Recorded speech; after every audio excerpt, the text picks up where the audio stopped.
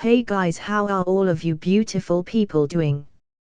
Hope all of you are doing fine, and yes, this is the another amazing video of Reincarnated in Naruto.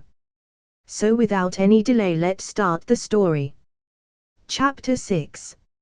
A few months passed since the field trip to Kirigakure as the time for the graduation exam winded down. In fact, the exam was going to take place the next day. However, at right this moment Shino was conducting the last parent-teacher conferences of the school year.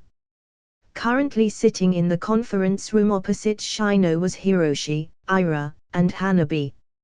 Shino looked down at his sheet of paper and started, well, in general Hiroshi is doing very well in his classes, obtaining above average grades in his general studies. For his Shinobi studies and Shinobi skills tests he consistently performs as one of the top 10 bests throughout the entire academy and not just his class. I'm actually pleasantly surprised that Hiroshi can utilize the wood-style Keki Genkai. His skill with it is more than exceptional. I've no doubt that Lord Sixth helped train him in this area, correct? Hanabi smiled as she ruffled Hiroshi's hair, to which he just grinned happily. Hanabi then nodded and answered Shino. Correct. Izaya was the one who discovered that Hiroshi had the potential to utilize the wood style, however he never forced Hiroshi to learn it. One day Hiroshi saw Izaya utilize his wood style to create a chair to sit in and he wanted to learn. He said something about learning it would help him have a more relaxed life wherever he went. Hiroshi blushed at the embarrassing story his mom told and commented, "Mom, Shino-sensei doesn't need to know this, it's embarrassing." Hanabi just smiled at Hiroshi's foolishness before continuing, "Well, it's true Hiroshi. You were so cute back then." Anyways, in the end Hiroshi came to enjoy learning from Izaya, so he took his training seriously ever since. Shino nodded his head in approval as he listened. He then looked back down at his sheet of paper before saying, "Amen. While he does space out in class a lot, there shouldn't be any problems with his prospects as a Shinobi." At Shino's words Hanabi glanced at Hiroshi with a raised eyebrow. "Oh. Spaces out, huh?" Hiroshi just sheepishly and guiltily laughed at his mom's comment. He didn't give Hanabi another chance to say anything as he quickly tried to change topics and said, "How's sis doing in class, Shino-sensei?" Shino looked down at the paper in his hand and flipped the page to Ira's evaluation sheet before saying, "Ira, she's doing exceedingly well. One of the top scorers on her written exams all across the board. As for her skills as a Shinobi, she places amongst the top 10 in her class. Her Taijutsu and Shurikenjutsu are just a point or two below Hiroshi's. But that's still incredibly good." Hanabi raised an eyebrow in surprise at what Shino said and questioned, "Really?" She then turned to look at Ira, who quickly turned her head in the opposite direction so she wouldn't make eye contact with her mom. Hanabi just let out a soft sigh as she stared at her daughter. Izaya did say that Ira didn't like to show off. "Oh, this daughter of mine." Hanabi then turned her attention back at Shino and said, "Is there anything else?" Shino looked down at his paper once more for reference. Well, I do have a couple more comments. First, I am incredibly impressed at Ira's ability to utilize and control her Bakugan. I am also thoroughly impressed that she can utilize the lava-style Keki Genkai. Her control over her lava style is no less impressive than Hiroshi's control over his wood style. Her prospects as a Shinobi are no less than Hiroshi's. You and Lord Sixth must be very proud of them.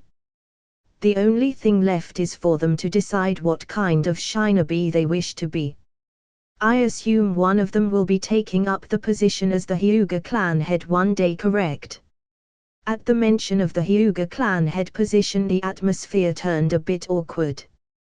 There was a silence that filled the room before Shino scratched the back of his neck awkwardly and apologized. I am sorry. I mentioned something I shouldn't have. Hanabi just let out a sigh and responded, it's fine Shino. You see, that position hasn't been decided yet. That's why both Hiroshi and Ira bear the last name Karasuma. Once an heir is decided, Hanabi was cut off mid-sentence as Ira and Hiroshi looked at each other, coming to a silent consensus as Hiroshi blurted out, I'll do it. This surprised both Shino and Hanabi. Especially Hanabi as she asked, wait, Hiroshi, what did you say? Hiroshi turned to look at his mom with determination and said, I'll do it. I'll take on the responsibility as the next in line for the clan head position. I'll change my last name to Hyuga as well. Hanabi was a bit speechless at what she was hearing. Izaya and I talked about this before, but we couldn't make a decision. We decided that we'd let the kids be kids for as long as we could before a decision needed to be made. We didn't want to force anything on them. Hanabi noticed the strong resolve in Hiroshi's eyes before turning to look at Ira, who simply nodded.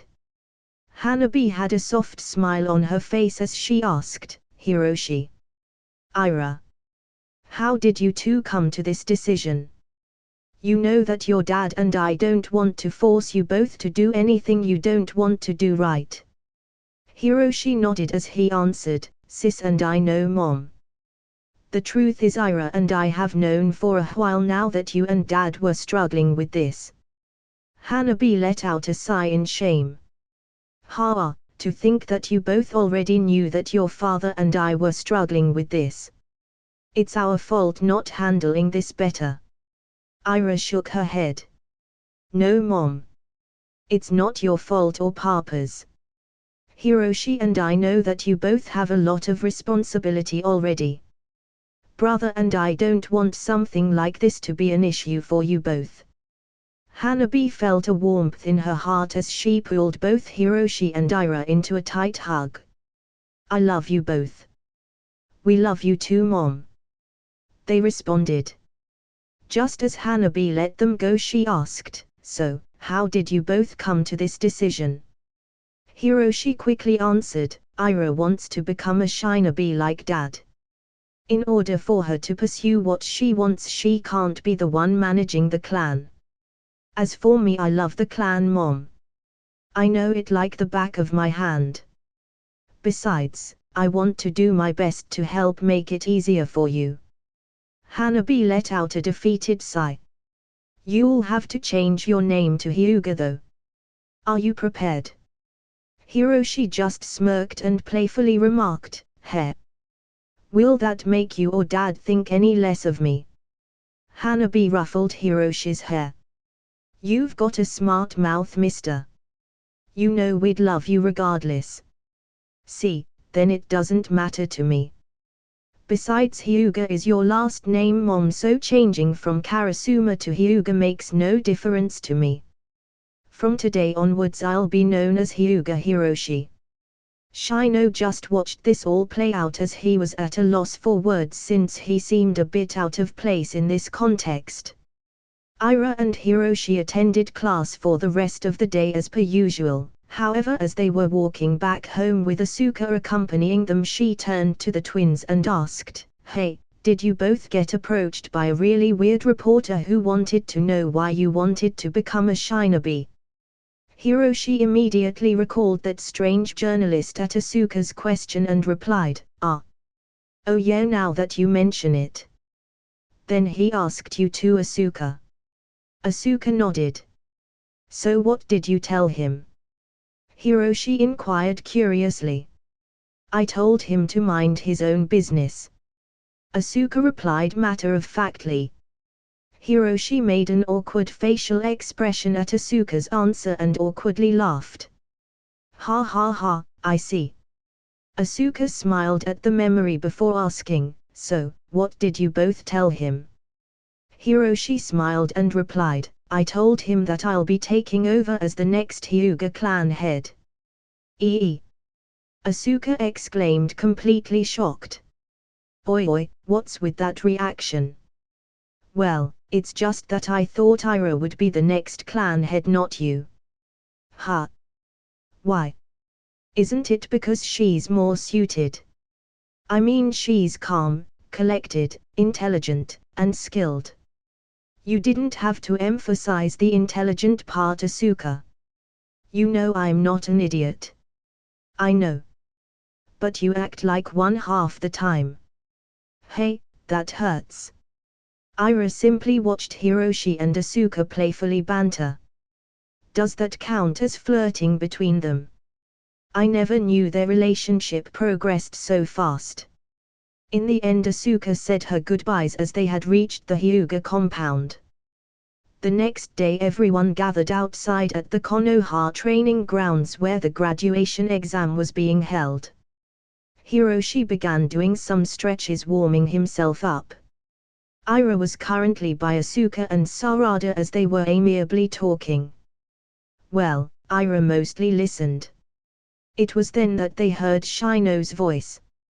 Everyone seems pretty carefree.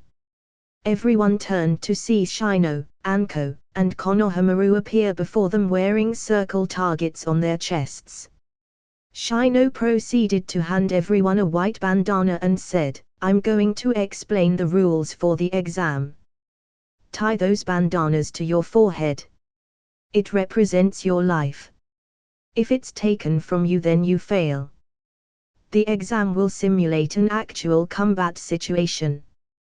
The arena will be the entire forest behind us and your opponents will be us.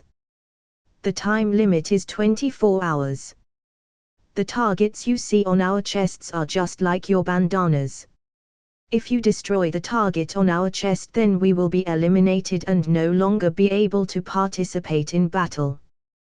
Boruto smirked at Shino's explanation. Heh. That's all. Then it's no big deal. We just have to face Shino-sensei, Anko-sensei, and Big Bro Konohamaru. Instead of the whole targets and bandanas, why don't we just fight regularly? At that moment they all heard a very familiar voice. The voice of the Jonin commander Kakashi. If we do that, then we can't use discretion. Everyone looked on in shock at Kakashi's appearance as Hiroshi asked, Commander Kakashi, what are you doing here? Kakashi simply smiled and replied, well, I am the proctor for the exam. This revelation instantly caused everyone to feel a formless pressure weighing down on them. However, Shikadai and Hiroshi had the same exact thought pass through their minds at that moment. What a pain. Boruto simply rubbed the back of his neck amiably and said, don't worry everyone. Old man Kakashi isn't our enemy, you know. Kakashi immediately frowned and became serious as he commented, I know all about you guys too. I know that your class is the group of troublemakers. That's why I'm the proctor for this exam. We can't let troublemakers become shinobi. And so, I'll be watching. Seeing if you all are worthy of becoming shinobi or not. He then pulled out a single silver bell and said, if you can take this bell away from me, you'll pass. How's that? The moment Kakashi pulled out that silver bell, Hiroshi, Ira, and Asuka flinched. Back when they were really young, they would always ask their parents to tell them some stories. And one time Haku had told them a story about how he became an official genin, which involved a bell test. Kakashi then continued, by the way, the bandanas and targets are only for clarifying decisions. We don't want to kill anyone after all. Shikadai felt a drop of sweat drip down the side of his face as he felt the pressure from Kakashi's explanation and asked, is it okay if we clarify something? That bell in your hand, Commander Kakashi, there's one for everyone, right? Kakashi shook his head. No. Boruto panicked with anger and remarked, what? Then you're only going to let one person pass? Without answering specifically, Kakashi dodged the question by replying, "If you don't like it you can quit. But that'll be counted as an automatic fail. In this day and age we are at peace. We have enough shinobi already. It's not a big deal if no one passes." Instantly the whole class was shocked at Kakashi's answer. However, Ira, Hiroshi, and Asuka glanced at each other, wondering if Kakashi's bell test would be similar to the one in Haku's story. Konohamaru interjected at this moment as some of the students voiced their dissent about the test not being fair. "Listen up. There's nothing strange about the rules. You say it's unfair. But have you forgotten? The world you're trying to enter in, one mistake means death. There's nothing fair in that when your life's on the line. That's reality. We will be acting as Commander Kakashi's bodyguards. You'll have to get through us first, however we won't make it easy on you." Kakashi then casually chimed in, "And there you have it. Come at us with the intent to kill, or you'll never get this bell. Show us your resolve. You have 24 hours starting now." On your mark. Boruto didn't wait for Kakashi to finish as he jumped in the air and shouted, "No need to wait for that." He then threw a kunai straight at Kakashi, who substituted himself for a log and began walking off in the distance as he remarked, "Sheesh. Like father like son. So impatient. Well, we start now. Good luck." He then disappeared in a puff of smoke. Shino, Anko, and Konohamaru also disappeared into the forest as everyone gave chase. All but Inojin, Shikadai, Kocho, Asuka, Ira, and Hiroshi. Those six turned to each other and just let out soft sighs of annoyance. Just as Shikadai was about to ask if Ira wanted to team up, she began walking off towards the forest along with Asuka and Hiroshi. "Ira, where are you guys going?" Hiroshi just shrugged his shoulders and replied, "Haven't you figured it out, Shikadai? There's only a single bell. Plus, we're facing off against Commander Kakashi. As in the person who fought tens of thousands of enemies in the Fourth Great Ninja War and is in charge of all Jonin and Chunin in the entire village of Konoha. You do the math. How many Jonin and S-class enemies do you think Kakashi has fought against before? Then pit our entire class against him. Think we'd still get the bell after 24 hours? Inojin tilted his head confused and replied, "You make a good point, then where are you guys going?" Asuka smirked and said, "To fight, of course. Didn't you hear what Commander Kakashi just said? He said show us your resolve. As long as we show that we have the potential to become shinobi we should get a passing grade. And besides, it never hurts to try. Who knows, even though it seems like an impossible task to get the bell, you can't discount the small chance that we might actually succeed. You can thank us later for giving you the answer." With that the three of them dashed off into the forest. It wasn't long before they were stopped by Shino as he commented, "Oh. Asuka, Ira, and Hiroshi ha. You three together indeed make a formidable team. Both of your fathers were on the same team back in the day as well. You three possess some of the most exemplary skills in the entire academy." Asuka furrowed her brow and said, "Shino-sensei. Prepare yourself. We'll show you and Commander Kakashi just how strong our resolve is." Hiroshi nodded in agreement and shouted, "Now." Asuka quickly formed the hand signs of ox, snake, and ram, shouting, "Hidden mist jutsu." Instantly the area became fogged, causing Shino to frown. He created a bunch of bugs to flow all around him as a shield and also sent many of them out in the area to search for his three students. Hiroshi and Ira instantly activated their Bakugan so they wouldn't be hindered by the fog and noticed all of the bugs Shino spread through the area. Ira turned to Hiroshi and said, "I'll take care of it." She quickly formed the tiger sign and shouted, "Lava style, volcanic ash cloud jutsu." She exhaled a large amount of volcanic ash into the surrounding as it began to smother Shino's many bugs.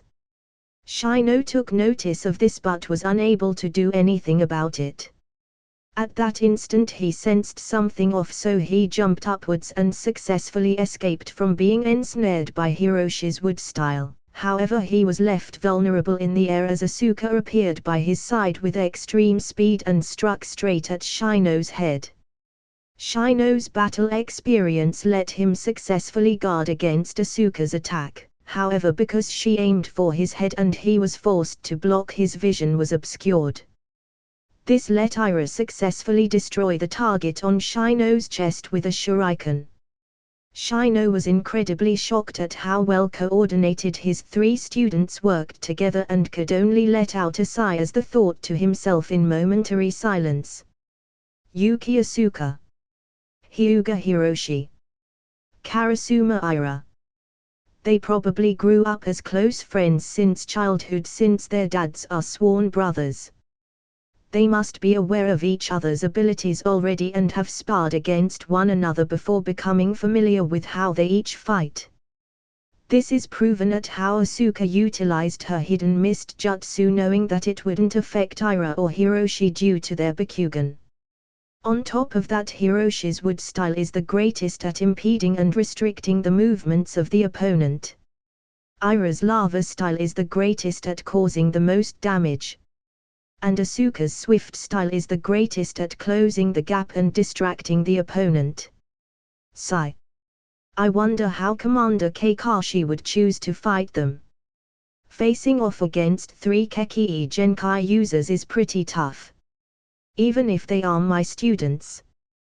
Well, considering whose children they are, I suppose it isn't too far-fetched. If I recall, their fathers were real monsters back in the day as well.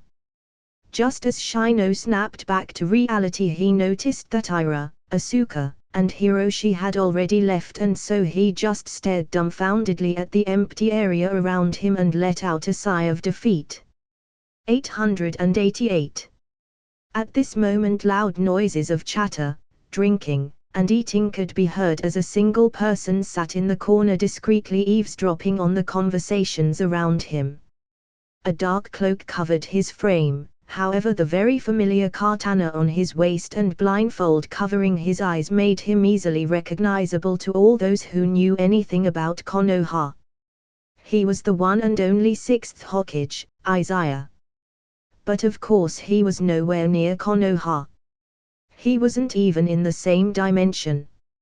As Izaya sat there with a drink in his hand watching and observing the people and creatures around him, he curiously thought to himself. So, this is the realm of Tengus. Interesting.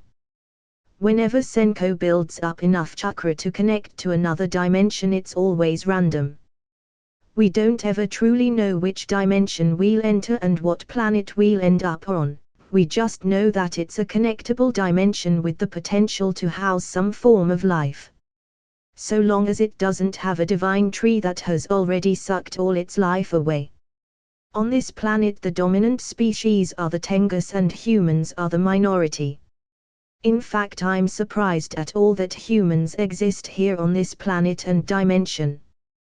These humans don't have any different features than we do. They've managed to develop a comprehensive system to wield their chakra and weaponize it for their uses, but they mainly channel it through their swords and weapons. Apparently infusing their chakra into different techniques via kenjutsu is their main fighting style. I just arrived here yesterday, but already I've learned a lot. The Tengus are discriminatory towards the human race on this planet. When I arrived yesterday I was attacked by several Tengu soldiers. Well, I suppose it wasn't all bad. I needed a reason to search through someone's mind anyways, and since they offered themselves up I didn't stand on ceremony. Thanks to that I was able to pick up and understand their language quicker. This planet is ruled by a single Tengu who they call the Tengu Supreme and his Council of Elders. He's supposedly the strongest of them all. And apparently there's a small rebel faction of humans resisting the regime. Sigh. I should try not to cause too much of a disturbance here. Unless of course there are traces of the Otsutsuki clan or Jashinist here. Then that's a different story. Izaya was snapped out of his thoughts as a 2.5-meter tall grey-colored Tengu was causing a loud ruckus in the tavern. It dragged over a pretty and young human woman and shoved her on the table he was using, causing Izaya to frown in dismay. So much for wanting to remain low-key. Trouble just seeks me out, doesn't it? It doesn't help that I'm human and they discriminate against us. I wonder if I should just transform as a Tengu and remain that way for a while. The giant Tengu smirked as he pinned the woman down on the table. A lewd gleam in his eyes gave away exactly what he was going to do. The other Tengus in the tavern simply egged him on and cheered at his actions. As Izaya sat there unmoving, the Tengu looked over to him and said condescendingly, "Oi, human brat. Beat it. Can't you see I'm using this table?" Izaya simply continued to drink his pint of alcohol, completely ignoring this Tengu, which pissed it off even more. Some of the Tengus in the tavern began to shout, "Hey Violin, just beat up that human brat. He obviously doesn't know his place. Then you can do that woman right in front of him. In the human culture he's supposedly known as a man." Ha ha ha. Man. No way. Humans are slaves. Why? Because they're weak. Izaya simply let their provocation in through one ear and out the other as he continued to drink his alcohol, but as he glanced at the woman pinned down on his table he saw the pleading look in her eyes. Sigh. I guess I have no choice but to interfere. She is, after all, human like me. The human race is quite pitiful in this realm. But before Izaya had a chance to do anything, that grey Tengu named Violin smirked sinisterly and tore that woman's dress off as he stared at Izaya and said, "Human brat. Watch closely. Watch how I violate your kind, as you are powerless to do anything about it. Then I'll beat you up and drag you to your home and do your wife as yo." Before Violin could finish his sentence, Izaya's fist connected with his face so fast that he couldn't react. Violin was sent flying across the room and crashed into the wall on the far end of the tavern. Blood pooled from his face as he stared in disbelief at Izaya. At this moment Izaya felt extreme rage boil up inside him as he stared at Violin's battered face and warned, "Don't you dare speak about my wife. There are worse things than death in this world, and believe me, I'm quite capable of letting you experience what they are." Violin stared at Izaya in careful consideration because for some reason he felt fear. Fear. He didn't know why. He never felt fearful of a human before, but at this moment he knew that if he faced this human he would have a fate worse than death. However, the other Tengus in the tavern simply shouted at Violin to stop being a scaredy cat and called him stupid for getting hit like that by a human. Violin felt conflicted about what to do. It was then that another Tengu stepped into the room. A large 3-meter Tengu who was silver in color. He had a very imposing aura about him. Violin breathed a sigh of relief as he said, "Brother Ven." Ven shook his head at his little brother and scolded, "Idiot. How dare you let a small and weak human hit you like that?" Izaya completely ignored them and took a tablecloth from one of the tables, draping it around the naked woman from earlier, and said, "Go. And don't come back." However, that woman gripped Izaya's arm as she trembled in fear. Izaya sighed and knew that this woman didn't feel safe leaving on her own. He frowned at her actions and said, "Let go of my arm. If you do, then I'll escort you out of here." "What's your name?" She simply replied, "Lyra." "My name is Lyra." Izaya looked down to where she still gripped his arm and said, "If you don't release me, then I won't help you." Instantly Lyra let go. Then, without warning, that giant Tengu named Ven flared up his chakra, causing a powerful wind to generate within the tavern. The wind caused Izaya's cloak to flutter about on his body and reveal his face to everyone. Instantly the woman Lyra felt her heart pound hard against her chest. "He's the most beautiful man I've ever seen." Izaya turned to face Ven and said with great disinterest, "I'd rather not fight. This could end peacefully if you stand down. Lyra and I will leave this tavern and that'll be the end of this matter. What do you say?" All the Tengus in the room simply laughed as if they were watching a comedy show. Ven replied, "Foolish human. This is why you all are slaves. Only the strong have the right to make demands and requests. You hit my brother. You robbed him of his pleasure. For that you will pay with your life."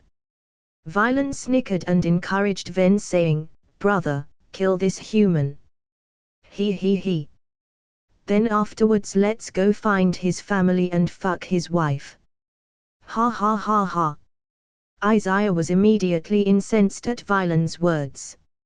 Ven unsheathed his giant 2-meter blade and channeled his chakra through it as he shouted, "Kenjutsu, wind wave." He then slashed the air, causing a giant 10-meter crescent-shaped wind blade to fly straight at Izaya, who simply picked up a fork on the table next to him. Just as the wind blade was about to hit Izaya, he simply performed a tapping motion with the fork, making it look like he used the fork to nullify the attack. However, in reality he activated the power of his Rinnegan's almighty push ability on a very small scale to neutralize it. This little trick startled all the Tengus in the room, as the tavern that was filled with great laughter and loud shouts was now completely and deathly silent. Ven stared in disbelief as he stammered, Impossible. There's no way a mere human could have blocked that attack. And with a fork." Izaya didn't care what anyone thought. The only emotion coursing through his veins was pure bloodlust, and the only thought that crossed his mind was how he was going to enjoy torturing Violin to death. In but a mere 5 seconds the power of his almighty push ability returned, so he casually threw the fork at Ven, fueling its power with his Rinnegan ability. In but a mere moment the fork stabbed straight through Ven's eye socket, however it didn't stop there. It completely burrowed itself deep into his brain, so far that the fork tips could be seen protruding out the back of Ven's skull. Ven's body stood there for a few seconds before dropping flat on the ground. Completely and utterly dead.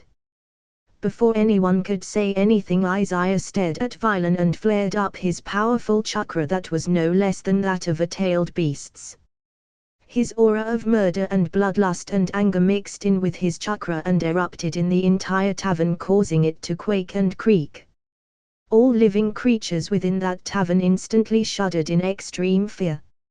A single thought passed through every Tengu's mind at that moment. This isn't a human. It's a demon. Izaya smirked sinisterly and said, "All of you, get out." He then pointed to Violin and said, "Except you. I told you not to speak about my wife. I told you that there are worse things than death in this world. The people here call you monsters. But I will show you what a monster truly is." When the Tengus in the tavern heard that Izaya would let them go, they all fled without a second thought as fast as they could. All but Violin, as Izaya gripped him by the hair and dragged him into a secluded room. Only terrible screams of extreme horror could be heard in that room for hours. It wasn't until night fell that Izaya exited from that room covered in blood that obviously wasn't his own. Lyra, the human woman, was the only one who remained in the tavern. She ran up to Izaya with concern and was about to grip his hands to see if he was injured. However, Izaya flared up his chakra just enough to halt her in her footsteps as she shuddered with a strange mix of fear and desire. Izaya furrowed his brow, not missing the fact that this human girl Lyra was acting too friendly towards him. "Why are you still here?" Lyra fidgeted in place as she replied, I was waiting for you to escort me." Izaya frowned. "You no longer require an escort. All the Tengus have already left. But, I still don't feel safe yet. I'm not a babysitter. I'm not asking you to be. I just wanted to repay you for saving me." "No need. I don't need any repayment.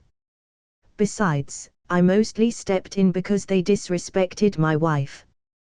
"Why, you remarried?" Lyra said with disappointment.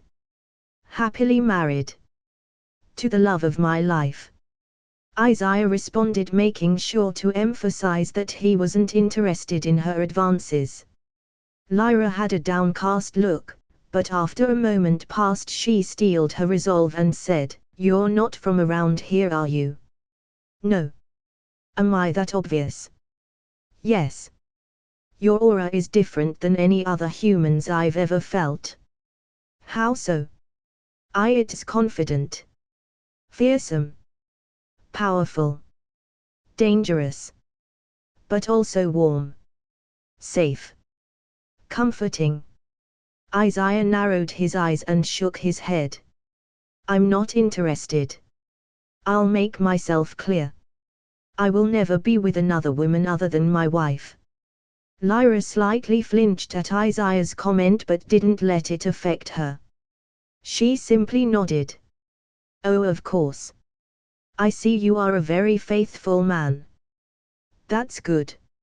Since you aren't from around here, then perhaps you need a place to stay." "It's not necessary. I'll be fine on my own. I have work to do." Just as Izaya began walking out of the door, Lyra panicked as she quickly shouted, Well, perhaps I can help." "What kind of work?" Izaya simply shook his head. "I doubt you would be able to help me. I'm looking for something known as a divine tree. Unless you know something about that, or some clan known as the Otsutsuki. Or perhaps a religious cult called the Jashinist. If not, then I'll take my leave." Just as Izaya turned around, he heard Lyra say, "Yes. Well, I don't know about any Jashin cult or Otsutsuki clan or divine tree, but there are the two great world trees." Izaya furrowed his brow in contemplation. "World trees? It's possible that these world trees are the same as the divine tree. Damn it. I really don't want to go along with this Lyra. She seems like trouble. But I need to find out more. Sigh. What do you know about these world trees and where are they?" Lyra fidgeted in her spot as she said, I don't know too much myself, but in my hometown not too far from here the elder of our town knows about them. I can take you to meet him if you'd like." Izaya just let out a sigh. "No choice, I guess. I'll get the info and then leave immediately." "Very well. Lead the way." Lyra brightened as she heard Izaya's words and nodded as she led him towards her town. It was about a half-an-hour hike from where the tavern was. As they reached the town, Lyra paused and asked, Are you hungry? It's late, and after what happened at the tavern you probably haven't eaten yet." Izaya just shook his head. "I'd like to just meet the elder of the town." Lyra let out a soft sigh of defeat and nodded as she brought Izaya to an average-looking house and knocked on the door. Before long, an old and short man with short grey hair opened the door and spoke with a raspy voice.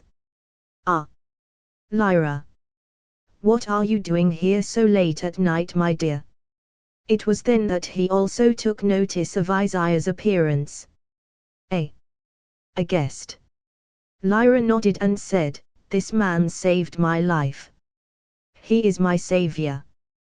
He wishes to speak to you, Elder Lawfer, about the world trees." "Ah, those terrible things."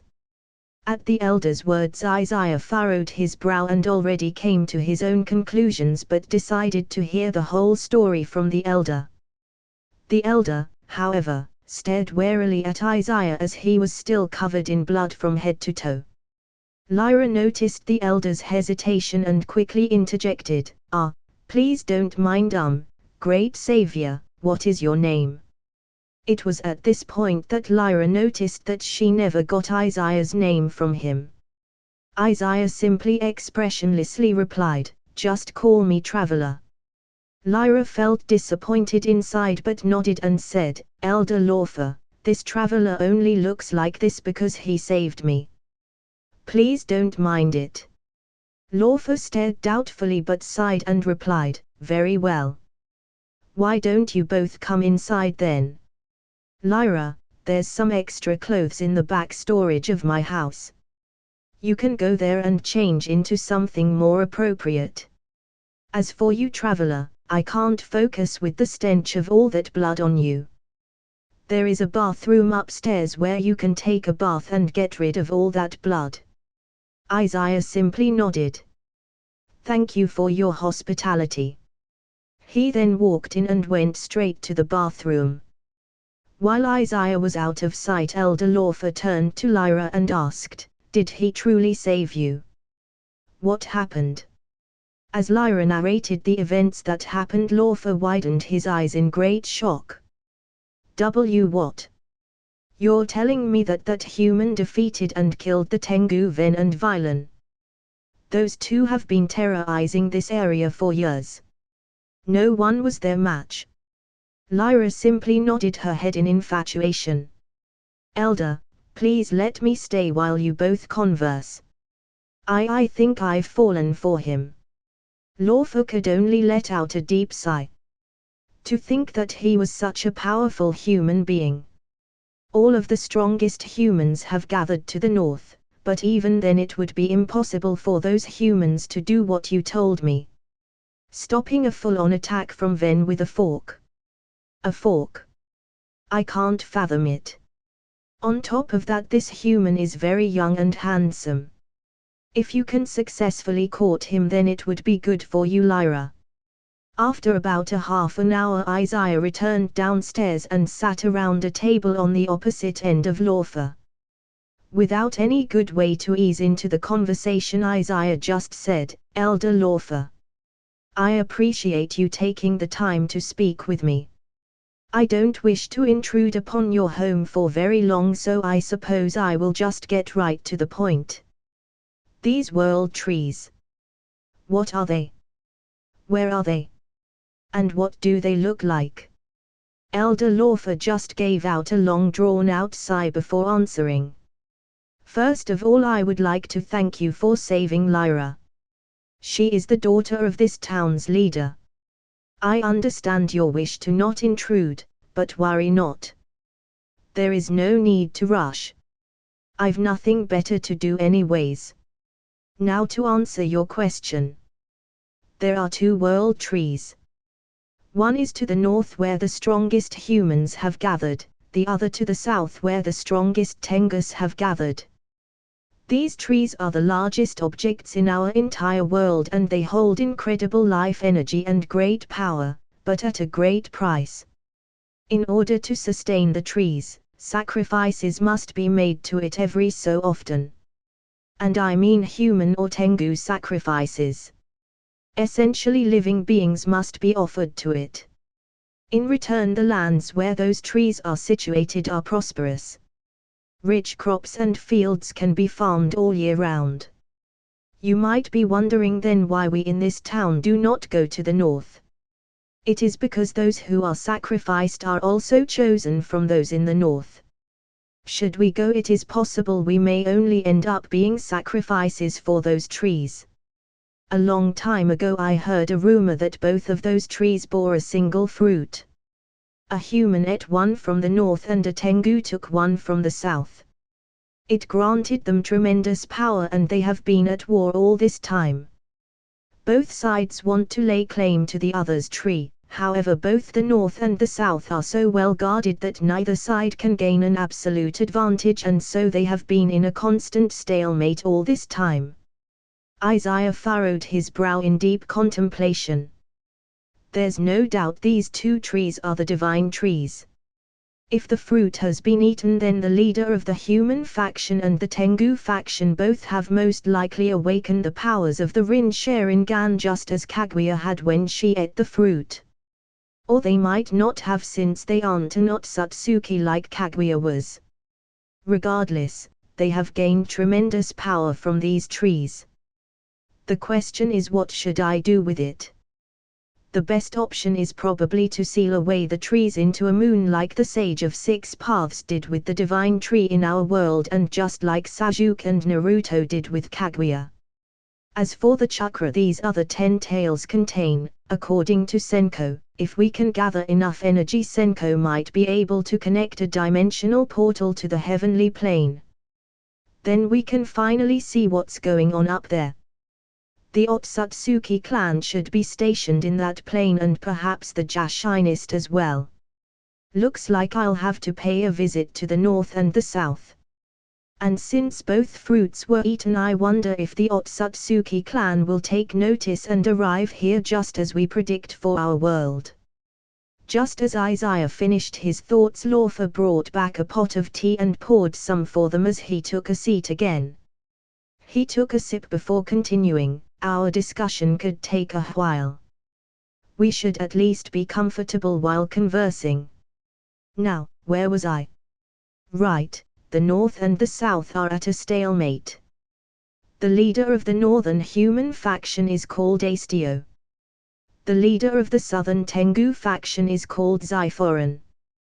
They both had one son. However, I heard that something happened and their sons tried to overthrow them, so they both ended up killing their sons. It was a tragic thing that happened. Izaya frowned as he thought about Hagoromo and Hamura and how they fought to defeat Kaguya. He took a sip of his tea before asking, "Have you heard of any rumors?" Before he could finish his sentence, Izaya felt a burning sensation well up inside of him. His breathing grew rapid and his body felt hot from the inside out. Pea poison. But I watched that elder pour from the same teapot and drank it. I waited an ample amount of time to ensure that the poison didn't have some sort of time delay effect. So why? Izaya gritted his teeth as he stared at Lawfer with anger. His chakra flared up, causing the entire house to crack and begin to break apart. Why you poisoned me? Why aren't you affected? Lawfer stood in a corner of the room completely frightened as he didn't understand what was going on. The aura he felt from Izaya was so oppressive that he was actually starting to suffocate. However, that oppressive aura slowly began to wane and subside as Izaya struggled to keep his raging emotions in check. There was one emotion that was running wild inside of him. Lust. He was confused. This poison. A powerful aphrodisiac. It was then that Lyra walked into the room and spoke. Yes. It was me who put that aphrodisiac into the tea. Lawfer is unaffected because here in this town this aphrodisiac is but part of our daily consumption in our food. We have all built up an immunity to it. But you are not from around here, traveler, so you have not. Can you feel it? The burning desire to want and need to be with a woman. To be with me. To release your primal urges. Yes, I know you may be married, however, what if I bore your child? Ha ha ha, then you must take responsibility. You are a faithful man, so I know that you won't leave me after. Izaya gritted his teeth as the feeling was becoming unbearable. You're insane. He growled with a strange mix of anger and lust. His chakra was getting difficult to control. Lyra smiled crazily as she began to walk towards Izaya. However, before she could come within a foot of Izaya, he clenched his fist and shouted, "Almighty push!" Bang! The entire house blew apart, leaving it in nothing but ruins and tatters. Lyra was sent rolling through the air before she crashed onto the ground in the distance. Only Lawfer was spared from Izaya's attack as he sat there frightened like a lamb waiting to be slaughtered. However, Izaya didn't even give Lawfer a second thought, as the only thing he could feel was a burning desire. His heart pounded so hard one could hear it. With the last of his strength over the control of his chakra, he shouted, "Flying Thunder God Jutsu, Gate Crossing!" Fwish! And in an instant he disappeared. 888. It was currently daytime in Konoha as Hanabi was in the kitchen currently baking some dessert. She wanted to make sure that she had a cake ready to celebrate when Ira and Hiroshi officially became genin. They were currently taking their graduation exam. Just as she was whipping together the cream, she heard a loud crash behind her. She was immediately startled, but when she turned around she was instantly alarmed. Izaya! What happened? She helped prop Izaya up against the wall to steady his body but was alarmed once more. Your body is burning up. We need to get you to the hospital. I'll go get Sakura. However, before she could move, Izaya gripped her arm and pinned her against the kitchen counter as he heavily breathed behind her neck, sending warm shivers down her spine. Izaya! What's gotten into you? What happened? Izaya gritted his teeth and shut his eyes as he continued to breath heavily. Hanabi! I need you. He growled deeply and heavily. Hanabi felt shivers run throughout her body as Izaya began to touch her. Izaya! Wait, NGHH. Not here. She involuntarily moaned. Poisoned.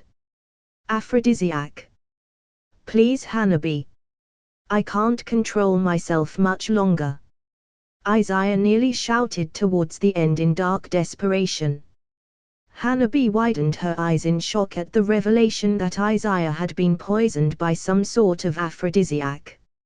It was then that Izaya made eye contact with Hanabi and a feeling other than pure animalistic desire overtook him. It was his complete love for her. He quickly shoved himself against the wall and growled heavily, Hanabi. I'm sorry. I'm losing control over myself. Get away from me. I'll go contain myself somewhere.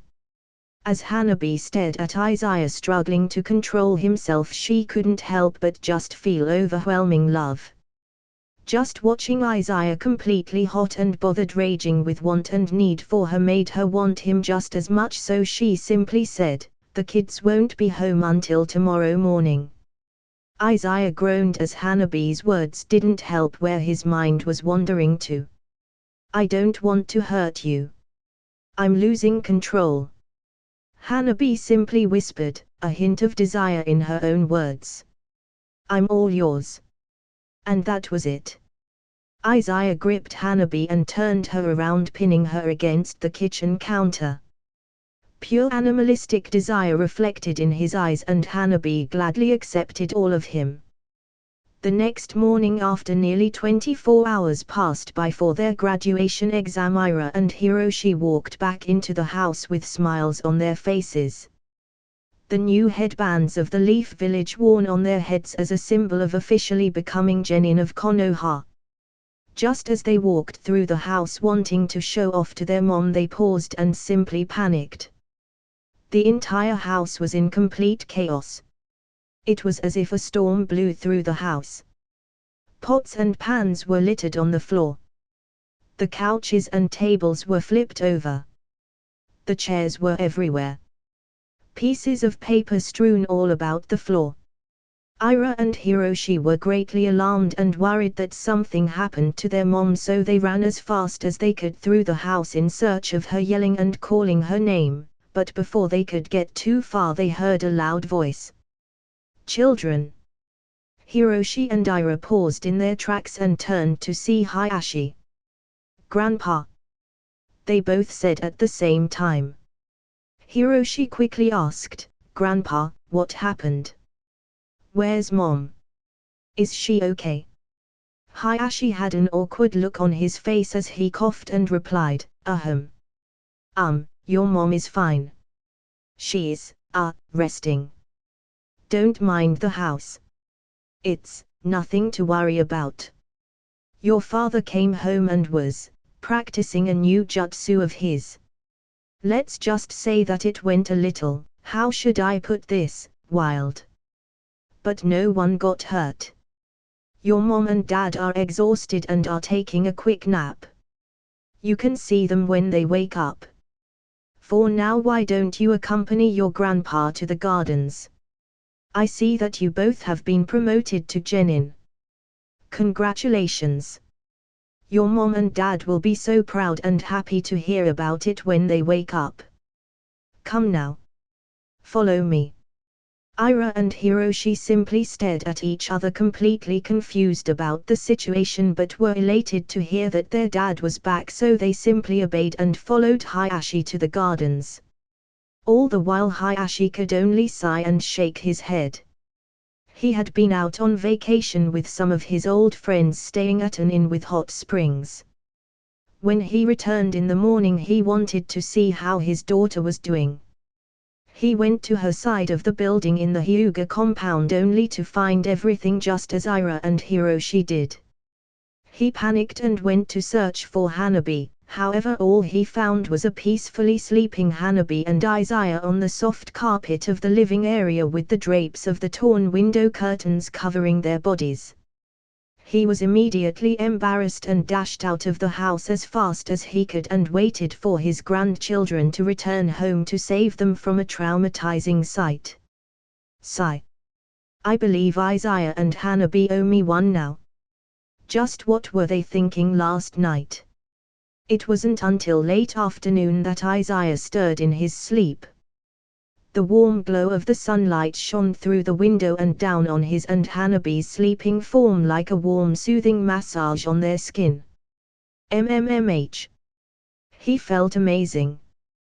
His body felt completely refreshed, almost as if he was able to let out all of his pent-up frustrations, worries, anxieties. He felt like he was just able to let go without reservations or holding back his feelings. He yawned and heard soft breathing next to him. He felt a warm breath tickle against his chest, so he groggily opened his eyes and was met with Hanabi's beautiful sleeping form. The window drapes barely covered her naked shoulders as she slept soundly, completely drained from their activities the other day. Immediately all the memories of what he and Hanabi had done last night rushed back into his mind, jolting him fully awake. He quickly shot up in a seated position as he looked all around him and noticed the mess that he and Hanabi had made. His face instantly turned red as he recalled how he didn't hold back at all, and he turned even redder at the fact that Hanabi welcomed him with open arms. Sigh, I should be ashamed of myself, but I can't deny that Hanabi and Izaya was snapped out of his thoughts when he heard Hanabi stir in her sleep. When Izaya sat up, the drapes that covered them both had shifted and exposed more of Hanabi's naked form, letting some of the cool air hit her skin. Izaya frowned as he took note of all the love marks he left on her body. At that moment Hanabi stirred in her sleep. She was half awake, but she kept her eyes closed as she was still completely exhausted, but in a good way. Izaya. You awake? She whispered. Izaya felt his heart warm and also felt guilty as he bent down and kissed her on the forehead. I'm here. He whispered softly. Are you okay now? Izaya shamefully bowed his head. Yeah, Thanks to you. I am sorry, Hanabi. About yesterday. I lost control. Hanabi simply smiled. It's fine. I enjoyed it. All of it. Izaya just shook his head, completely defeated by her, and smiled as he kissed her forehead one more time. He slowly picked her up and teleported them to their bedroom, which they never made it to last night. He tucked her in so that she could be more comfortable and whispered, "Don't worry about anything today. I'll take care of it. Just rest your body, okay? I'll stick around for a while, so don't worry. I won't go anywhere. I love you. MNNN. Okay. Love you too." She sleep whispered towards the end. Izaya just smiled to himself and got dressed before heading back down to the mess they created. Sigh. To think that I of all people would fall prey to poison. I'll need to be even more cautious going forward. Izaya took one sweep of the house before saying, "Shadow clone jutsu." Puff. More than 100 shadow clones appeared as they got to work on cleaning around the house. In less than 20 minutes everything was put back as close to how it was before. Some things had gotten broken and needed to be replaced, such as fragiles like vases, lamps, picture frames, etc. He then walked out to the garden and saw Hiroshi and Ira staring at the flowers. They heard Izaya walking towards them and turned around as they exclaimed, "Papa! Dad!" They got up from their seat and dashed over to him, embracing him in a tight hug. Izaya did the same. It was then that he saw the forehead protectors on their heads and smiled, saying, "You did it. You're officially Genin now." Hiroshi and Ira nodded excitedly as Hiroshi replied, "Heh. Did you ever have any doubt?" Izaya simply smirked at his son's response. Ira then commented, "Papa, is Mom okay?" Hiroshi and I saw the mess the house was in. Grandpa said that you were practicing a new jutsu and it went wild. Izaya nearly choked on air as he listened to what Ira said. Oh crap. I never considered that we'd be dead asleep somewhere in the house. We could have been caught by the kids. And it was Father that told the kids not to disturb us, which means Father definitely knows what Hanabi and I were up to last night. How am I supposed to face him now?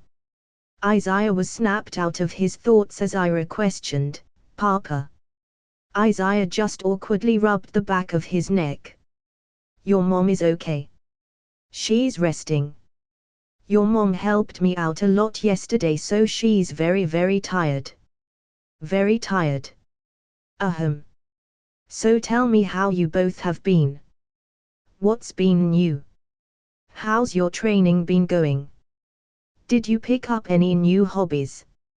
Hiroshi smirked as he interjected, "Dad, after Ira and I talked. Mom knows now too. But I've decided to take on the responsibility as the next heir to the Hyuga clan."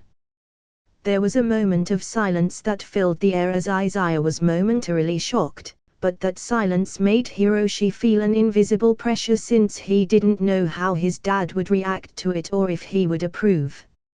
However, he breathed out a sigh of relief and felt a feeling of pride and responsibility after hearing Izaya say, "I see. Heh. So you've decided to become the next head of the clan, huh? I know you'll do great." Hiroshi grinned at Izaya's response. "Dad, so you approve? You really think I can do it?" Izaya nodded seriously. "Of course I do. You're my son after all. I've watched you grow up all this time. If you're serious about it, then I've no doubt you can do it." Hiroshi nodded seriously. As the three of them sat by the garden, Ira suddenly thought about a person she hadn't seen in a while and asked, "Papa, how come I haven't seen Zen around lately?" He never enrolled in the academy, so how does he become a genin? Zenha. Well, truth be told, he was promoted to a genin not long after he arrived in Konoha. Both Hiroshi and Ira were surprised at this revelation as Izaya continued. I had him promoted as a genin with the approval of Lord 7th Hokage and a host of other jonin. His circumstance was a bit special and different than you two. You haven't seen him around because he's currently working as an Anbu. Ira tilted her head in confusion. Then, Papa, shouldn't you not be telling us because being an Anbu is supposed to be a secret? Izaya lightly laughed at how honest his daughter was being right now and patted her head. Well, you are my daughter. And Hiroshi is my son. If I can't trust my own children, then who should I trust? Besides, I want you both to be friends with Zen. To help him out if anything happens. He may have been living in the Leaf for the past 2 years, but he's also spent a lot of that time away on missions, so I don't believe he's even met any of your classmates. Help him out when that time comes. Okay. Hiroshi nodded and asked, then do you know when that'll be? Izaya simply nodded. Once the Chunin exams roll around the corner, I'm having Zen participate. Izaya saw the confused look in both of their eyes, so he continued, I know you both have some questions, but just wait until then. You'll understand by that time. For now just focus on yourselves. You're genin now, so who's your jonin sensei? Hiroshi shook his head. We don't know yet. We just became genin this morning. We couldn't go into the house because Grandpa said we have to wait for you or Mom to come get us. Izaya instantly felt guilty and awkwardly laughed. Ah ha ha, right, sorry about that you two. You both can go inside the house now if you want to. I've cleaned up the mess. Amen. They both nodded as they were finally allowed entry back into the house. Just as they stood up to walk back towards the house, Izaya quickly chimed in, wait. Ira, Hiroshi, I have a present for both of you. I wanted to wait until you were both genin to give you a gift. Both Ira and Hiroshi were both surprised and extremely happy as they couldn't help the smile that graced their lips. Izaya took note of their grins and smiled as well. It'll only be a moment. He disappeared in a flash, and in only a few seconds he returned right next to their side with a large scroll in his arms. Ira looked curiously at the scroll and asked, Papa, is that our gift? Izaya smirked. Sort of. It's not the scroll itself.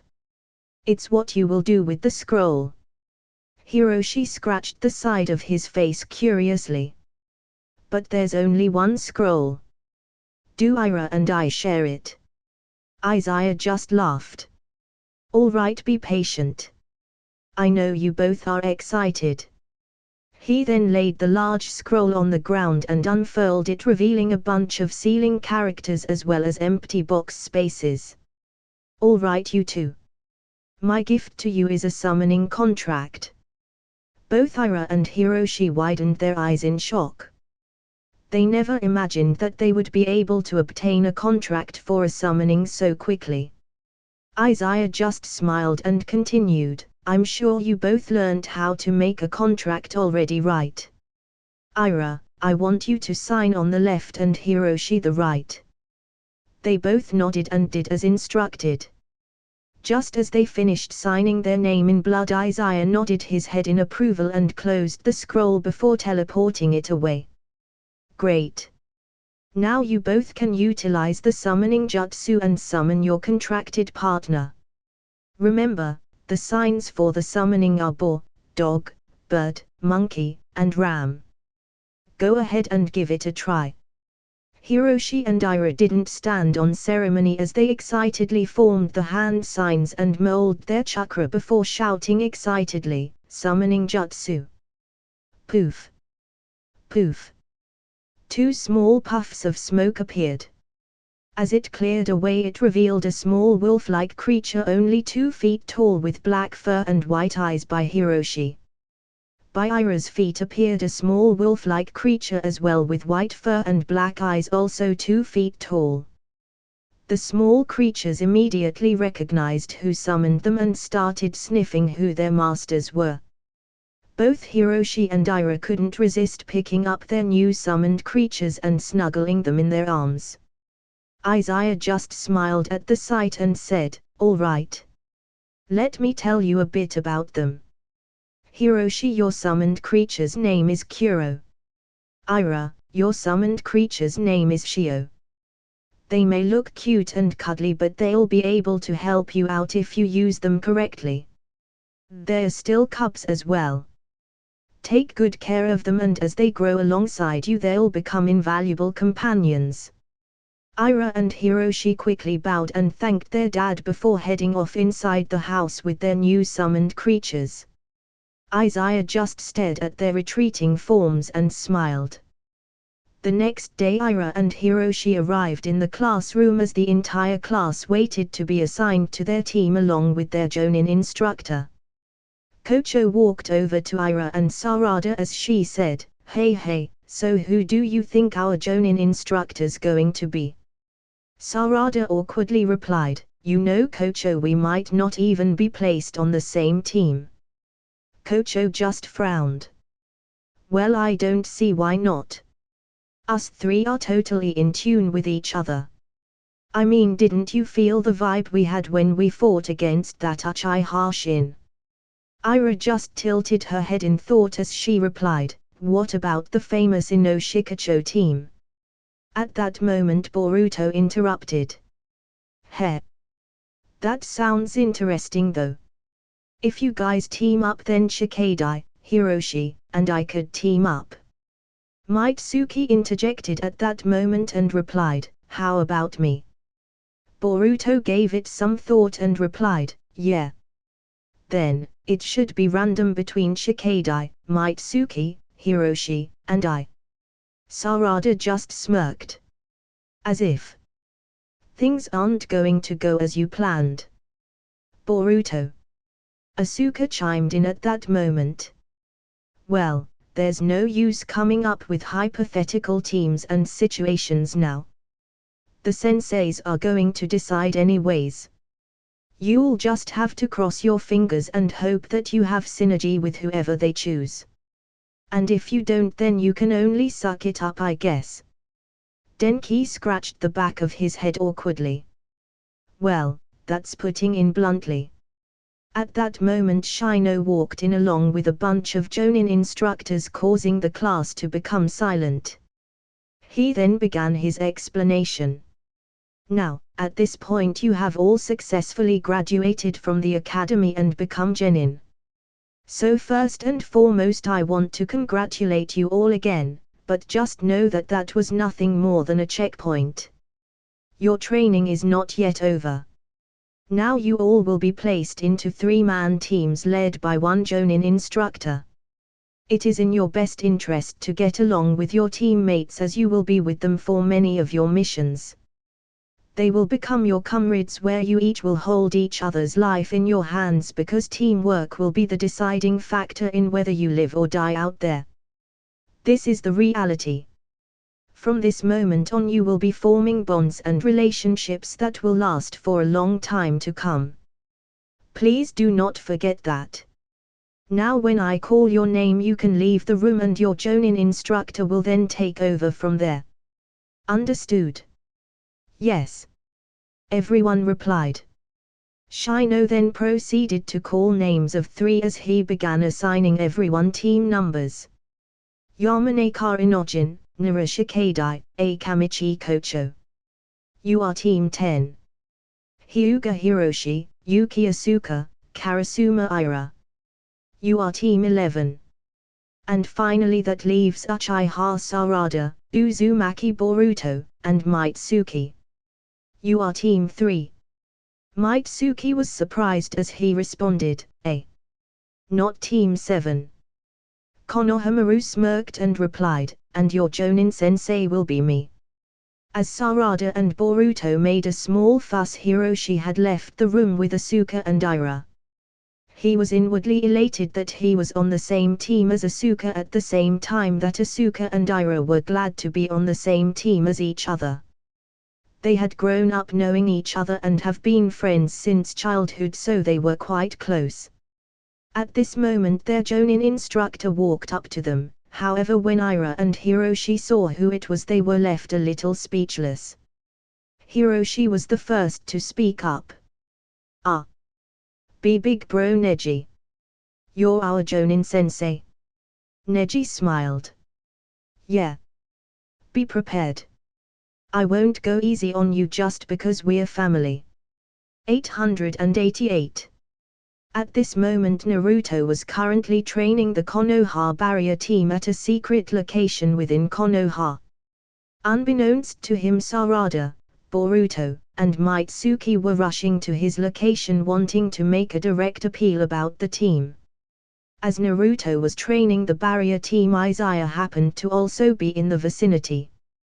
After Hiroshi and Ira had left in the morning to be assigned teams, he had visited the Hokage's office only for Shikamaru to inform him of Naruto's schedule. He secretly came to watch as he was curious how Naruto was going to train the barrier team. As Izaya sat in the shadow of the trees, he simply shook his head at the performance of the barrier team. He watched the barrier team try to contain Naruto in his chakra mode form only to fail time and time again. Well, I suppose this is one way to train the barrier team into strengthening their ability to maintain the barrier, however it lasts only for 2 seconds before the barrier breaks. Naruto's chakra is too strong for the barrier team to handle. It'd need to be a much more powerful barrier, or they would need at least 4 times the people they currently have in order to contain Naruto for even a minute within the confinement barrier. The barrier team needs to build up their mental fortitude more. They also need to learn how to redirect the flow of their chakra to help fortify the parts of the barrier that begin to break apart. That would make their barrier more difficult to break free of. As Izaya watched the barrier team fail again, he let out a sigh and jumped down from his hiding spot. Plop! This immediately startled everyone there, however when they noticed who approached they quickly relaxed and greeted. Lord 6th. Greetings Lord 6th. How are you Lord 6th? It's good to see you Lord 6th. Izaya simply nodded and acknowledged their greetings as Naruto gave a confused look and asked, Lord 6th, I didn't know you returned. Sorry I wasn't able to meet you properly in the village. Don't worry about it. I returned unannounced, anyways I heard from Shikamaru where you were and came to take a look. I thought I'd lend a helping hand. Naruto's eyes instantly became determined as he nodded. Yeah. That'd be great. The barrier team instantly felt a mix of nervousness, pressure, and encouragement as they heard that Lord 6th was going to assist them with the confinement barrier. Izaya took a look at the 6 shinobi making up the barrier team and said, I watched how you all performed earlier. It's not a bad start. However, there is room for improvement. Listen to my commands and I believe you will understand how to increase your skill with the barrier.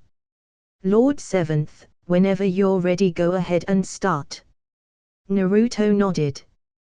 Yeah. He then flared up his chakra and entered his chakra mode. Izaya furrowed his brow and said, now.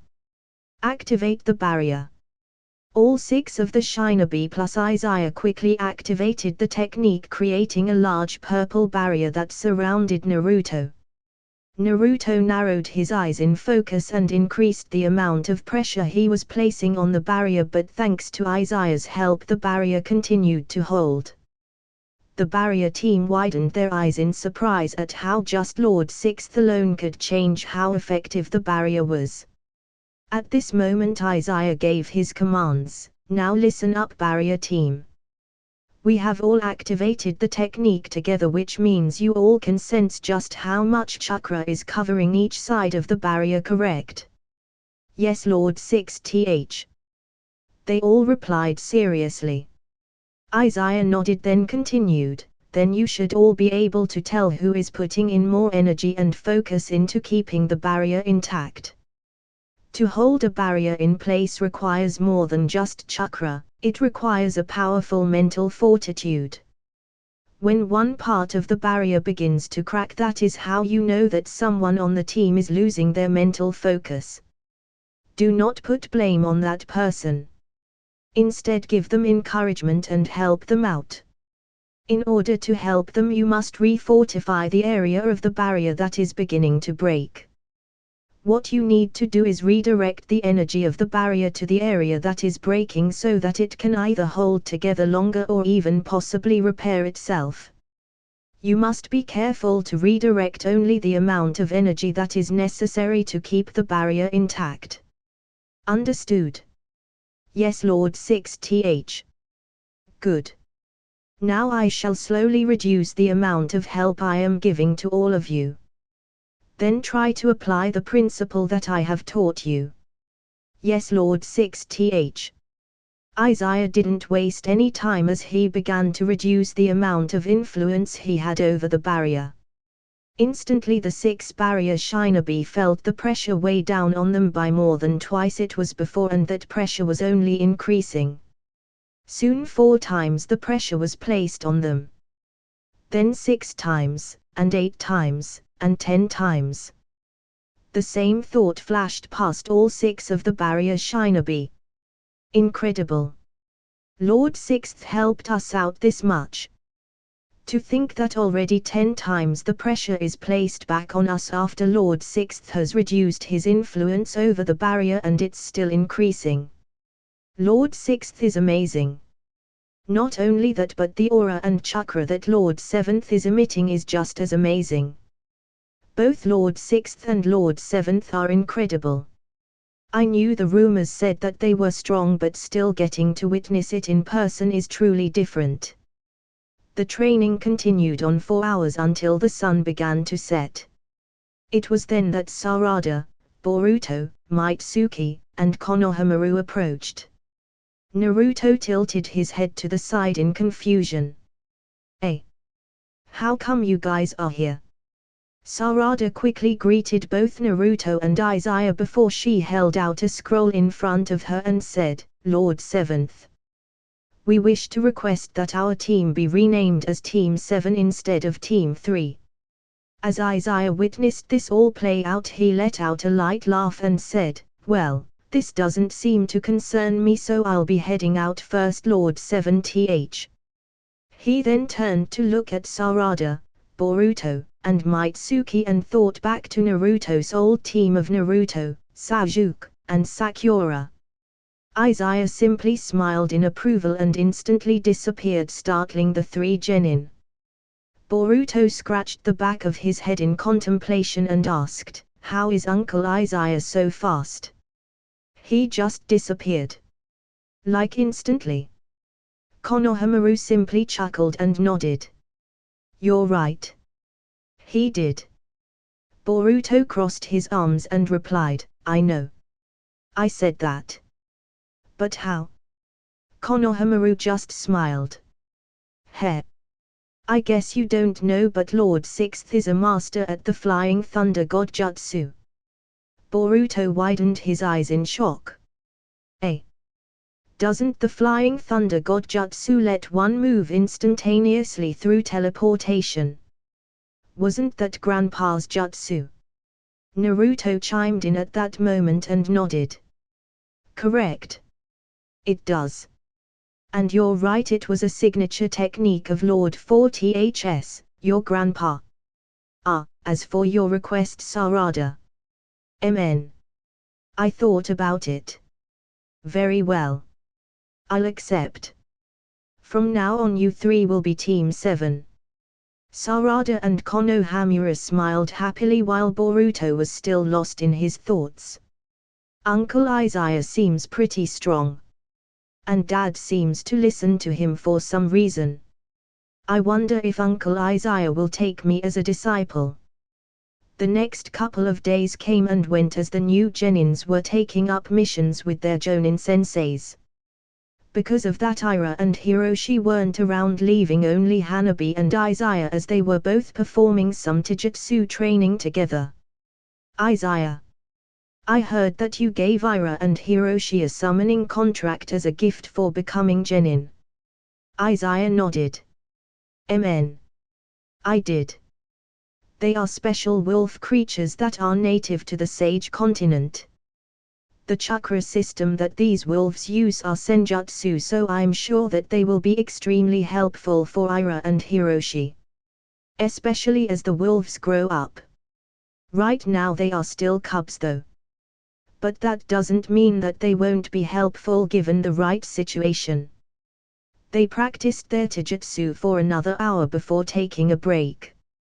Hanabi looked over to Izaya with a loving and also complicated gaze as she asked, Izaya, do you have to go back to that dimension? Izaya guiltily smiled as he pulled Hanabi into his embrace. Well, to be technically honest, no. I don't have to. But Hanabi cut him off as she interjected with a sigh, but you want to. Is that it? Izaya squeezed a bit tighter as he held Hanabi close to him and said seriously, Hanabi, I love you more than anything. Tell me no. Not to go. And your wish is my command. I'll stay here with you. And I won't regret it. I promise. Hanabi fidgeted a bit as she was conflicted inside, but ultimately let out a sigh in defeat. You're unfair, Izaya. You show me so much love and would yield so much just for me. It makes me seem like the bad guy if I tell you not to go. HMPF. Izaya smiled softly at her reaction and kissed her neck. You're too irresistible, Hanabi. I think I might want to lose control again. Hanabi shuddered in pleasure at the thought but steeled her resolve and reprimanded, Izaya. I couldn't walk for 3 days after. The marks you left last time haven't gone away yet. I'm skipping out on the hot spring vacation I was going to go on with Sakura, Ino, and Hinata because I can't undress in front of them. They'll know exactly what we did that day. It's too embarrassing, so don't even think about starting up again. Izaya smirked and took a deep breath, restraining himself, and rested his head on Hanabi's shoulder. Yes, wifey. I am very sorry about that. I will never do that to you again. Hanabi flinched as she responded, I never said never again. I just said not right now. Izaya widened his eyes in shock and grinned at Hanabi's cuteness. Hanabi's face flushed red, but she quickly reined in her emotions and brought the topic back to a more serious conversation as she said, I won't tell you to not go. But I command you to be safe and return alive. You said my wish is your command, so now you aren't allowed to die. Izaya nodded seriously. I promise. I will return to you and the kids safe and sound. They shared an intimate kiss before they both left to perform their various responsibilities. As Izaya was walking out of a ninja tool shop, he stopped in his tracks and quickly stuck out his hand before his face, catching several shuriken in between his fingers. He then quickly threw those shuriken upwards at a peculiar angle, deflecting 2 kunai aimed straight for him, causing those kunai to fly backwards and stab 2 shadow clones of Boruto hiding on the roof of the ninja tool shop he was at. Not a moment later, Boruto dashed out from the side of the street and shouted, Amazing! You really are as good as they say you are, Uncle Izaya. Izaya gave Boruto a curious look and replied, Oi, Boruto. I may be your uncle, but you do know that I am still the 6th Hokage, right? To attack me in broad daylight out in public can be seen as an act of war against Konoha. You know that, right? Boruto just smiled without care. It's fine, isn't it? I just wanted to see if the rumors were true about how strong you were. Izaya just let out a sigh in confusement. To think that one day I would have to get my skills evaluated by my own nephew, so, I assume you had a purpose for doing all of this. Boruto nodded. Yeah. Please take me on as your disciple. A moment of silence passed between them before Izaya furrowed his brow and replied, Wait, you were serious just now? Boruto frowned. Yeah. Of course I was serious. You know how to perform the Flying Thunder God Jutsu, right? Can you teach me? That jutsu seemed so awesome. Izaya stared at Boruto for a good minute before he started walking away. Boruto quickly followed. Before Boruto could say anything, Izaya interjected, Boruto. First, it's not that I don't want to teach you the Flying Thunder God, but rather you aren't suited to learn it. Boruto frowned. Why? What do you mean? Izaya just let out a sigh. Boruto. You need to be a sensory type ninja first of all for this jutsu to have any practical use. So, are you? Boruto frowned. No. Izaya nodded at his answer and continued, and hence you aren't suited to learning it. And that is just the first condition. There are several others that you would have to meet the proficiency level of before you can begin to learn it. Not even your dad, the 7th Hokage, can use this jutsu because he doesn't meet those conditions. It doesn't mean Lord 7th is weak or anything, it just means he's not suited to learning this jutsu. Just as you aren't suited to learning this jutsu. The same reason why I haven't taught this jutsu to Ira or Hiroshi. My own son and daughter. Boruto. Remember this well. There are many jutsus in the world, but there's no point in mastering them all. You only need to focus on the jutsus that are suited to yourself and then aim to perfect or elevate those jutsus. If you can do that, then you will become strong. If you waste your time meddling with other jutsus that aren't suited to you, then you'll forever only become an average shinobi, if even that. Take Commander Kakashi for example. He is known as the copy ninja Hatake Kakashi because he has copied over 1000 jutsus. However, does he wield all of those 1000 jutsus in his arsenal? No. He only utilizes the ones most suited to him, and so Kakashi is definitely one of the most top-ranked shinobi in the world. Understand? Boruto gave it some serious thought as he listened to his uncle before nodding. He looked up at Izaya and questioned, then, what about taking me on as a disciple? Izaya shook his head. I'm sorry, Boruto. I can't. I already have a disciple. Boruto widened his eyes in surprise. Eh? You do? Who is it? Wait, Hiroshi and Ira don't count though. Izaya smiled and replied, it's not Hiroshi or Ira. Other than Hiroshi and Ira, I don't believe anyone else in your class has met my disciple, but I'm sure you both will meet in due time.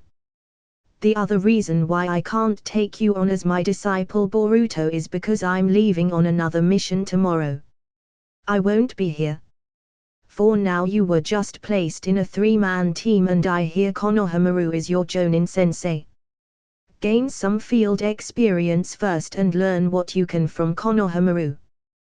There's a lot you can learn from him, I'm sure. Izaya noticed the frustrated and defeated look on Boruto's face, so he smiled and patted Boruto on the shoulder. Listen, Boruto, even though I can't take you on as my disciple, that doesn't mean that you can't come to me if you ever feel troubled or if you have a question about jutsus. Or even anything else for that matter. After all, I'm not only the 6th Hokage, but I am your uncle. We are family. Boruto smirked at Izaya's attempt to make him feel better and nodded.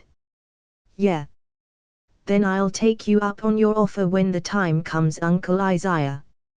He then dashed off waving goodbye as Izaya just shook his head.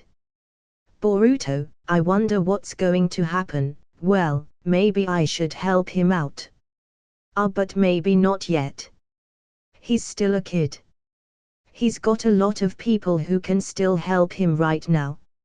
I need to focus and get back to the Tengu dimension and seal those divine trees.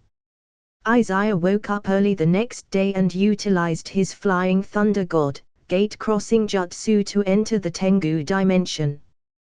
Plop! He appeared on the mountainside. The exact spot that he was when Senko opened the portal to this dimension. He let out a sigh now that he was back. I should just hurry up and get this over with so I can go back. I'll head to the south first before heading up north. As Izaya dashed down the mountain, he mentally asked, Senko, how many of these divine trees do you think you need before you have a chance to make a portal to the heavenly plane? Senko gave a thoughtful look before replying, maybe 4. Maybe 5. Hard to say since we don't have one yet. Perhaps only 3. Perhaps more. We'll only know once you've sealed them. And it's possible that not all divine trees contain the same amount of chakra. Some could have more, some could have less. Izaya nodded. A fair assumption. As he got down to the base of the mountain, he started making his way to the south end of the world. However, he frowned at what he was sensing all around him. It can't be, it just the few days that I was gone, this world sure has taken such a drastic turn. All the towns and villages I passed by are either empty or left in complete ruin. Whether they were inhabited by Tengu or humans, it didn't matter. And this feeling, it's war. The humans and Tengus have finally snapped and it seems they have declared a world war. I'm not sure if this is good or bad for me. Izaya was snapped out of his thoughts and immediately halted his steps as he sensed the movement of 2 earth-shattering chakras. Well then, it seems that both the northern leader and the southern leader decided to mobilize the divine tree as a 10 tails. Because they ate the fruit from the tree, the 10 tails thinks that the leaders are a part of it, so it allows itself to be controlled by them. I suppose that's just like Kaguya did in the past against Hagoromo and Hamura. 2 10 tails being mobilized on the battlefield is going to cause catastrophic damage. This war is going to be greater than even the 4th Great Ninja War. How troublesome. Senko chimed in at that moment. Well, you could go about it 2 ways. You could either pretend to join the Human Alliance and help them defeat the Tengus and seal away the 10 tails from the Tengu's side. Then the human leader called Astio will probably despise you and attack you for sealing it away. That can be reason enough for you to fight back and seal away the 10 tails from the human faction. Izaya contemplated for a moment. So use the human faction to help weaken and distract the Tengu faction, giving me a chance to seal away the 10 tails.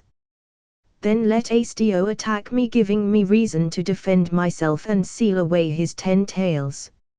Sounds plausible. What is the second option?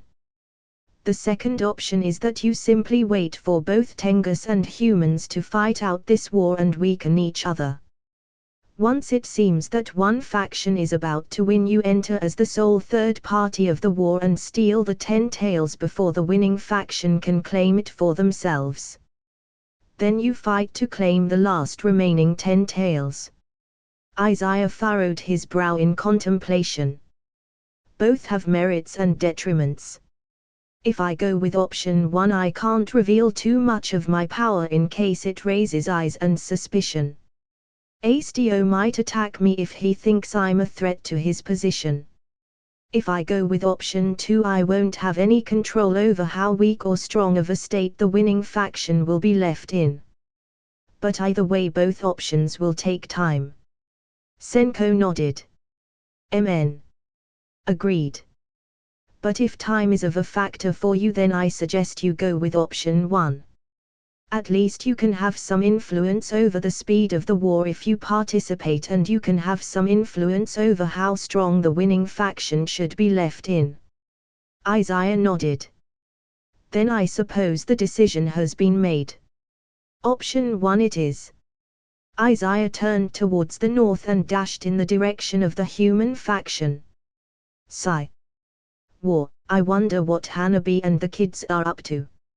I miss them already. 888. About a month came and went as the new genins performed missions alongside their jonin senseis, racking up as much field experience as they could. At this time Neji gritted his teeth and dodged a palm strike from Asuka. He then jumped up and expertly avoided being ensnared by Hiroshi's wood style before thrusting out his palm and shouted, 8 trigrams vacuum palm. A powerful air wave deflected the several shuriken aimed at him from Ira. He was currently performing a rigorous training exercise with his students to get them in shape before the Chunin exams, as they were coming up very soon. Just as Neji landed on the ground, Asuka appeared beside him and kicked at his knee joint. Bam! Asuka was just about to celebrate her success when she realized that Neji had substituted himself out for a log. She clicked her tongue in annoyance. Ira and Hiroshi saw exactly where Neji had disappeared to thanks to their Bakugan, so Hiroshi quickly formed the snake sign and shouted, "Wood style, wood snake jutsu." He extended his right arm straight in the direction of Neji's hiding spot as a wooden snake quickly dashed forwards with its mouth and fangs wide open. Neji furrowed his brow and quickly spun, shouting, 8 trigrams palms revolving heaven. A brilliant blue sphere of chakra shielded him from Hiroshi's attack and knocked his wooden snake to the side. It was then that Ira appeared above Neji, and just as she was about to reach Neji's spinning defensive circle, she shouted, 8 trigrams palms revolving heaven. Whoosh! Ira expertly spun in the opposite direction that Neji spun as the two opposite spinning vortices ground against each other, effectively cancelling the other out. Neji widened his eyes with extreme shock at the unorthodox, brilliant, and creative way that Ira used to neutralize his jutsu. It was then that Hiroshi utilized his wood style to erupt beneath Neji, prompting him to dash backwards just in time to dodge Hiroshi's technique. He avoided jumping up because Ira was still above him. It was then that Neji said, "Gentle fist body blow." He forced his chakra into his tenketsu points and expelled it outside of his body, generating a powerful air blow that blocked Asuka's incoming attack at his blind spot. Asuka was shocked and quickly placed both arms in a cross before her to guard against Neji's counter-strike. Bam! She was forced flying through the air uncontrollably.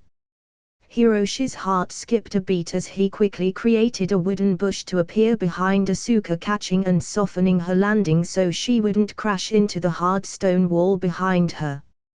Hiroshi let out a sigh of relief at his success. At that moment Neji relaxed his stance and said, "Amen. We'll end training here. I'm impressed. You three have only gotten better and better and better. In a few more months I don't know if I'd be able to keep up with you three anymore." Hiroshi smiled half-heartedly, "Sensei, no need to be so modest. We know you're strong. In a few more months we probably still won't be able to beat you." Neji laughed but shook his head. "I appreciate your confidence in me, Hiroshi, but actually I'm speaking the truth. After all the missions we've been on, I've seen how much the three of you have grown. Not just individually but as a team. You three may have grown up together, but gathering work experience and live battle experience together is different. You three have built a strong foundation for the future. Amen. You three will go far. Hiroshi, your ability to support your teammates and hinder your targets are top-notch. That means you have a supreme awareness of the battlefield and your surroundings. Excellent work. Ira, your skill level is incredibly high as a shinobi. You know how to search and probe at your targets to find their weaknesses and then exploit them to your advantage.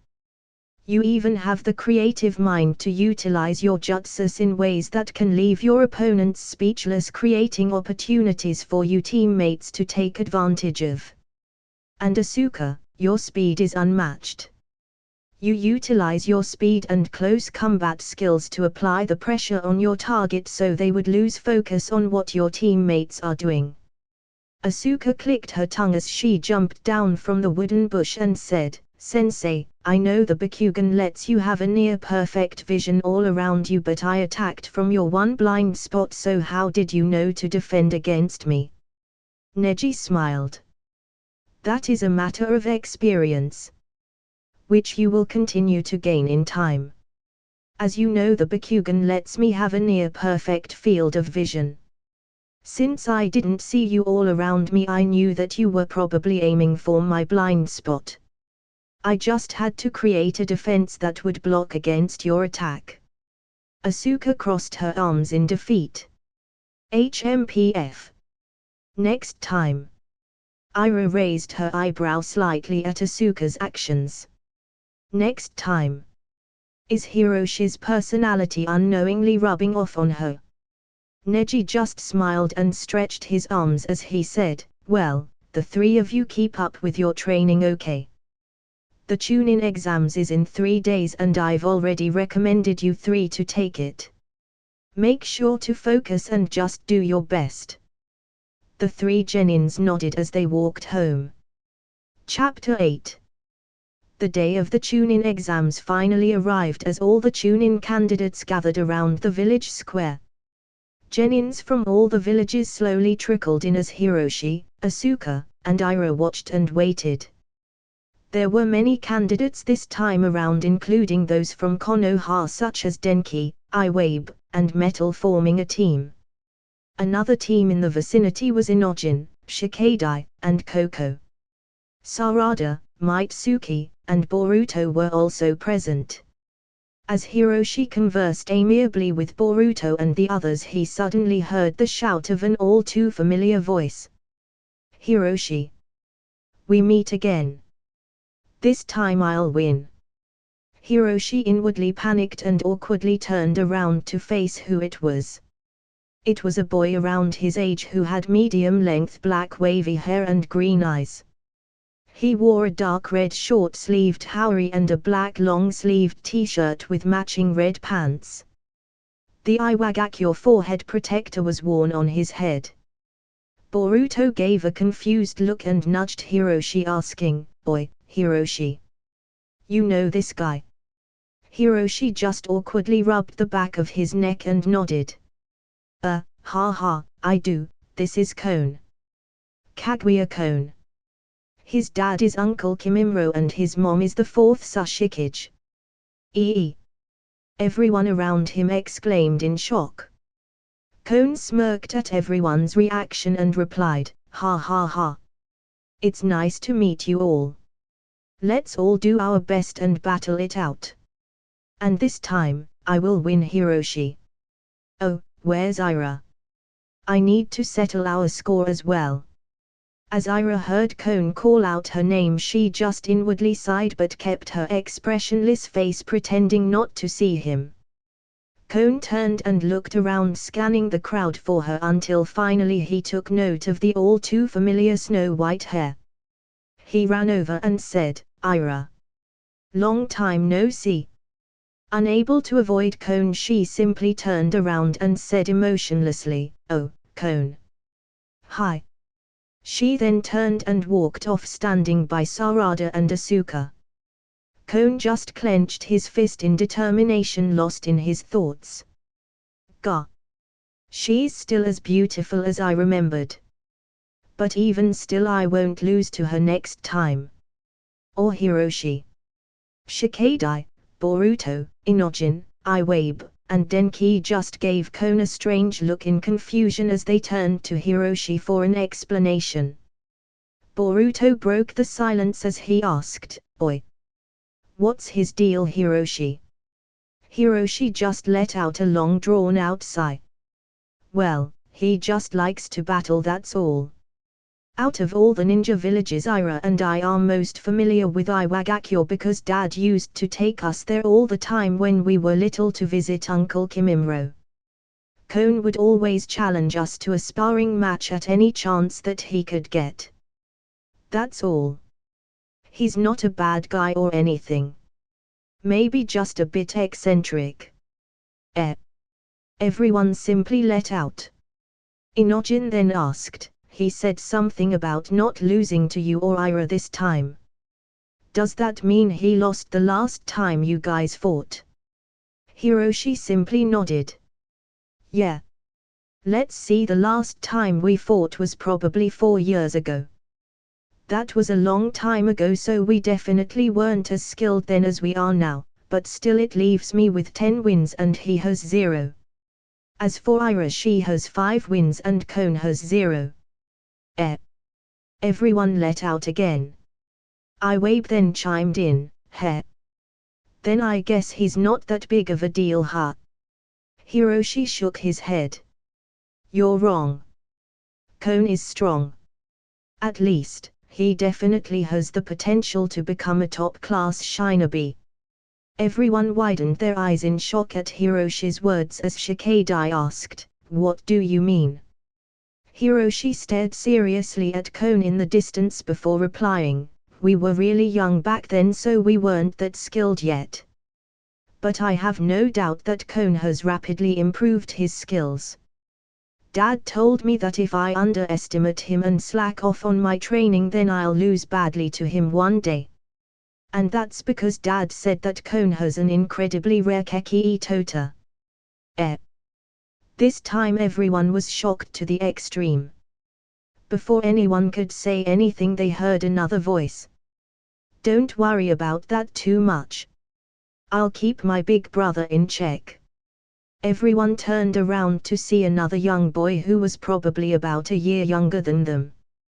He had shoulder-length white hair and black-colored eyes. He wore a short-sleeved grey haori with a large dark red sash tied around his waist, and he wore dark red pants to match. His Iwagakure forehead protector was worn on his head. Hiroshi widened his eyes in pleasant surprise and walked up to this new genin, patting him on the shoulder amiably as he said, "Kaito. I knew you'd be here since your brother was. It's good to see you again." Hiroshi then turned to everyone and said, "Guys, let me introduce you. This is Kaguya Kaito. He's Kon's younger brother. He's only younger than us by a year." Kaito nodded his head acknowledging everyone and said, "Hello everyone. I hope we can get along. And, please excuse my big brother. He's just very energetic." Everyone smiled and nodded at Kaito's words, but were inwardly shocked how different the personality between Kaito and his brother Kon was. Kaito observed the surroundings and noticed Ira, so he silently waved to her. Ira took note and nodded in his direction, acknowledging Kaito's presence as she, Sarada, Kocho, and Asuka walked over. Hiroshi then asked, "Kaito, if you and Kon are on a team, then who's your third member?" Kaito smiled and pointed to a shinobi who was slowly making his way to the village square in the distance. Immediately many of the kunoichi in the surrounding area took note of this new shinobi and started fidgeting. Kocho widened her eyes and commented, "He's gorgeous. He's tall and handsome. The all-black clothing makes him seem mysterious, and that golden cloak makes him more desirable. The katana by his waist makes him feel dangerous. Who is he? I wonder if he likes potato chips."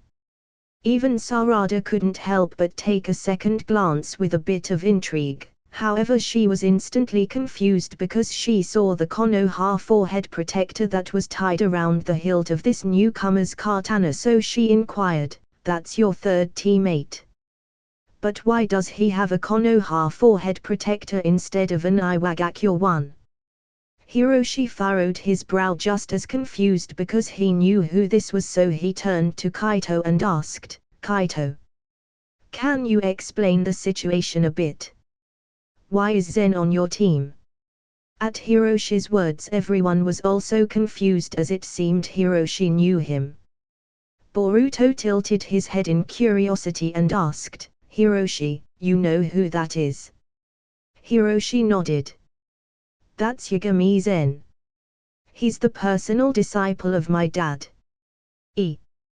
Once again everyone was left speechless. Boruto narrowed his eyes as he carefully studied Zen and recalled that Uncle Izaya had mentioned having a disciple already. So that is Uncle Izaya's disciple. TCH. I wonder how strong he is.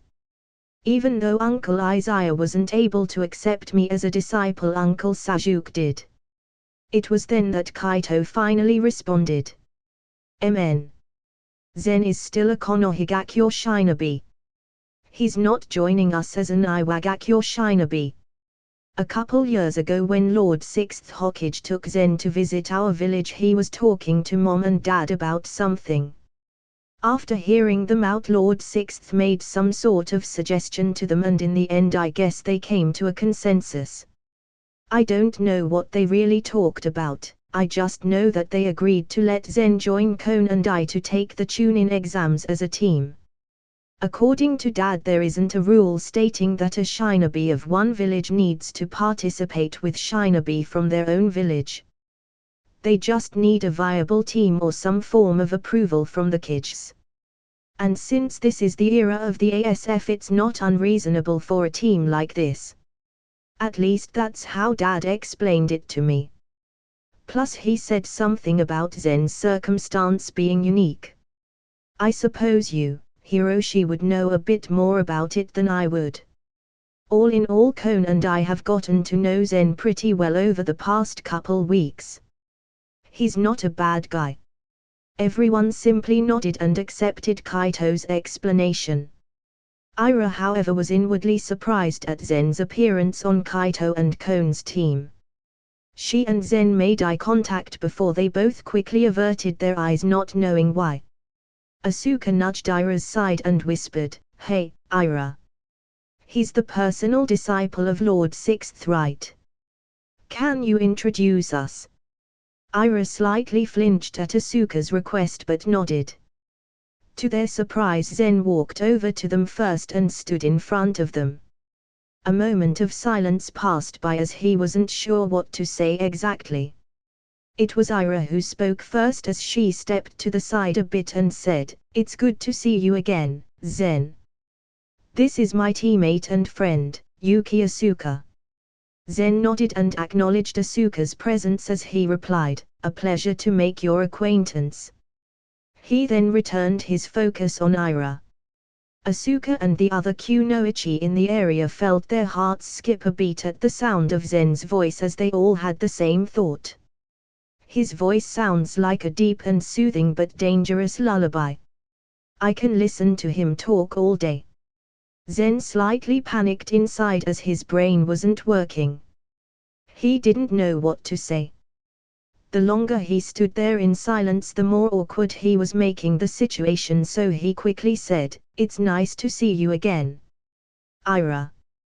He then turned toward Kaito and Hiroshi and walked over to them as fast as he could without making it look like he was rushing. Hiroshi raised an eyebrow questioningly at Zen but just shrugged his shoulders. It wasn't long after before Shikamaru arrived and gave the introductions for the exams. And it wasn't long before the time of the very first exam began. As everyone stood next to their teammates, Sai stood up on a stage to address everyone as the first exam's proctor. I will now explain the first round. Round 1 is a true or false quiz. Immediately everyone was completely and utterly shocked. Sai just smiled and continued, The question will be given 20 kilometers away from here at venue B. Any genin who doesn't make it within 1 hour of this stopwatch to the venue will be disqualified. Furthermore, traps have been laid. Instead of listening to Sai explain more of the details, some of the genin had already realized that the timer in Sai's hand had already begun to count down, so they quickly ran and made their way to venue B. As Ira, Hiroshi, and Asuka dashed through the forest heading to the venue, they expertly dodged, parried, and disarmed all the traps set up along the way to hinder them. Just as they reached a clearing in the forest, several tens of puppets appeared with kunai guns as it aimed it right at them. Hiroshi simply smirked and placed his hands together, saying, "Wood style, silent strangle jutsu." Immediately wooden vines erupted beneath those puppets and tore them apart, leaving nothing left. It wasn't long before they made it to the venue. However, to their surprise, they weren't the first ones. The first ones were actually Kon, Kaito, and Zen. After a minute or two, many others began showing up at the venue. As the 1 hour time limit ended, all those who didn't make it to the venue were disqualified. Sai then stood on the podium at the venue and pulled down a drape revealing a giant X and O and proceeded to explain, "Now that you're all here, I will explain how this quiz works. You and your team of 3 will stand on either the X for false or the O for true, depending on what you 3 decide is the correct answer. Those who answer incorrectly, specifically those who turn black, will fail. Now here is the question. In the 5th volume of the Shinobi Military Strategy Handbook, the following passwords appear. Moon is day. Mountain is river. Flower is nectar. True or false? You have 3 minutes to make your selection." Everyone began to discuss and some began to panic. At this moment, Ira, Hiroshi, and Asuka nodded as they walked over to the false platform. Right after everyone made their choice, Sai smirked and revealed the answer. However, everyone was confused as both the true and false answers showed up on screen. Without time for anyone to react, the platform beneath them disintegrated, revealing a giant hole with black ink at the bottom, causing everyone to fall. Ira frowned and quickly said, "Hiroshi." Hiroshi nodded in understanding and placed his hands together, activating his wood style. A large wood tendril erupted from the side of the wall and quickly wrapped itself around him, Ira, and Asuka before pulling them close to the wall's edge, stopping them from falling. Asuka breathed out a sigh of relief and commented, "Nice going." Hiroshi just smiled brightly at Asuka's praise. They watched as many others used their own way to save themselves from falling and watched as many others also failed. As Kon, Kaito, and Zen were falling, Kon quickly activated an earth-style jutsu, creating a platform for them to land on safely. Soon after, Sai congratulated those who didn't fall into the ink pool as passing, finally ending the first round of the Chunin exams. The second round took place 3 days later, as every team of 3 was placed against another team of 3 in a game of capture the flag. Each team had to not only protect their own flag, but successfully steal the other team's flag. At this moment, Ira, Hiroshi, and Asuka were facing off against Zen, Kon, and Kaito. Both sides geared up for battle as the start of their game finally began. Asuka looked at the twins and asked, "So, what's the plan of attack? Kon and Kaito aren't going to be easy pickings. And you both said that Zen is the personal disciple of Uncle Izaya. That means he's got to be strong." Hiroshi thought for a moment and replied, "I'll stay behind and guard the flag. With my ability, it'll be easier to hinder and fight either a single opponent or multiple opponents. Either way, I can stall for time or defeat my opponent. Asuka, with your speed, you go for the flag. Ira, you should back her up." They both nodded and agreed that Hiroshi's plan was a good one and quickly went into action. In but a few minutes, as Hiroshi stood by the flag, both Kaito and Kon appeared before him, causing Hiroshi to grin. "So Kaito, Cone, looks like it's you too, eh? He then grit his teeth and shouted, bring it on. Meanwhile Zen stood by his own flag in waiting. It didn't take long before he took note of a shuriken aimed straight at him. He quickly unsheathed his sword and blocked the incoming attack. However, that moment of distraction was enough for Asuka to utilize her swift style to greatly enhance her speed and grab the flag. She then landed on the far end of the roof in triumph and smirked at her and Ira's success. However, Ira saw things play out differently as she was instantly shocked. What had actually happened was that the moment Asuka stepped foot on the roof of the building, she had stopped moving and was completely still. Ira quickly activated her Bakugan and noticed how Asuka's chakra was completely disrupted. Genjutsu. Incredible. What kind of genjutsu trap is this? Asuka doesn't even realize that she's been trapped. Without wasting any time, Ira quickly placed her palms together and gathered the chakra in her body. Just as she set foot on the roof, she immediately stopped the flow of her chakra before quickly flaring it up and shouted, "Release!" Due to her action, the genjutsu trap that was in place was dispelled. She quickly arrived by Asuka's side and released her from the genjutsu as well. Asuka quickly came back to her senses and was shocked. What happened? Didn't I get the flag already? No way. Genjutsu? How? Both Ira and Asuka looked over where Zen was, who still simply stood by the flag. He took note of their arrival and simply nodded his head, acknowledging their presence. Ira bit the bottom of her lip, unsure of how to proceed. So this is the strength of Papa's disciple. To think that his genjutsu skills are on this level. It'll be dangerous to engage him in a prolonged form of combat. If he can capture Asuka in a genjutsu from just her stepping on the roof, then there's no telling what other kinds of genjutsu he could use. I'm not sure how he is in ninjutsu as well, so best to engage him in taijutsu and not give him a chance to weave hand signs. Without wasting any more time, Ira activated her Sharingan as well and dashed straight at Zen, engaging him in taijutsu. Zen felt a strange emotion of pain and warmth as he fought Ira in taijutsu and saw her activate her Sharingan. It pained him that he knew how she had awakened the Sharingan. He also felt conflicted because after he confirmed that Ira was truly the same little girl that he met all those years ago when they were kids, he had resolved himself to do his best to protect her. He vowed that he would never let her be in that same kind of position again.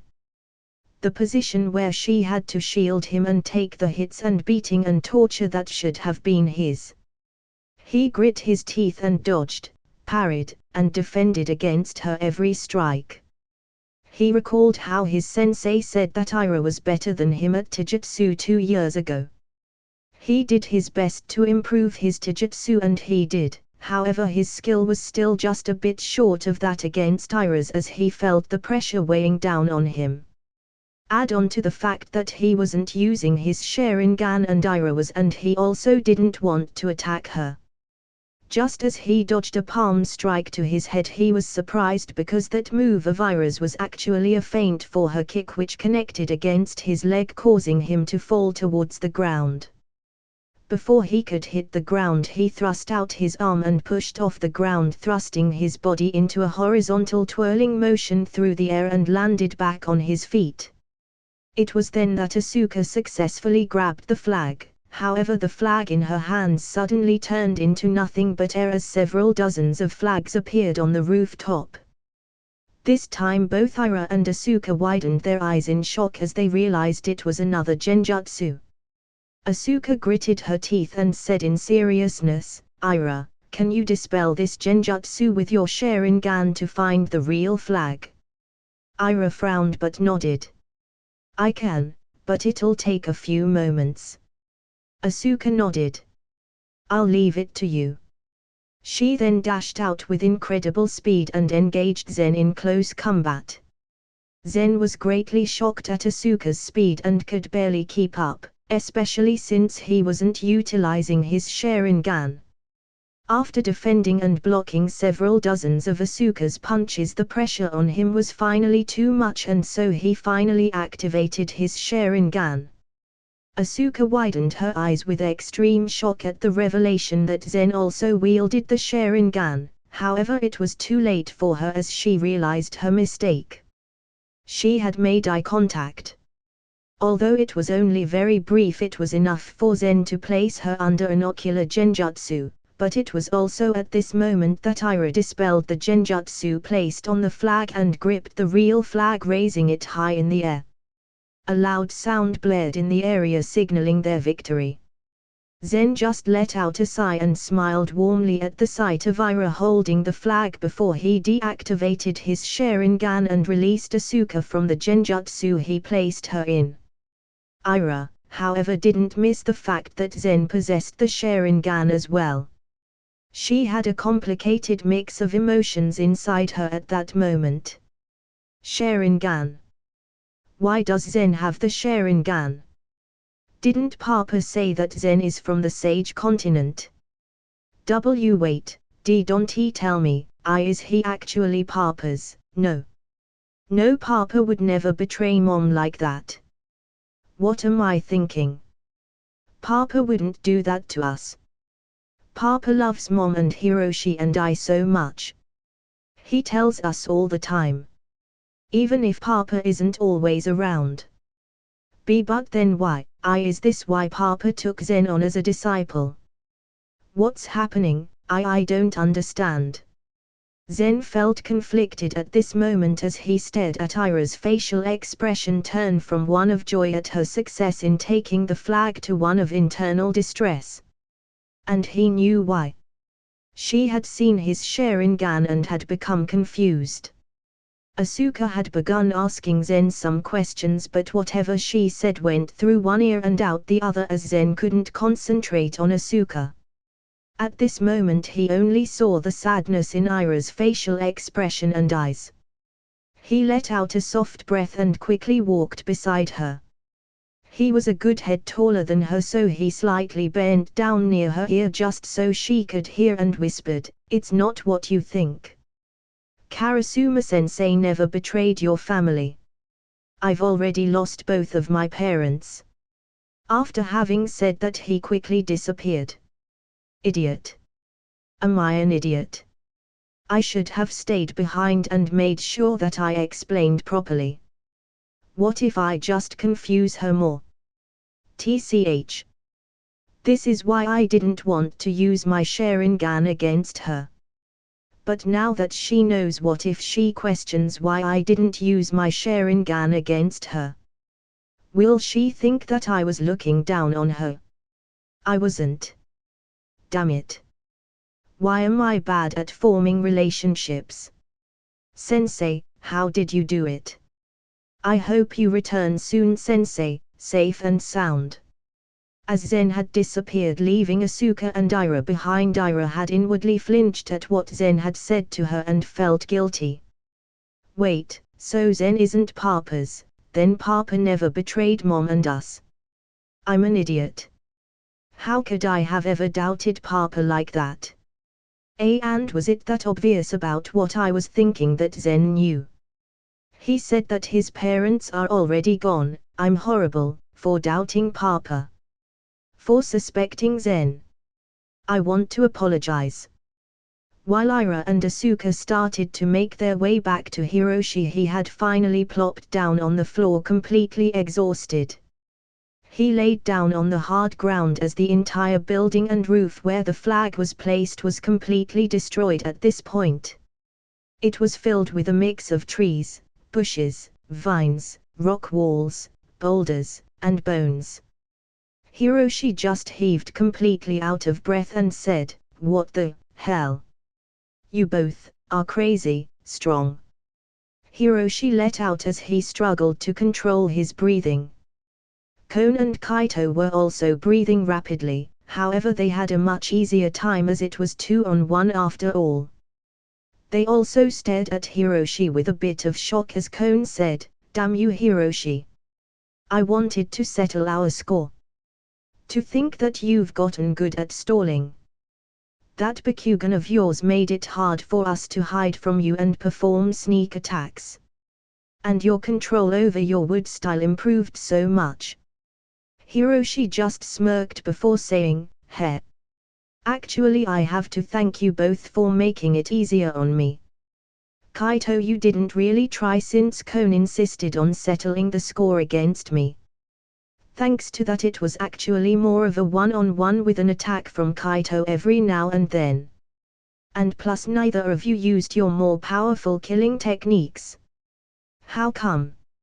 If you did I wouldn't have been able to protect the flag." Kaito shook his head and replied, "We don't want to kill you Hiroshi. We're friends after all. Plus, our dad told us that we should never use those techniques unless it is to protect the people we care about. And our skill with the techniques aren't so great yet where if something goes wrong we can stop it at will. That's why."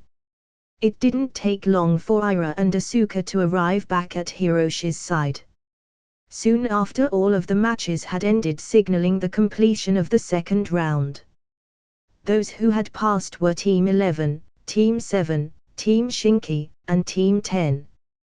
The next day early in the morning Hanabi walked towards the arena where the final round of the exam was being held alongside Hiroshi and Ira. Hiroshi took a sweep of the surroundings but pouted a bit as he remarked disappointedly, "Che." Hanabi noticed this and simply grabbed Hiroshi's hands and held it in hers as they walked. Hiroshi's face turned beet red as he said, "Mom. This is embarrassing." Hanabi just smiled and held Ira's hands in hers too as she said, Now. Can't a mother just hold the hands of her children?" Ira didn't say anything nor did the expressionless look on her face change, however she was inwardly happy. Hiroshi just grumbled but let it be. Hanabi smiled at them. "I know. You miss your father.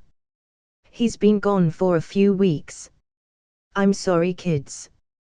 I don't know where he is right now but you know him. He's probably off saving the world somewhere. I know you wish he was here to watch you both, I wish he was here too. But don't forget, your dad is always with you no matter how far he may be. You both wear the necklace that he gave you, right? It bears your father's flying thunder god mark so he can always reach you in just an instant. And besides, he'd probably be smothering you both with so much love in broad daylight in front of all your friends and the other villagers that you'd be embarrassed to death, right? So your father being with you in spirit isn't so bad, huh?" Hiroshi gave his mom's words some thought before his face turned more red at the thought that Izaya really would probably be shouting very loudly and cheering him on in the stands and quickly nodded. Yeah, you're probably right, Mom. Dad probably would go a bit overboard with the whole cheering thing." Hanabi smiled and said, "Plus, your father gave you both a summoning contract, right?" Hiroshi and Ira smiled as they thought about Kuro and Shio and nodded. Hanabi squeezed their hands encouragingly. "See? Your father loves you both. He didn't even give me a summoning contract. Your father is always thinking about you too and he loves you so even though he's not here right now, we should do the best we can so he doesn't need to worry when he gets back home, okay? Amen." Hiroshi and Ira nodded. Hanabi nodded in approval at their reaction. "All right. Just go out there and do your best, okay? It doesn't matter what the outcome is. Remember what your father taught you both." Hiroshi and Ira nodded as they replied, "As long as we do not forget where our heart is supposed to be, we will never lose our way. And what matters most is that we stay true to our ninja way." Hanabi smiled lovingly at her kids as she bent down and quickly gave them both a hug before saying, "All right. Go on. I'm sure Asuka is already waiting for you both. I'll be watching from the stands, okay? Hiroshi and Ira nodded as they hugged their mom back before dashing off to find Asuka. It wasn't long before all the participating genin that made it this far had gathered in the waiting hall they were assigned. All those that made it this far included Shikadai, Inojin, Kocho, Ira, Asuka, Hiroshi, Boruto, Sarada, Mitsuki, Shinki, Ere, and Yodo. The final part of the exam consisted of a tournament-style individual battle with 3 rounds and 3 brackets, meaning in the final round it was to be a 3-way battle between the winners of each bracket. In the first round the first bracket matchups were Boruto vs. Shikadai and Ira vs. Yodo. In the second bracket the matchups were Sarada vs. Ere and Hiroshi vs. Inojin. And the third bracket matchups were Asuka vs. Kocho and Shinki vs. Mitsuki. As Boruto and Shikadai's match was going on, everyone else was watching on the monitor screen while waiting in their respective rooms. Ira watched the battle but frowned a bit in confusion. She didn't quite understand what was going on. At first the match had seemed quite even, but it wasn't long before Shikadai had actually managed to outwit Boruto and trap him in a circle of pure shadow, capturing Boruto in the shadow paralysis jutsu. To Ira it seemed that the match should have ended, however Boruto had somehow managed to produce an extra clone while he was caught and throw Shikadai off, granting Boruto the win. This doesn't seem right. I've been classmates with Boruto for a long time and I've seen him battle before. He already utilized the max amount of clones he can make at one time and Shikadai captured them all. He shouldn't have enough chakra to make another. On top of that, I didn't even see him weave the sign for the clone. In fact, since he was caught, it should have been impossible for him to weave the clone sign, unless Boruto has truly mastered the shadow clone jutsu so well that he no longer needs to form the hand sign to mold chakra for the jutsu. I suppose that might be possible. After all, I'm sure he's been improving after all this time as well. And the shadow clone does seem to be a favorite of his. Ira was snapped out of her thoughts as Rock Lee, who was the proctor of the exam, declared Boruto as the winner. Ira didn't spend any more time thinking too much about it as her match was next. As she walked out onto the arena, she took note of her opponent Yodo. She wore a hooded sweatshirt and had earpods in her ears. Just like Ira, she wore an expressionless face as they both stared at each other. Without wasting time for words, Lee got right to it and started the match. Yodo remained unmoving, so Ira decided to make her move first. Instantly she activated her Bakugan, however this move greatly startled Yodo and caused alarm bells to ring in her head. Ira then dashed out and struck with a palm strike, forcing Yodo to perform a backflip to escape. However, Ira didn't let up as she expertly kept pace with Yodo's movements. In fact, Ira was much faster and much more nimble than Yodo, putting the pressure on Yodo's defenses. As Yodo got frustrated, she realized that she couldn't take her opponent lightly and jumped in the air to distance herself from Ira. She then removed her hood and earbuds before gripping her hair and slammed it in the direction of Ira, generating a powerful air wave of high frequency.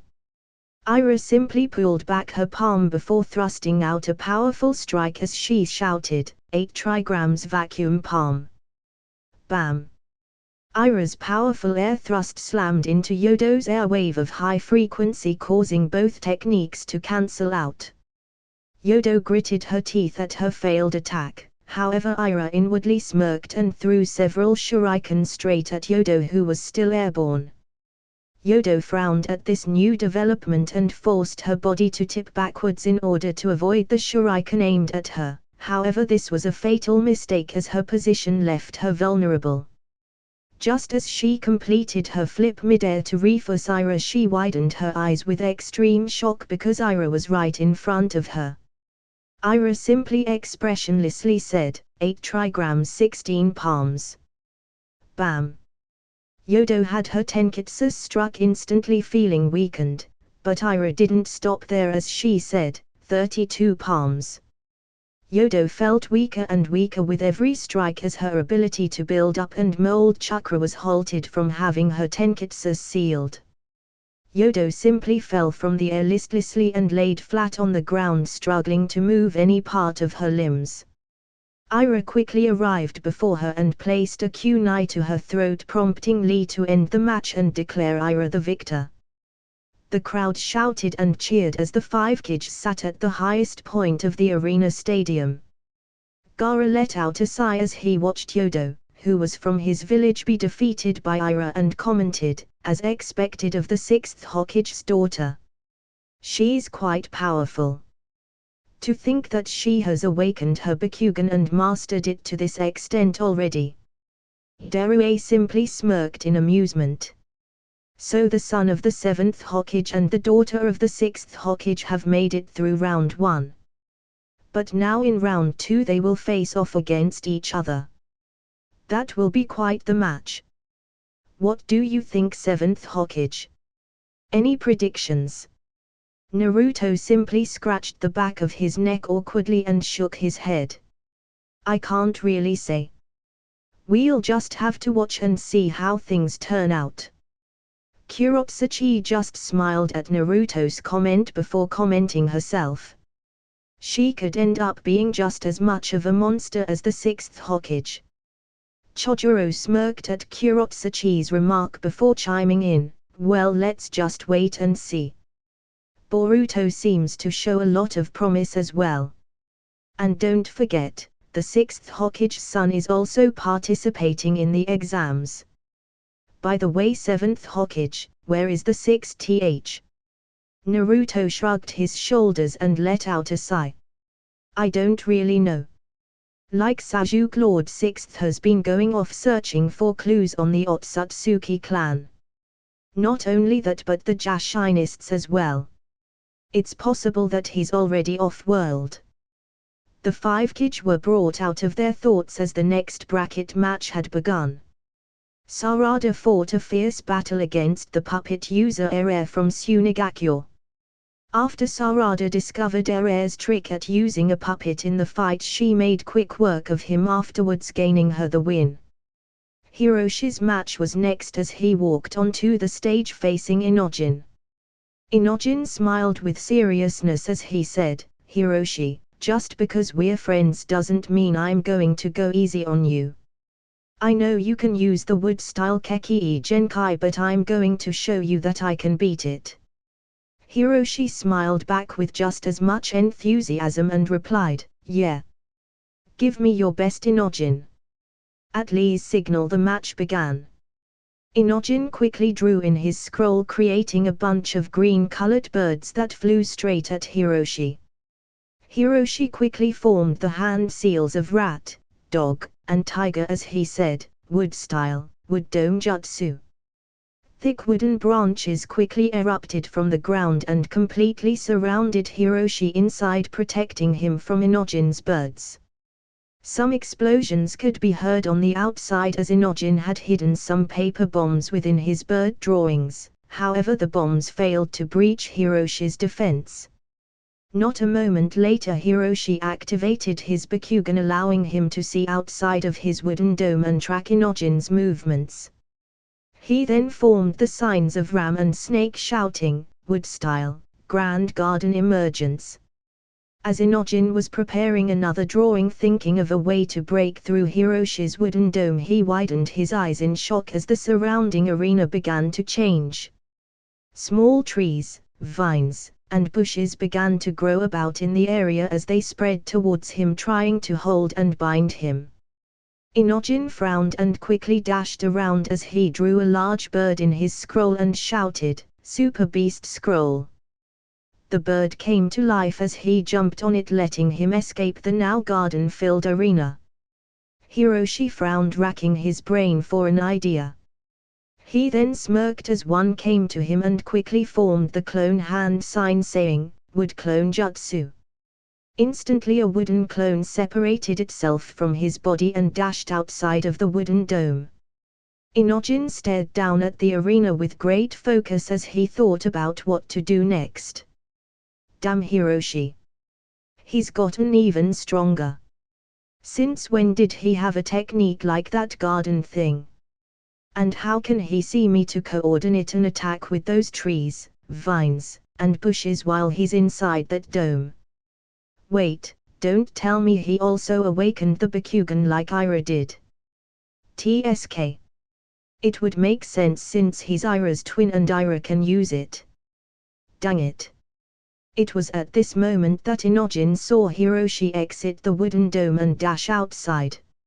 Inojin smirked and controlled all the drawings that he had hidden behind some bushes and trees to activate. Several tens of different animal paintings rushed towards Hiroshi as Hiroshi frowned and placed his hands together shouting, "Wood style, wood snake jutsu." He extended both of his hands outwards, creating two wooden snakes as they dashed around him, biting into and piercing through all the animal drawings, destroying them. He then attached paper bombs to several kunai and threw them into the air, forcing Inojin to weave and swerve in the air to dodge. The smoke cloud obscured Inojin's sight, however due to Hiroshi's Bakugan he saw perfectly fine. He threw a kunai successfully, piercing through the bird Inojin was on, causing him to fall back to the ground. Just as Inojin touched the ground, Hiroshi dashed out at him, however Inojin smirked and shouted, "Super Beast Scroll."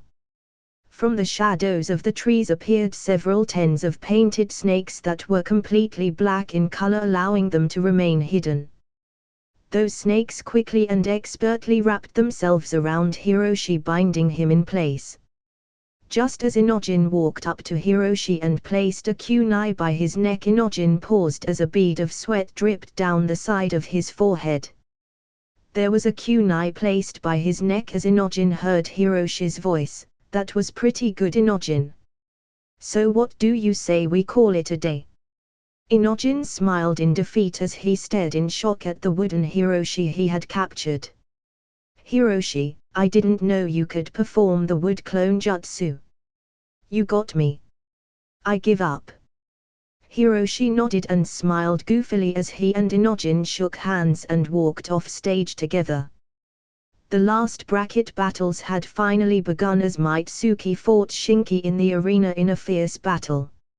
Asuka watched the match carefully as her match was after. If she won against Kocho, then she would be battling the winner of the current match. She furrowed her brows as she observed how Shinki's iron sand seemed nearly impenetrable. It granted him near-perfect defense and near-perfect offense. On top of that, when he hit Mitsuki with his fist, he was able to magnetize a part of Mitsuki's body to ensure that his next attack would hit. That was when Mitsuki had conceded the match. Asuka only continued to frown as she tried to think of how she would counter Shinki's iron sand. However, she snapped out of her thoughts and walked towards the arena as her match was next. "Well, I have to get through Kocho first. Guess I can only go with the flow." Soon she stood on the arena facing opposite Kocho as Lee signaled the start of their match. Kocho immediately activated her partial expansion jutsu, enlarging both of her fists and punched out towards Asuka. However, Asuka's speed was simply too fast. She arrived in front of Kocho and struck. Bam! Asuka didn't stop there as she continued to move around Kocho, striking at every muscle and pressure joint, weakening Kocho's physical control over her body. After nearly 30 hits, Kocho finally collapsed on the ground, huffing and panting, feeling completely weak in the arms and legs. Asuka didn't let her utilize any of her other techniques. Lee soon declared Asuka the victor, ending the first round of the tournament matchups. As Haku was watching in the stands with a cane, he clenched his fist with excitement and wanted to shout and cheer, but before he could, Akane stood up first and shouted, "Asuka! Good job! Do it just like that next time too." It was then that Haku felt a bit embarrassed and realized that shouting out loud wasn't his style, but he couldn't help smiling in joy at Asuka's victory. Asuka's cheeks turned red in embarrassment when she heard her mom cheering for her, so she quickly waved at them before dashing out of the arena as fast as she could. The second round started soon after, with the first match being Ira vs. Boruto. As they both stood on the arena floor, the wild cheers and shouts in the stands created a powerful energy of high expectations. However, both Boruto and Ira drowned out the noise as they stared at each other. Boruto felt a bit of pressure on him as he knew how strong Ira was, but he smirked in the end and said, "Heh, just because you're my cousin doesn't mean I'll take it easy on you, Ira. I'm going to win. No, I have to win. I'm not going down here." Ira furrowed her brow and replied, "Strong words, Boruto, but you still have to get past me." Boruto gritted his teeth in seriousness as Lee then signaled for the match to start. Boruto dashed straight at Ira, engaging her in close quarter combat. Ira narrowed her eyes in focus and expertly matched Boruto blow for blow as she expertly blocked, defended, countered, struck, swept, punched, and kicked. Boruto widened his eyes in shock as he realized he was quickly being outmatched in Taijutsu, and Ira hadn't even activated her Bakugan yet. He quickly dashed backwards and formed the clone sign, saying, "Shadow Clone Jutsu." Puff! Immediately 4 clones of Boruto appeared by his side as they all 5 dashed around the arena, surrounding her and trying to confuse her. Ira furrowed her brow and said, "Bakugan." Instantly her field of vision increased, allowing her to see the entire arena and all of the Borutos. However, she widened her eyes in shock as saw a scientific ninja tool hidden in Boruto's right sleeve. "What is that?" She was snapped out of her thoughts as Boruto and his clones each threw out a kunai-attached paper bomb at her. Just before it could reach her, she shouted, "8 trigrams, palms revolving heaven." Swish! With a powerful twist of her body, a blue chakra sphere surrounded and shielded her, expertly knocking all 5 kunai-attached paper bombs away before blowing up. Boom! A cloud of smoke filled the area around Ira, obscuring everyone's vision of what was going on inside. However, the smoke cloud did nothing to obstruct Ira's view. She instantly took note of where all 5 Borutos were and threw out 5 shuriken utilizing the Shadow Shuriken Jutsu. All the Borutos smirked as they saw the incoming shurikens fly out of the smoke cloud and took out a kunai each, throwing them to intercept the shurikens. However, he widened his eyes in shock as there was a second shuriken beneath the first one. Put! Put! Put! Put! Clink! Boruto's 4 shadow clones were too slow to react and were immediately struck in the chest, dispelling them, while he was able to quickly grab another kunai and defend just in time. It was at this moment that Ira appeared above him and thrust out with her palm from above, shouting, 8 trigrams vacuum palm. Boruto panicked as he realized that the shurikens weren't only meant for destroying his clones, it was also to distract him so he wouldn't keep his attention on where Ira was going to be. In his panicked state, he could only think of one way to get out of this situation, and it was to use the scientific ninja tool on his right arm. He gritted his teeth and formed a hand sign, generating a small scroll to land in his hand as he shouted, "Wind style, gale force jutsu." In an instant, a giant force of powerful wind intercepted Ira's attack and smashed into her small frame. She widened her eyes in complete astonishment as her Bakugan allowed her to see the whole thing play out. She crossed her arms in front of her just as the powerful wind blasted her through the air and into the wall of the arena, creating small cracks and tears in the wall. Ira coughed as she steadied her breathing and frowned at how Boruto was able to perform such a powerful wind ninjutsu. What did he do just now? With a single hand sign he generated a small scroll from that ninja tool on his arm, and somehow that allowed him to use an incredibly powerful wind ninjutsu. Is that how he defeated Shikadai in his first match? Ira slowly freed herself from the cavity in the wall she created when crashing into it and narrowed her eyes in deep focus at Boruto. Boruto felt completely nervous at this moment as he realized that his attack seemed excessive, and with that excessive attack he still didn't knock Ira out. He felt completely guilty now and terrible about what he did, at the same time nervous if Ira was able to see through his trick with her Bakugan. Ira took note of Boruto's strange behavior and dashed right at him. Boruto panicked and created 4 shadow clones to surround them. However, Ira formed the tiger sign and shouted, "Lava style, volcanic ash cloud jutsu." She spewed out a dark cloud of ash that spread out and covered the area, smothering Boruto's shadow clones and obscuring their sight. She then expertly threw out 4 shuriken, destroying the clones just as she arrived in front of the real Boruto.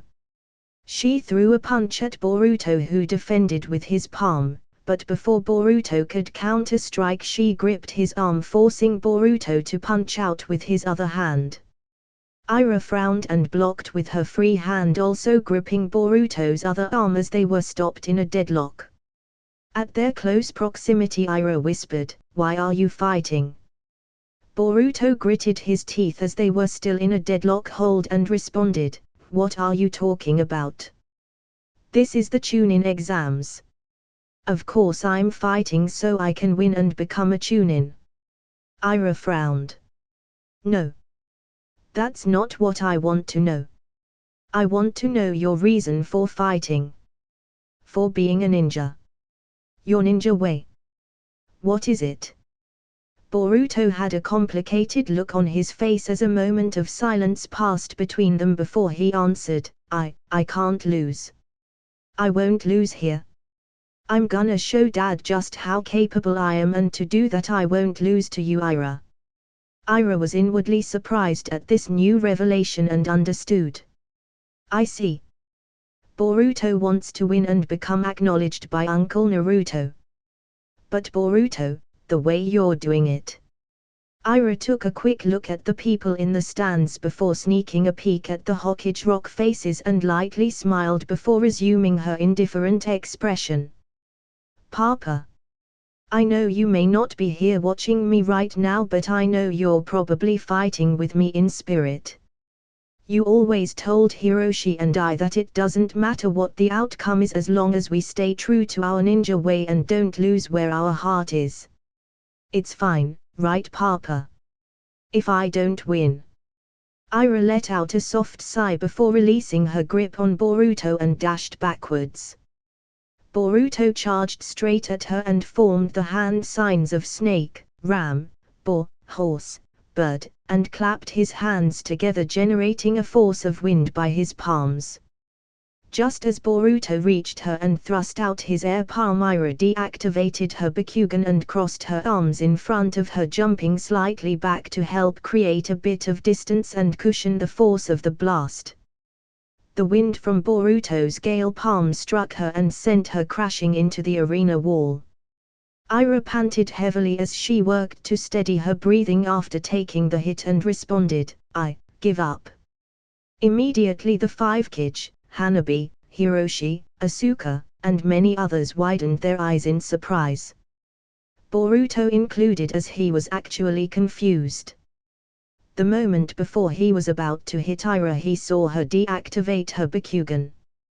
What? What did Ira say? Did she say she gives up? But why? And why did she deactivate her Bakugan? And while others may not know, I know that Ira can use other forms of her lava style, so how come she didn't use them against me? She even beat Shitsuma. As Boruto was left standing in the middle of the arena confused, Lee jumped down to her and asked, "Ira, can you repeat what you said just so I know I heard correctly?" Ira nodded. "I give up. I've over-exhausted my body." A moment of silence passed through the arena before Lee nodded and shouted, "Winner, Uzumaki Boruto." After Lee's announcement the crowd shouted in loud cheers. As Ira slowly stood back up, Boruto walked over to her with a guilty and complicated expression in his eyes and said, "Why? Why are you giving up? You barely used your lava style." Ira let out a soft sigh expressionlessly and said, "Like I said, I over-exhausted my body." Before Boruto could respond, she slowly walked next to Boruto and whispered in his ear so only he could hear, "I understand. Wanting to be acknowledged by your dad. But the way you're doing it is wrong. Still, I wish you good luck." Ira then walked away, leaving a stunned and even more guilty feeling Boruto behind as he realized that Ira saw through him. Chapter 9. As Ira sat down in the resting area, Hiroshi ran up to her questioningly and asked, "Ira, are you all right?" Ira simply nodded. "I'm fine, Hiroshi. Stay focused. Your match against Sarada is next." Hiroshi nodded but still questioned, "But sis, how come you gave up? You didn't even activate your Sharingan. On top of that, you didn't even really use your lava style. With only your Bakugan you still had more than enough chakra to continue the match." Ira shook her head at Hiroshi's comment. "Hiroshi, sometimes it isn't about winning, but rather principle. Maybe if Papa was here I would, no. Even if Papa were here watching me personally compete I would still make the same decision. You should make your own decision yourself when you face Boruto." Hiroshi could only glance at his sister's confusing answer and shrug his shoulders as he dashed out onto the arena stage for his match against Sarada. As they both stood there in the middle of the stage gearing up for a fierce fight, Hiroshi gave a look of serious determination and said, "Yo, Sarada. Let's give it our best." Sarada smirked and replied with just as serious of a determination, "Yeah. I'm aiming to become Hokage one day, Hiroshi, so I can't afford to let the Chunin exams be an obstacle for me." With that the start of their battle began. As Ira watched Sarada and Hiroshi fight on the TV monitor in her resting room, she heard a knock on her door. Curious, she walked over and opened it only to be surprised at who it was. Zen. "What are you doing here?" Zen lightly smiled and replied, I was wondering if you could use some company." Ira was a bit stunned at his answer but nodded and let him inside. As they both sat next to each other watching the fight, Zen commented, "Hiroshi's pretty strong. Especially his ability to use the wood style. The only person in the competition who's left that can give him some sort of trouble is probably Shinki from Tsunagakyo, and I guess Boruto." Ira raised her eyebrow questioningly at Zen's last comment. Did he guess that I gave up on purpose? After a few moments passed, she said, "I'm sorry." Zen was startled and confused at her sudden apology. "Sorry for what?" Ira bit the bottom of her lip in shame. "For suspecting you, for doubting my papa. For bringing up a painful memory of yours. I didn't know about your parents." Zen just let out a small laugh. "Heh, that's all." Ira turned to face him a bit panicked inside. Is that not good enough? Should I?" Before she could finish her sentence, Zen just smiled at how this expressionless girl was finally showing so much emotion, and it was in front of him. He cut her off as he interjected, "No, it's not that. It's just that you have nothing to apologize for. You had every right to be suspicious of me." Ira's facial expression softened as she turned back to the monitor screen and said, "I'm still sorry." Zen just smirked as he felt a feeling that he never thought he'd feel again. Happiness. From the bottom of his heart. Just a few words from Ira made him happy. Being around her made him feel that there really is something other than the darkness and evil in the world. Something other than meaningless killing. Being around her made him feel like he could move on from the nightmares that plagued him of his mother's death. He glanced at her as she watched the fight and replied, "Although there's nothing for you to apologize for, if it'll make you feel better, then I accept." At hearing Zen's words, Ira's lips curled in a slight smile. She didn't know why, but she felt that they just connected well. Almost as if they were in sync with each other. Then that curious feeling that nagged her at the back of her mind of whether or not they met before surfaced. She hesitated for a moment but still decided she should ask and said with a whisper, "Zen, do you think, have we met somewhere before?" Zen flinched at Ira's question. He didn't know how he should feel at this moment. He felt a bit conflicted, unsure of how Ira would take the truth. Would she find it strange? Would she be happy? Would she feel too pained at the memory and not want to meet him anymore? Would she feel guilty for that day? Anguish? Sad? Zen gritted his teeth and furrowed his brow in seriousness. Ira felt her heart pound in expectation at Zen's answer. However, just as Zen was about to give his answer, the loud sound of the crowd and Lee's announcement of Hiroshi's victory was heard. Then the door to Ira's room swung open as Kocho, Shikadai, Inojin, and several others waltzed in discussing the match. When they were watching the match earlier, they realized that Ira wasn't with them, so after the match finished they left to go find her. Shikadai tilted his head as he saw Ira sitting alone watching the match on the TV, but for some reason he felt something off, so he questioned, "Sorry we barged in, Ira. Was there someone else in the room?" Ira just shook her head. "Just me." However, she inwardly smiled amusedly at how quick Zen was to disappear and hide in the shadows. It wasn't long after as Asuka had her battle against Shinki. She did her best to breach his iron sand defense, however it was too tough to break through. Her current arsenal of techniques wasn't enough to pierce his armor. While she had overwhelming speed on her side, Shinki kept himself cloaked in his iron sand armor, making it difficult to land a solid hit. Avoiding Shinki's attack was easy for most of the battle. However, eventually Shinki was able to spread out his iron sand to most parts of the arena, boxing her in. In the end it was Asuka's defeat. Hiroshi ran as fast as he could to Asuka's side in the arena and grabbed her battered form as Asuka mockingly smiled in defeat and said, Hiroshi, you idiot. What are you doing here?" Hiroshi just smiled softly. "Heh. You just fought a tough battle, yet you still got enough energy to cuss me out, huh? That's good." Asuka smirked. "Good that I lost." Hiroshi shook his head. "Good that you're still so spirited."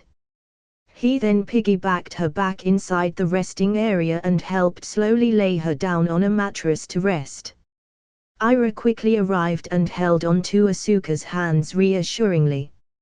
Asuka just smirked at the twins, and just as she was about to say something, the door to the room burst open, revealing Haku and Akane. They both made their way over and looked at Asuka lovingly. Asuka had a small tear well up in her eyes as she quickly turned her head away from them and grumbled, "I lost." Haku just smiled and softly stroked her head comfortingly. "It's okay, Asuka. It's not about winning or losing. It's about doing your best." Asuka scrunched up her face and replied, "You're not disappointed in me." Akane frowned and pinched Asuka's arm, causing her to yell out, "Ooh, ow." Immediately Asuka's feeling of shame was replaced with a feeling of pain and annoyance. Mom! What'd you do that for? Akane just smirked and quickly pulled Asuka into a hug. This idiot daughter of mine. Do you really think that your dad and I care if you win or lose? HMPF. But you were cheering so loud earlier. I didn't want to disappoint you. Haku just smiled brightly. Asuka, that's just how your mom is. She'll cheer for you loudly no matter what you're competing in. You should have heard her scream at the TV during part 2 of the exams. Akane quickly glared at Haku and growled, you don't have to tell her everything. Asuka just let out a light laugh, feeling completely better about the results of her fight. Ira and Hiroshi just turned to look at each other and nodded in silent understanding as they both discreetly left the room, leaving the trio alone in their happy and strange banter. It wasn't until the next day when the final round of the Chunin exams were held. It would be a three-way match between Shinki of Tsunegakyo, Boruto of Konohagakyo, and Hiroshi, also of Konoha. Everyone arrived and took up their respective seats in the stands as they awaited for this prospective battle. The 5 Kages sat in their seats high above the arena as they waited for the match to start. Chojuro pondered a bit and commented, so, a match between the 5th Kage's adopted son, the 7th Hokage's son, and the 6th Hokage's son. This should be quite the match. Kurotsuchi nodded in agreement. Shinki can use the magnet style to mix in his magnetic chakra with his iron sand, giving him a formidable offense and defense. It's also a good technique for fighting multiple opponents. Boruto has shown himself to be able to use some pretty formidable ninjutsu. And Hiroshi seems to have mastered his wood style to a very high level. I wonder how this match will go. It was then the 3 contestants stepped into the arena. Shinki, Boruto, and Hiroshi stood opposite each other in a triangular formation as a palpable tension was filled between them. Shinki smiled with anticipation and said, now, show me. Show me what you can do. Son of the 7th Hokage and 6th Hokage. Boruto frowned and replied, heh. If that's what you want, then you got it. Hiroshi just had one thought pass through his mind, and that was the conversation he had with his sister. What did sis mean when she said that she'll let me make my own decision regarding Boruto? TSK. And this sand guy named Shinki has a troublesome Keki Genkai as well. Sister hasn't mastered hers yet. Without wasting time for words, Lee signaled the start of the match. Immediately Shinki created hundreds of iron sand feathers and shot it out straight at Boruto and Hiroshi.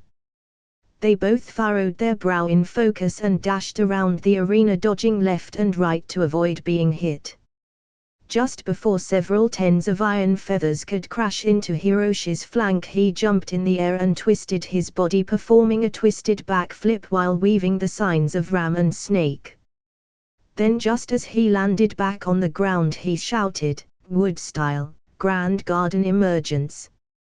Whoosh! Before more iron feathers could hit him, several small and thick wooden trees appeared blocking the attack. However, it didn't end there. Many more wooden trees, vines, and bushes erupted all over the arena, attempting to bind, strangle, and ensnare Shinki and Boruto. Shinki narrowed his eyes and quickly spread out his iron sand around him into 2 large iron blades and sliced anything that approached him, preventing his capture. Boruto frowned and jumped in the air as he climbed up the wall of the arena and stood there to avoid being captured on the arena floor. Hiroshi then activated his Bakugan to help increase his field of vision and awareness of the battlefield. However, he widened his eyes with surprise and confusion as he saw exactly what Ira had seen. Some strange ninja tool attached to Boruto's right arm. Without having more time to contemplate, he quickly formed the hand seal of rat, dog, and tiger shouting, wood style, wood dome jutsu. A thick shield of wood quickly formed around him just as one of Shinki's large iron sand blades flew out to hit him. Bam! The iron blade sunk a few inches into the wooden dome, however the wooden dome was successful in blocking Shinki's attack. Shinki had also shot out his remaining iron sword straight at Boruto, who frowned in shock and frustration and quickly dodged just in time, landing back on the ground. As the iron sword flew back at him, he quickly created 4 shadow clones and began dashing around the wooden-filled arena stage, but it wasn't long before his clones fell prey to either Shinki's attack or Hiroshi's wooden terrain. Hiroshi was also in a bit of a bind because the iron blade sunk deep enough into his wooden dome that he could see it sticking inside his protective shield. The iron blade then began transforming into the shape of a thin sharp spear to fit through the hole it made. Hiroshi widened his eyes in alarm and quickly dashed out of his protective wooden dome to avoid being stabbed. He knew that if he left his dome, then Shinki was waiting for him with a giant iron fist just outside of it, thanks to being able to see Shinki's move with his Bakugan. However, he had to make a choice. Either meet Shinki's fist head-on or get stabbed by the iron spear. And exactly like he predicted, the moment he stepped out of his dome, the iron fist slammed straight for him. Hiroshi narrowed his eyes in focus as he prepared to counter it. TSK. Damn this Shinki guy. He's good, I'll give him that. However, don't look down on me. Sis isn't the only one who's trained her Hyuga Taijutsu skills. Just as the fist was about to reach him, he quickly spun, expelling chakra outside his body as he shouted, 8 trigrams, palms revolving heaven. Bam! The giant iron fist was deflected the instant it made contact with Hiroshi's spinning chakra shield. Hiroshi used that moment to quickly dash backwards and distanced himself from the giant iron hand. It was then that Boruto dashed over and jumped above him, bringing along with the giant iron blade that was still chasing after him.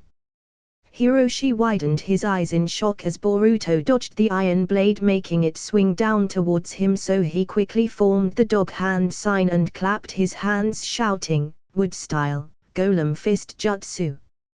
Quickly a giant wooden fist erupted beside him and knocked the iron blade aside as Hiroshi shouted at Boruto's retreating form in the distance, "Oi! Boruto, that was underhand." Boruto smirked and retorted, "Hee hee. I thought I'd let you 2 Kekii Genkai users fight it out for a bit. This is a free-for-all, Hiroshi." Hiroshi just clicked his tongue in response, but quickly formed another giant wooden fist to intercept the iron fist that was aimed straight at him. Bam! Boom! Bam! At this point Shinki had transformed his iron sword into another iron fist, making 2 giant fists, and was currently boxing against Hiroshi's giant wooden fists. Bam! Boom! Bang! Boom! Both Hiroshi and Shinki were currently deep in focus on their battle. Neither one wanting to lose to the other in this boxing match. Boruto grinned to himself on the side and quickly fueled his lightning nature into several shuriken as he threw them at Shinki and shouted, lightning style, triple. This move forced Shinki to disengage one of his iron hands against Hiroshi and block Boruto's attack. Hiroshi didn't miss this chance and quickly shot forth one of his giant wooden fists with great speed straight at Shinki. Shinki widened his eyes in shock, and quickly after his iron hand deflected Boruto's attack, he moved his iron fist to block Hiroshi's attack. However, the speed and force behind Hiroshi's attack was too great for Shinki to properly prepare for it, and so the wooden fist struck the iron fist before smashing it right into Shinki, causing him to fly through the air and crash into the arena wall. Boruto smirked as he watched this play out. However, a wooden vine stretched out from the arena stage and wrapped around his ankle. Just as Hiroshi smirked at his success, he was stunned at what happened next. Boruto used a jutsu that no one in the competition could have seen coming. He heard Boruto shout, "Sexy jutsu!" Poof! In place of Boruto was a slim, beautiful, naked, and as the name of his jutsu implied, sexy woman. Hiroshi widened his eyes, completely stunned at this new development as his mind went blank. He didn't know what happened next because all he saw was black after that. Boruto smiled at his success as he had knocked Hiroshi out while Hiroshi was momentarily stunned. He. Sorry Hiroshi, but I gotta do what I gotta do. It was then that Shinki re-emerged from the cavity in the wall he created by crashing into it earlier. He narrowed his eyes in shock and confusion as he saw that Hiroshi was knocked out and eliminated. During the fight he was 100% sure that Hiroshi posed a much greater threat than Boruto did, so he couldn't fathom how Boruto had defeated Hiroshi. However, everyone else who was watching simply had an awkward expression on their faces. Shikadai, Inojin, Iwabe, and Denki were completely speechless when they saw everything play out as Shikadai face-palmed and commented, that Boruto, that was kind of an underhand trick, but I suppose it worked." Inojin covered his eyes in shame and remarked, "That jutsu must be S rank or something, it's too powerful." Iwabe and Denki simply nodded their heads in agreement. Meanwhile all the girls simply frowned and disapproved of how all the boys were reacting as they all had the same thought. They're all idiots. They were all snapped out of their thoughts and returned their attention to watching the match because they were incredibly shocked at what happened next. Boruto was using a powerful jutsu that Commander Kakashi had created a few years ago. The Purple Lightning Jutsu. And with that jutsu he successfully defeated Shinki. Shikadai just let out a sigh and said, well it looks like Boruto won. He's just full of tricks and secrets." Inojin nodded. Who knew that he was actually able to learn Commander Kakashi's jutsu Purple Lightning? He's gotten pretty strong. Just as everyone was celebrating Boruto's victory, Naruto jumped down from the stands with a disappointed look in his eyes. Ira simply closed her eyes and knew that at this moment Lord Seventh had discovered the truth. "Now then, Boruto, what will you do? And Lord Seventh, what will you say?" As everyone was cheering and waiting for Naruto's speech, the speech that Naruto gave was not what everyone had expected. He exposed Boruto's scientific ninja tool, which exposed Boruto's cheating. He then proceeded to remove Boruto's ninja forehead protector and disqualified him as a ninja. As they were having an argument in the middle of the arena, something happened that shocked everyone there. A powerful aura struck the hearts of everyone in the vicinity as two beings floated in the air above the arena. They were exactly two members of the Otsutsuki clan. The large brawny one with a damaged horn and carrying a large red chakra axe was named Kinshiki, while the other slimmer, more refined-looking one with a rinnegan in the palm of each hand was named Momoshiki. Naruto and Sasuke quickly stood before the kids, shielding them from Momoshiki's attack. Haku, who was still in the stands, frowned at this new development and was about to help Sasuke and Naruto when he caught sight of another Otsutsuki member who was carrying some strange red fishing rod with a red gourd on his waist. That Otsutsuki member thrust out his fishing pole and pierced Mitsuki's chest before Mitsuki had a chance to activate his power. He then successfully captured and retrieved the chakra within Mitsuki's body. Haku took one quick glance at Naruto and Sasuke before deciding to chase after this third Otsutsuki member. Naruto and Sasuke are both incredibly powerful. I'll let them handle those two Otsutsuki members in the arena. I'll go take care of this third one. Big brother, if only you were here, I'd feel better about the situation. Swish. Just as that Otsutsuki member approached Mitsuki, he smirked and dashed back before Haku could hit him. Haku stared at this Otsutsuki and asked, "Who are you? And what do you want?" "Hey. Who am I? I'm Otsutsuki Yoroshiaki. Pleased to make your acquaintance, Yuki Haku." Haku widened his eyes in shock. "You know who I am?" Yoroshiaki simply chuckled. "Of course. My specialty lies in investigation." He then quickly dashed away from the arena, prompting Haku to chase after him as they both arrived in an open grassy area. Haku furrowed his brow with deep focus and asked, "What is your purpose here?" Yoroshiaki smiled sinisterly. "Well, nothing really. Besides, is it really okay for you to chase after me and leave the 7th Hokage and Sajuke alone?" Haku sneered. "If your specialty is investigation, then you should know just how powerful they are. I believe in their strength." Without wasting time for more words, Haku instantly entered Sage mode. The wave tattoos on his cheeks appeared and 2 koi fish tattoos appeared on his forehead as his eyes turned a deep blue color. Yoroshiaki frowned as he sensed the change in Haku's aura. "That is a dangerous power. My investigations led me to believe that you could use some strange power, but being in its presence is truly different. It'd be best for me to take it and kill you here." He then threw out his fish hook straight at Haku, who simply spit a sage-powered icicle from his mouth, knocking the hook away. He then dashed into the air and formed the tiger sign, shouting, "Sage Art, Ice-style Swallow Snowstorm Jutsu." Fwish! Hundreds upon hundreds of icy swallows circled the area and aimed right for Yoroshiaki, who frowned and quickly shielded himself with a bunch of sand from his gourd. Haku widened his eyes in shock. "That's the jutsu of the 5th Kage. How is that possible?" Yoroshiaki smirked. "Surprised? I stole the chakra of the 5th Kage a few days ago. I guess he hasn't told you."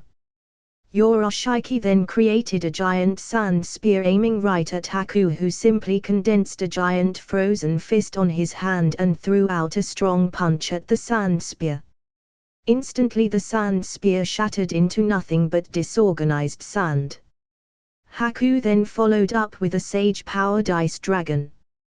Haku's moves were simply too fast and powerful that Yoroshiaki didn't have time to react or counter. He was instantly hit and became frozen in Haku's technique. Just as Haku breathed out a sigh of relief, he widened his eyes in shock as Yoroshiaki disappeared from his frozen prison. He saw Yoroshiaki appear in the distance with a Rinnegan stepping out of some sort of dark portal, causing Haku to frown and become incredibly serious as the aura around him changed. The wind began to pick up and the trees and grass began to sway as a powerful energy condensed around Haku. This foe is of the Otsutsuki clan. If he's anything like Kaguya, then he must be crazy strong. I don't know what technique he used to escape the ice, but the portal he appeared from looks exactly the same as how Kaguya kept disappearing in and out of dimensions. On top of that, he possesses a Rinnegan. There's no telling what other powerful techniques he has at his disposal. I must ensure I kill him here and now, and that means I can't hold back. I'll have to enter Heavenly Ocean Sage mode. Yoroshiaki was incredibly shocked at what he was seeing before him. He felt a power surrounding Haku that he hadn't felt in a long time, and it slowly brought back some old memories of his. He frowned deeply and warily at Haku as he asked, what is that power? Why does it feel like Oya Tatsumi's power?" Haku was shocked at what he heard. "Oya Tatsumi? How do you know Master Oya Tatsumi?" Yoroshiaki widened his eyes in shock and a bit of fear. "Judging from your answer, your power really does come from Oya Tatsumi." "Impossible. He should be dead already." Haku furrowed his brow as he was even more curious and wary now. You said your name was Yoroshiaki, correct? You're going to tell me how you know Oya Tatsumi? Yoroshiaki frowned and instantly opened a portal and entered it. Just before it closed, his voice could be heard. I'm afraid not. Time is up and you're too late. My superiors should be finishing up now, so I'll take my leave. But truly, I never would have imagined that that old dragon was still alive. What a crafty old creature. With that, the portal closed as Yoroshiaki disappeared. Haku turned to look towards the arena only to see Naruto shield the area in his powerful chakra cloak, preventing the blast of a giant-tailed beast bomb from devastating Konoha. Boom! A blinding light filled the area and the shaking of the earth could be felt.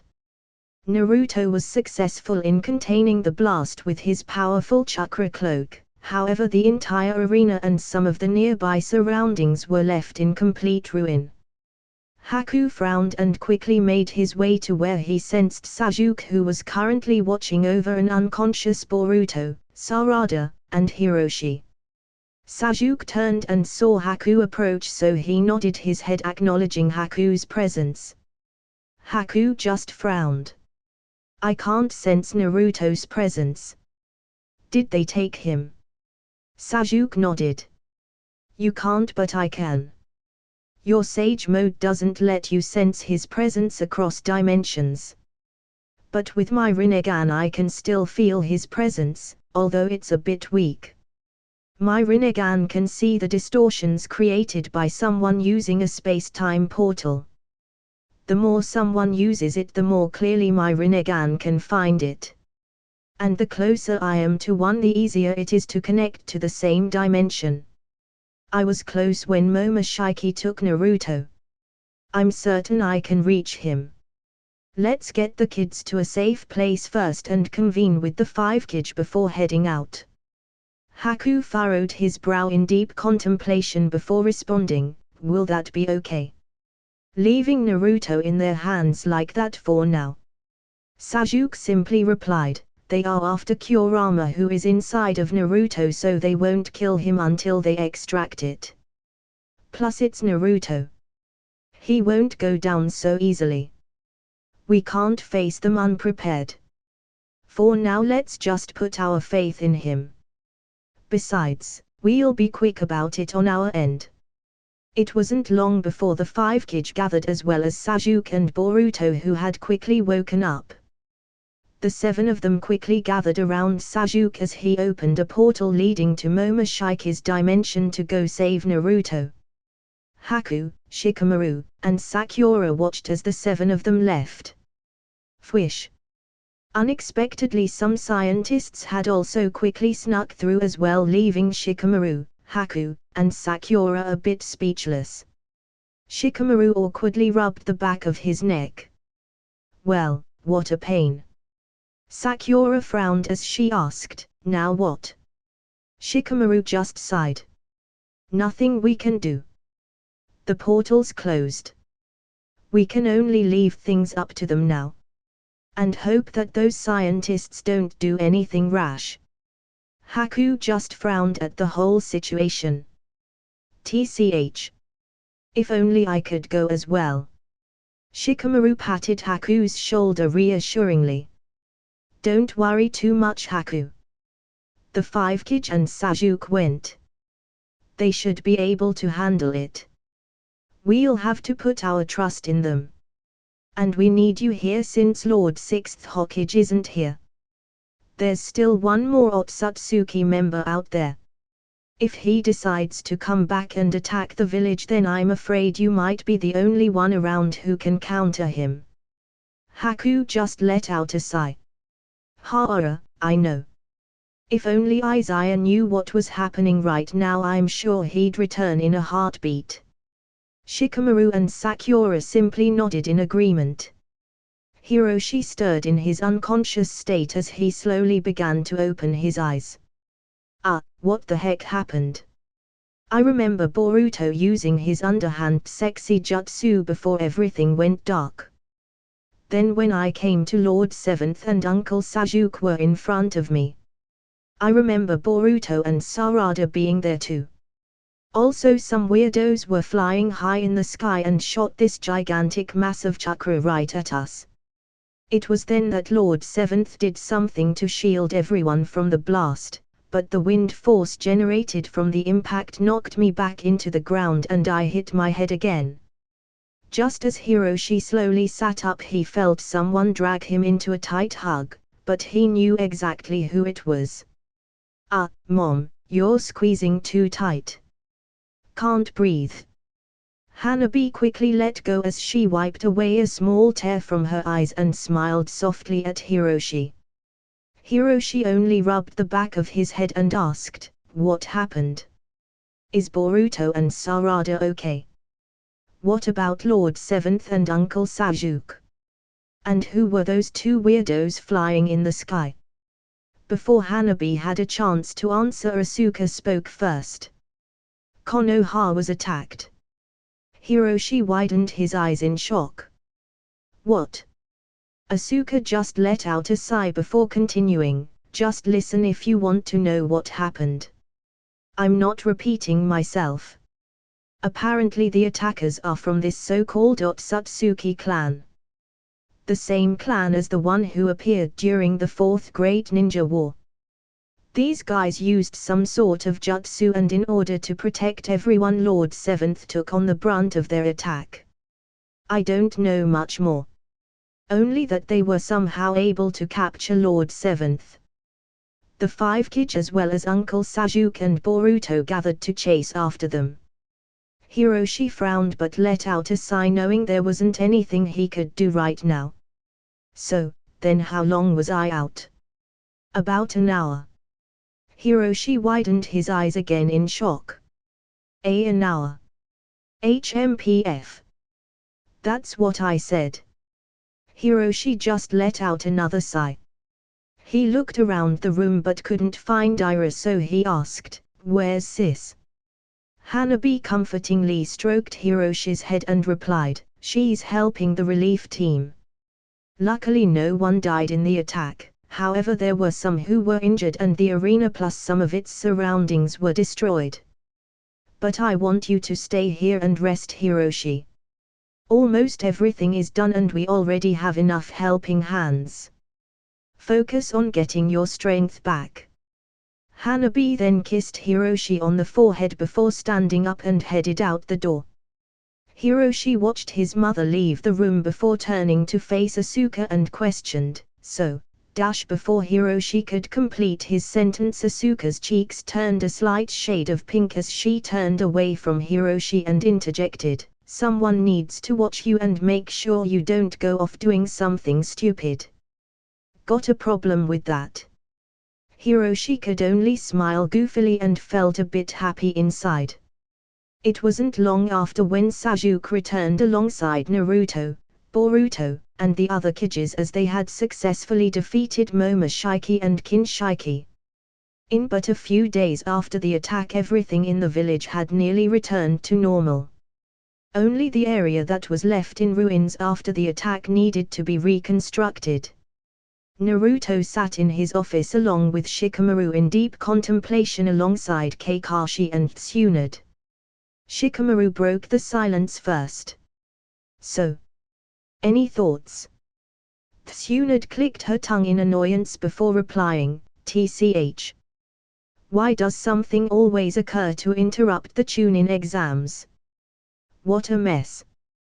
Kakashi let out a sigh as he nodded in agreement before chiming in, "Well, nothing we can do about it. We can only accept what has happened and try to figure out what to do from there." Naruto furrowed his brow and also let out a sigh. "Deciding who gets promoted to Chunin Ha, and on top of that we have to worry about that other Otsutsuki guy named Yoroshiki." Shikamaru just nodded in agreement. "Well, we did get to see most of everyone's skill even though the Chunin exams didn't get an official conclusion. We should decide based on how everyone performed. As for Yoroshiki, we'll let Sasuke and Haku handle that for now." Sasuke's the only one who can track him down right now with his Rinnegan, and apparently Haku said that when he fought Yoroshiiki he discovered that there may be a connection to Ryugujo Palace, so he left to go search for some information. Kakashi nodded. Shikamaru has a point. Since we aren't really of much use in the search for Yoroshiiki, we should focus on what we can do. And the only thing we can do right now is deciding on what to do for the Chunin exams. Tsunade tapped her fingers on the arm of the chair she was sitting on before saying, well, although the Chunin exams were interrupted, just like in the past when these situations occurred, certain genin were still promoted to Chunin based on how they performed overall. Although Boruto has made public his apology for cheating in the exams and has been pardoned thanks to his contribution in defeating Otsutsuki Momoshiki, it is definitely much too early for him to be promoted to Chunin. In this regard, I do think that there are some genin qualified for promotion. Naruto raised his eyebrow curiously and inquired, such as? Tsunade thought for a moment before responding. For starters, I would say that Shikadai and Zen have shown they are plenty capable. Shikadai for his intelligence and strategy as well as his leadership role in guiding his team throughout the competition. He has also shown that he possesses the combat skills necessary for a shinobi. As for Zen, I already know about his situation from Izaya. He has already taken up Anbu missions for Konoha and is really only taking the exams as a matter of formality. While his team didn't make it to the last round of the exam, I have a feeling that he wasn't using his true skill when he fought against Izaya and Haku's daughters. Perhaps he didn't wish to injure his sensei's daughter. Anyways, he was the one who led his team in successfully passing the first round of the exam, and they were the first to make it to the exam site for part 1. Kakashi nodded in agreement. I believe you are correct, Lord Fifth.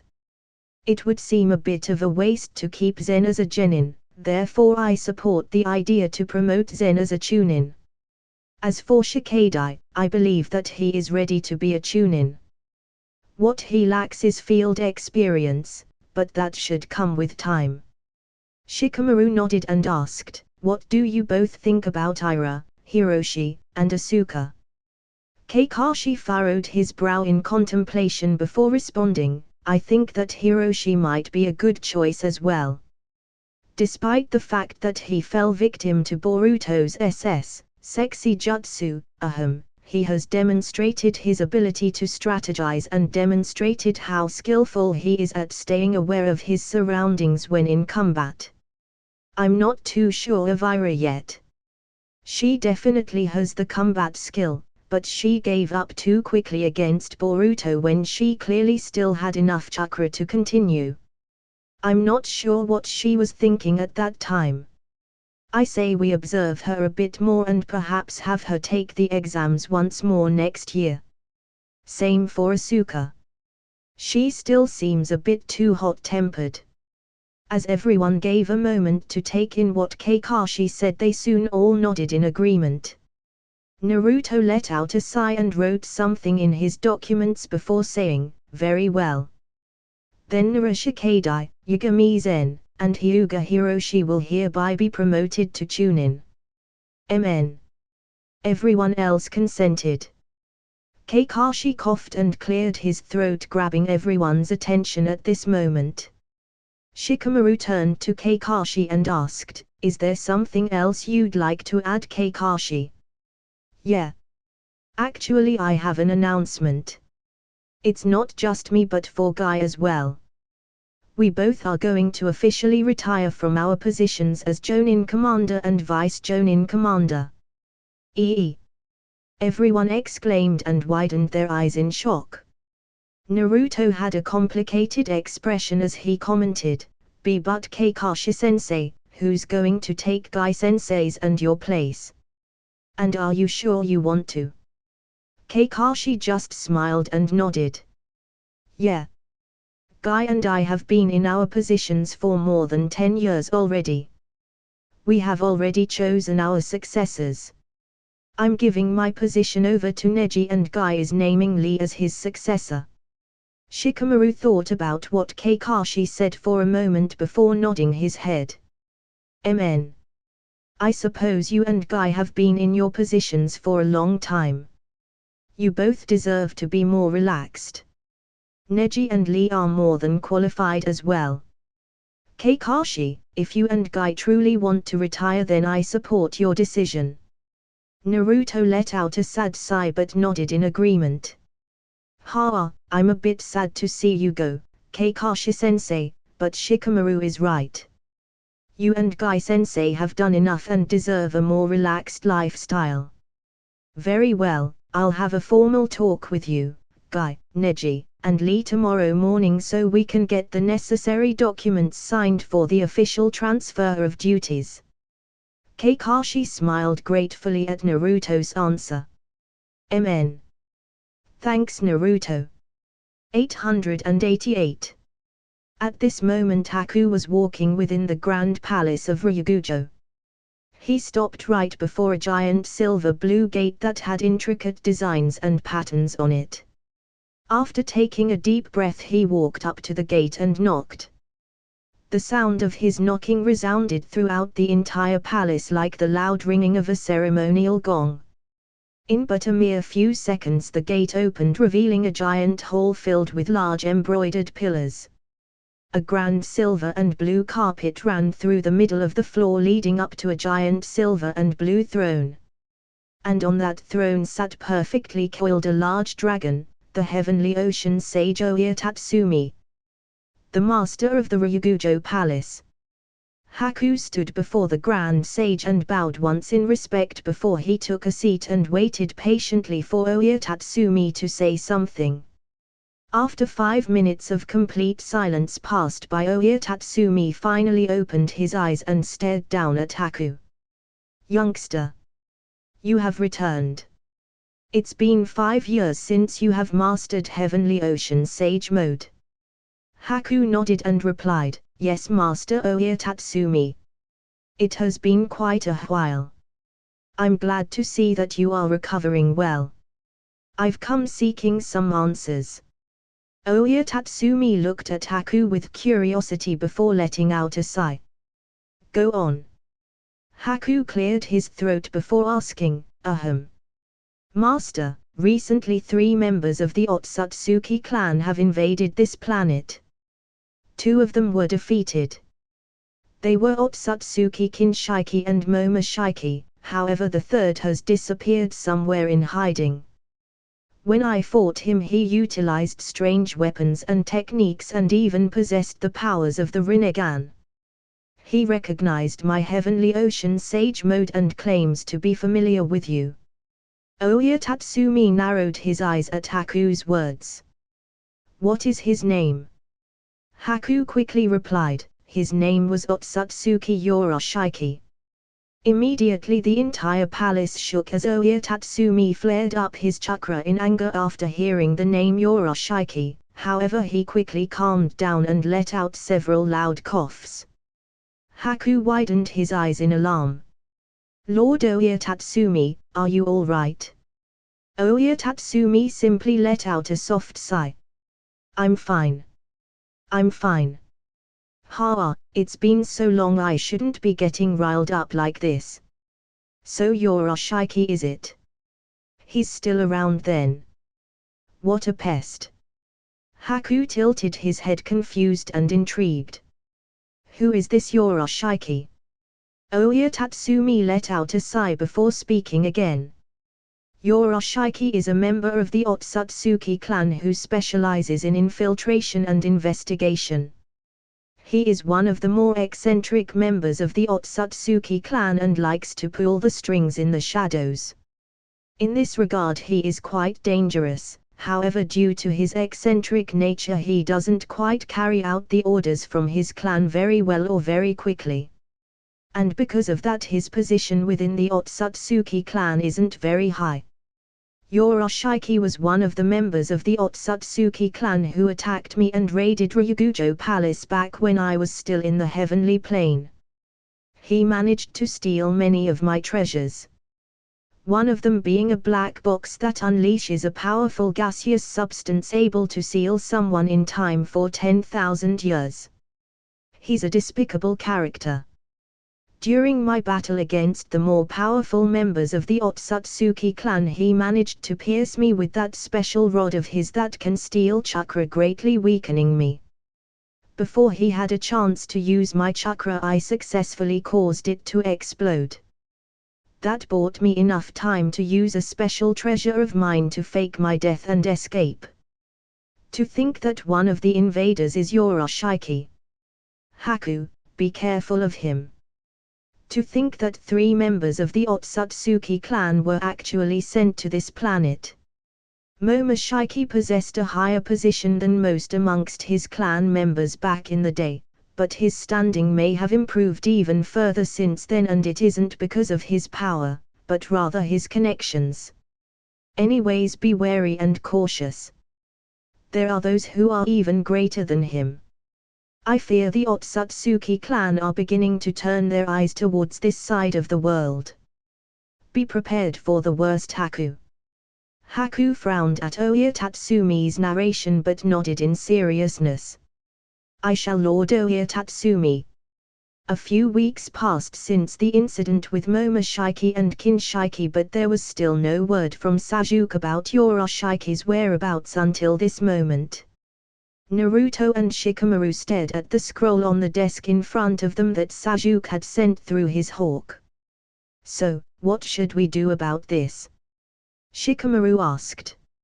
Naruto furrowed his brow in seriousness.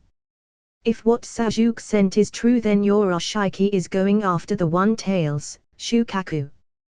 He said that he already informed Gaara and that he's also heading towards Shukaku's location. With Gaara and Sajuke, they should be able to safely protect and ward off Yoroshiki, but then again we can't rule out the possibility that something unexpected could happen. Shikamaru nodded. I agree. We still don't really know the true strength of this Yoroshiki guy, so it's better to be more cautious. We should send reinforcements. Naruto nodded. Amen. But everyone's currently on break. Boruto left on a family camping trip. Sarada is also heading off with Sakura somewhere, and I believe Mitsuki is heading back to see Orochimaru. You said that Shikadai is going to Sunagakure to visit Tamrai's hometown. And Haku left on a trip with Akane and Asuka. Shikamaru let out a sigh. Ha, what bad timing. Most of the genins are all busy going on family trips, and their parents just so happen to be some of the most skilled shinobi in the village, but that doesn't mean we're out of options. Out of the 3 genins that were promoted to Chunin, Shikadai and Hiroshi are busy. I believe Zen is still in the village. He's been performing his Anbu duties excellently, gaining real experience as a shinobi per Izaya's request. So far he hasn't failed a single mission. He's even taken up Izaya's old Anbu name, Ghost. We could send him out to check things out and provide assistance if necessary. Naruto thought for a moment before resting his chin on top of his hands. I suppose you have a point. We can't mobilize a large group of reinforcements because they will be within the territory of Sunagakure. If the feudal lords catch wind of this, they could see it as a form of invasion. Sending a small group would be best. But just Zen. Is this okay? Shikamaru nodded. He is Lord 6th's disciple after all. We only need him to provide backup if Sajuke and Gaara should fail, but this is Sajuke and Gaara we're talking about. It should be fine. Naruto furrowed his brow in deep contemplation before nodding in agreement. All right. Let's go with that. We'll send Zen to provide assistance just in case. In but less than a few hours, Zen was on his way to Sunagakure, where Shukaku, Sajuke, and Gaara were supposed to be. However, he frowned and stopped in his tracks. He was near the border of where Konoha and Suna met, but he noticed footprints leading from the border pass off into the distance. Whose footprints do these belong to? Judging from the distance of each step, they were in a hurry. It belongs to a single person. Most likely a shinobi. Something might have happened in the few hours since Sasuke sent his message to Konoha. I better hurry. Zen quickly tracked the footprints for several minutes at great speed. It wasn't long before he heard the sound of a battle taking place. Just as he leapt up on a giant boulder to get a better view, he widened his eyes in surprise at what he saw. Boruto and Shinki were panting heavily on the ground, injured and fatigued, while Yoroshiaki stood also seemingly injured, but still capable of fighting. Just as he threw his fishing hook at them, Zen quickly took out two kunai and expertly aimed one at the fish hook and the other at Yoroshiaki. Ting! Fwish! The kunai expertly deflected Yoroshiki's attack, but Yoroshiaki quickly dodged the one aimed at his body. Zen quickly jumped down from the boulder he was on and stood before Boruto and Shinki. Boruto fought to catch his breath and commented, "Zen, why? Huff, Huff, you, here." Shinki also commented, "You are Huff, the sixth Hokage's Huff, disciple." Zen didn't take his eyes off of Yoroshiaki as he replied, "Both of you have exhausted your chakra and physical stamina. Sit there for a bit and rest. I'll take care of this guy named Yoroshiaki." "What happened to Shukaku?" Shinki took a few deep breaths and answered, "I managed to safely deliver him to one of the Konoha Jonin. He should be on his way to the 7th Hokage." Zen nodded in understanding. Yoroshiaki simply smirked and said amusedly, "Ha ha ha. Well, now this is unexpected, but it's fine. Even if Shukaku is gone, I can use Uzumaki Boruto as a hostage. The 7th Hokage would definitely have to give over the One-Tails then. As for you two, you aren't needed. I'll just kill you both."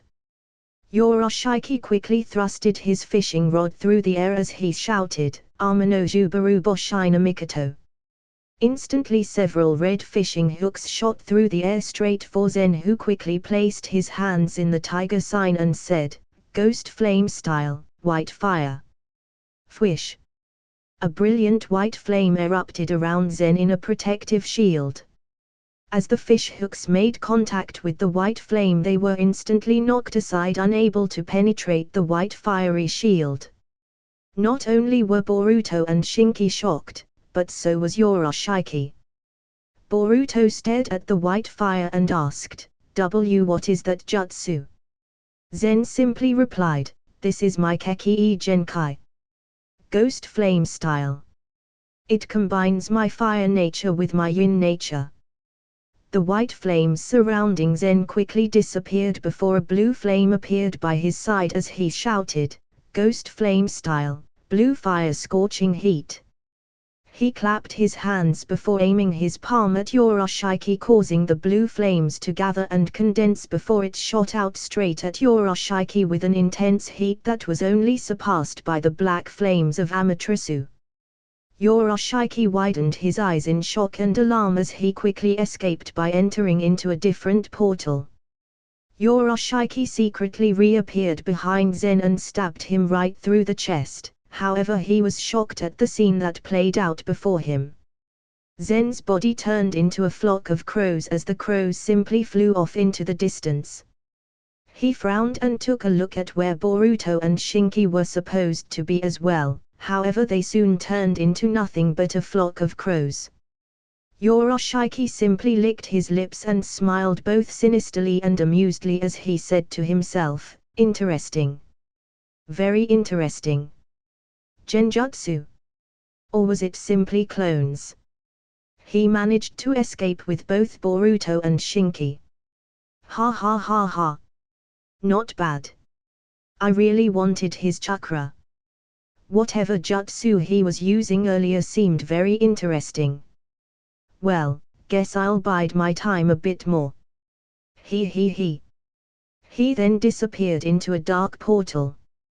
Chapter 10. A few days after Shukaku was successfully brought under the protection of Konoha, everything seemed to return to normal. The hunt for Yoroshiki's whereabouts continued, and Sasuke remained in the village in case Yoroshiki appeared. Ira, Hiroshi, and Asuka were in the middle of training when they noticed Boruto sulking in the corner of the training grounds. Hiroshi got curious, so he ran over and slapped Boruto in the back. Smack. Ah. Ow. What the hell? Boruto remarked as he rubbed his back. Just as he was turning to cuss out whoever hit him, he took note of who it was.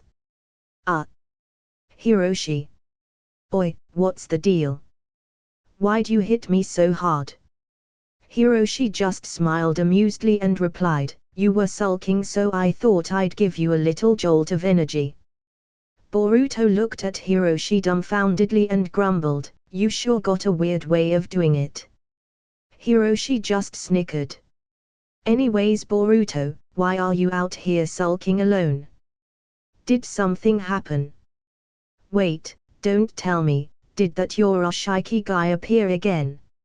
Or perhaps, was it because your mom hasn't stopped scolding you for skipping out on camping with us and lying to her about training camp with your teammates so you could run off to search for Sasuke in Tsunagakure?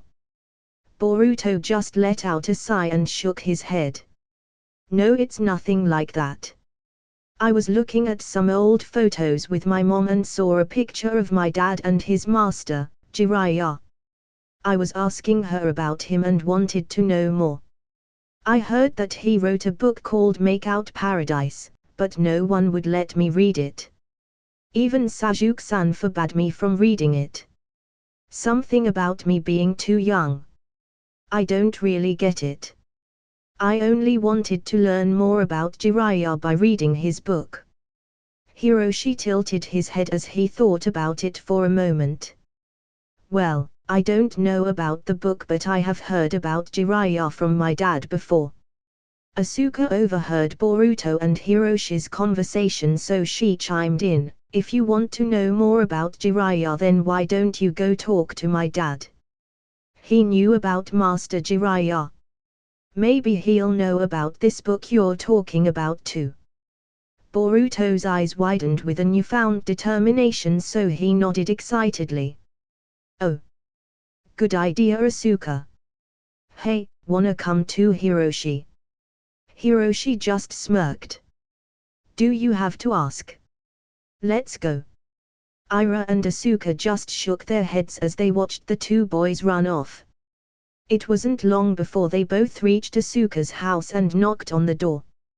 After waiting a few moments, the door opened, revealing Haku, who stood there a bit surprised as he took note of who was at his front door. Haku raised his eyebrow in curiosity and asked, Boruto, Hiroshi. What are you two doing here? Boruto smiled and replied, Uncle Haku, Hiroshi and I were wondering if you could tell us about Jiraiya. Haku stared at the two kids before him for a few seconds before letting out a sigh. I suppose I could. He stepped aside to let them in as he continued, but why do you want to know about Jiraiya? Because he was my dad's teacher. So I was just curious. And he also wrote this book called Make Out Paradise. I wanted to read it, but no one will let me. Haku widened his eyes in shock when he heard that Boruto wanted to read Make Out Paradise and quickly interjected, Ahem. I don't mind telling you about Jiraiya, but you aren't allowed to read Make Out Paradise until you've reached the age of 18. Understood? Boruto and Hiroshi were super curious now about this book but simply nodded their head. Haku sighed in relief, noting that they both agreed, so he continued, now then. Jiraiya Well, I guess to start off with, he was known as one of the 3 legendary Sannin. The other 2 were Orochimaru and the 5th Hokage, Tsunade. The three of them boasted incredible power and were some of the most powerful shinobi to have ever lived. Jiraiya in particular was skilled in espionage and was a master of many different jutsus. He mentored not only the fourth Hokage, but also your dad Boruto, the seventh Hokage. Boruto and Hiroshi listened to Haku's narrative of Jiraiya for a while before Boruto interjected and asked curiously, "Uncle Haku, Jiraiya sounds like he was an incredibly powerful shinobi, but how did he pass away?" Haku's facial expression slightly faltered as he remembered that day in Amigakure all those years ago. Boruto and Hiroshi looked at each other curiously as they noticed Haku's solemn look. Haku let out a soft sigh before saying, "Jiraiya passed away in combat. And valiantly too. He was a true shinobi through and through." Boruto and Hiroshi were slightly shocked at the answer. Hiroshi furrowed his brow and asked, "How exactly? Who did he fight that was so strong?" Haku just let out another sigh. It was a powerful foe. Jiraiya fought against a member of the Akatsuki, a criminal organization back in the day that was after the chakra of the tailed beasts. One of their targets was the seventh Hokage. That Akatsuki member possessed the powerful Rinnegan. After a fierce battle, Jiraiya was able to gain valuable information on the enemy that allowed Konoha to defeat them. Boruto and Hiroshi felt the atmosphere become depressing and also felt Haku's sorrow as well when he spoke about it, but they didn't know how to cheer him up. Instead, Hiroshi decided to change the topic and asked, "Uncle Haku, can you tell us about the seventh Hokage and my dad? What were they like when they were kids?" Haku thought for a moment before nodding. "All right." It wasn't until late at night when Boruto and Hiroshi finally left Haku's place. They both just let out a sigh as they both had the same thought. So long. As they both were walking around, they had discovered that Lord Seventh had assigned all Genin and Chunin and most Jonin to search for Yoroshiaki as he was supposedly in the area. They both immediately reported to the Hokage's office. However, because they were so late on reporting, they were instructed to remain within the building to prevent them from doing anything reckless. They both stood there frustrated that they weren't allowed to help, but Sasuke was able to talk Naruto into letting them roam around with him within the confines of the village. It wasn't long before Yoroshiaki tricked the ninja searching for him with genjutsu and slipped inside the village unnoticed. The ones who found him were Sasuke, Boruto, and Hiroshi as they chased after him inside some strange sphere of light within the archaeological center. Before they knew it, they disappeared and ended up outside somewhere in the village. Boruto took a glance at his surroundings and smirked. "Hey, what the heck? We're just inside the village. No big deal." Sasuke frowned as he dashed up on a building and widened his eyes in shock at what he was seeing. This is. Boruto and Hiroshi also jumped atop the building to get a better view, however they were also completely stunned. Boruto turned to Sasuke and asked in disbelief, "Oi, Sasuke-san. Why are there only 4 Hokage faces on the cliffside? It's missing the 5th Hokage, the 6th Hokage, and Dad's face. And the village looks a bit different. What's going on?" Sasuke frowned as he collected his thoughts before replying, "I'm not sure." Boruto furrowed his brow before he then pulled out an unresponsive turtle from his pocket and asked, "Is it this thing's doing?" Yoroshiaki activated it. It was at that moment the turtle opened its eyes and spoke. "Hello. My name is Karasuki. Warning. We have greatly deviated from the target temporal destination set by Otsutsuki Yoroshiaki. We have arrived in the Konoha of the past just around the time when the 5th Hokage, Tsunade, came into power." Boruto was extremely shocked as he exclaimed, no way. Seriously. Sasuke turned to the turtle and asked, "Where is your Oshiki right now? Because of the deviation I surmise that your Oshiki will arrive a few days from now." Sasuke frowned. "So, your Oshiki used this turtle to return to a time point in the past in order to take the Nine Tails chakra from when Naruto was still a kid and hadn't yet mastered his power." Boruto furrowed his brow in seriousness. "Then, we need to protect Dad from your Oshiki, right?" Sasuke nodded. Hiroshi simply rubbed the back of his head, completely overwhelmed. This is crazy, how can there be such a power like this in existence?" The turtle then interjected, "The source of my power was originally a concept devised by the heavenly ocean sage Oya Tatsumi of Ryugujo Palace. However, after Oya Tatsumi fell in battle against the Otsutsuki clan, they raided his treasures. I was one of those treasures. The Otsutsuki clan made some modifications to me, allowing for temporal transfer through time." Sasuke furrowed his brow after hearing the turtle's description. "Ryugujo. Oya Tatsumi. That's related to the power that Haku uses, isn't it? To think that this turtle is actually connected to that."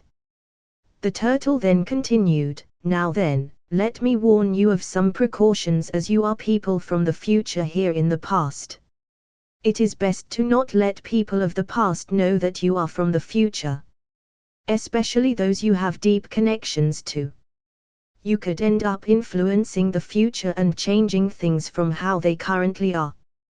Boruto simply smiled excitedly as he nodded. This will be a piece of cake." It wasn't long before Sasuke, Hiroshi, and Boruto disguised themselves by changing their outfits and explored the village in search of Naruto. It was then that they actually accidentally bumped into Jiraiya and Naruto and met Tsunade as well.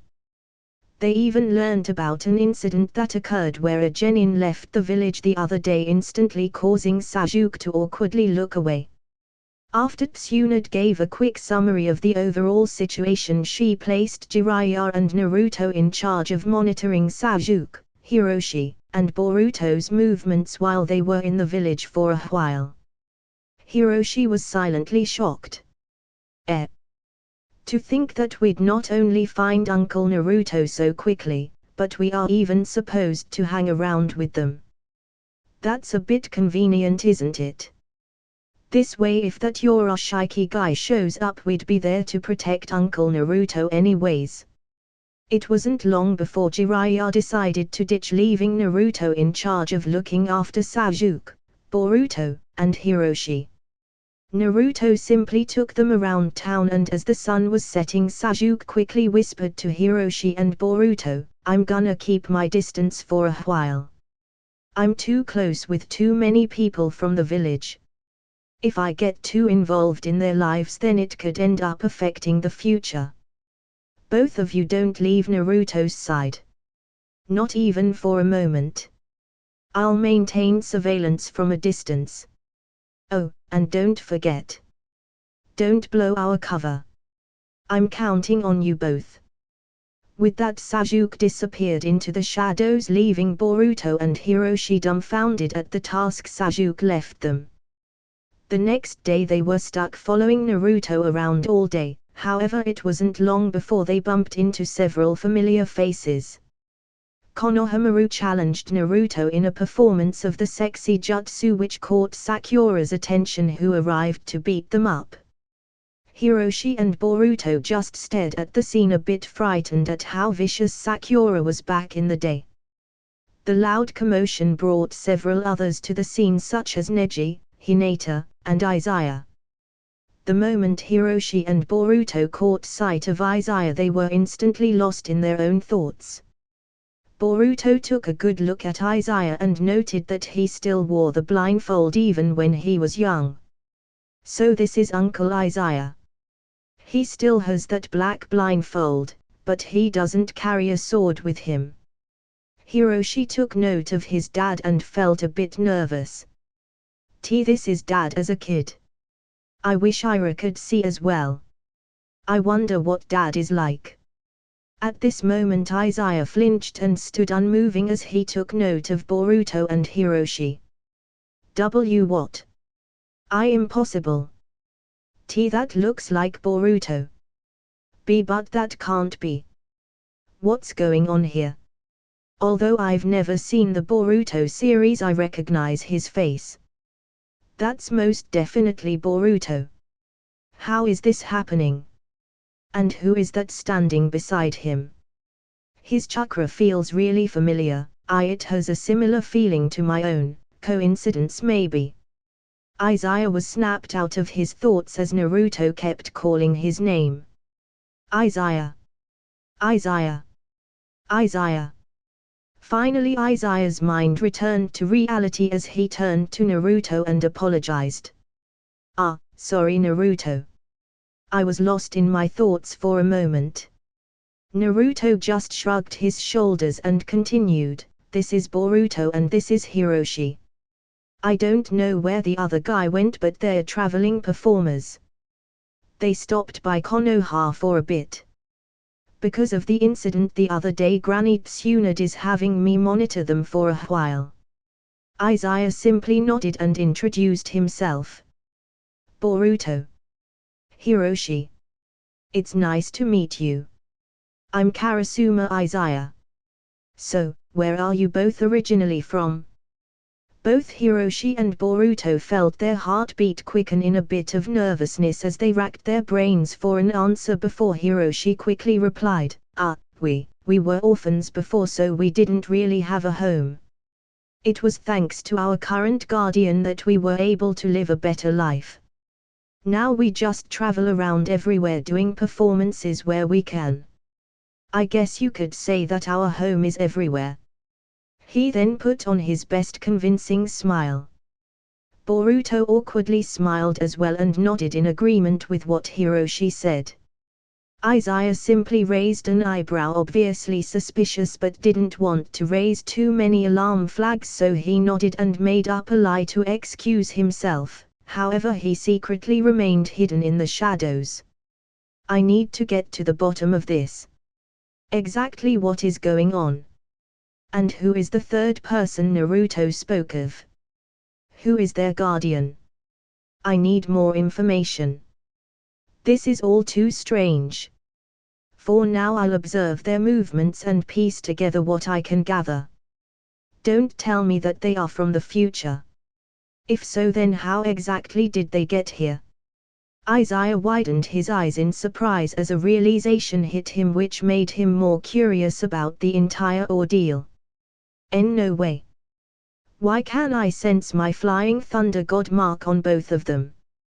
I'm certain I haven't marked them yet, unless, are they truly from the future and have traveled to the past? Then does that mean I'm alive in the future? They carry my mark from my future self. This is absurd. Izaya secretly tracked Boruto and Hiroshi's movements the entire day. As night fell, he secretly followed them into the dark forest where he saw them meeting with another person. This time it was an adult instead of a kid. Izaya furrowed his brow as he attempted to find out more about this new person, however his heart skipped a beat in shock. What? This chakra? I can't be mistaken, it belongs to Sasuke. But why does his chakra feel so weak right now? Truly, what is going on here?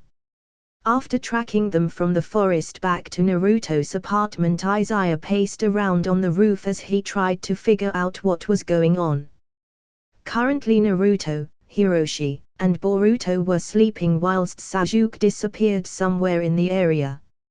It's no use thinking about it right now. I'm not sure it's wise to confront Sasuke about the matter either. I still don't know what their goal is or why they are here. For now it's probably best to observe them further until I gain more concrete information. There must be a reason why they are simply hanging around the village and not making any big moves. TCH. I'll sleep on it and continue tracking them in the morning. Just as Izaya woke up the next morning and prepared to head out, a messenger bird flew down to his window and knocked on the glass.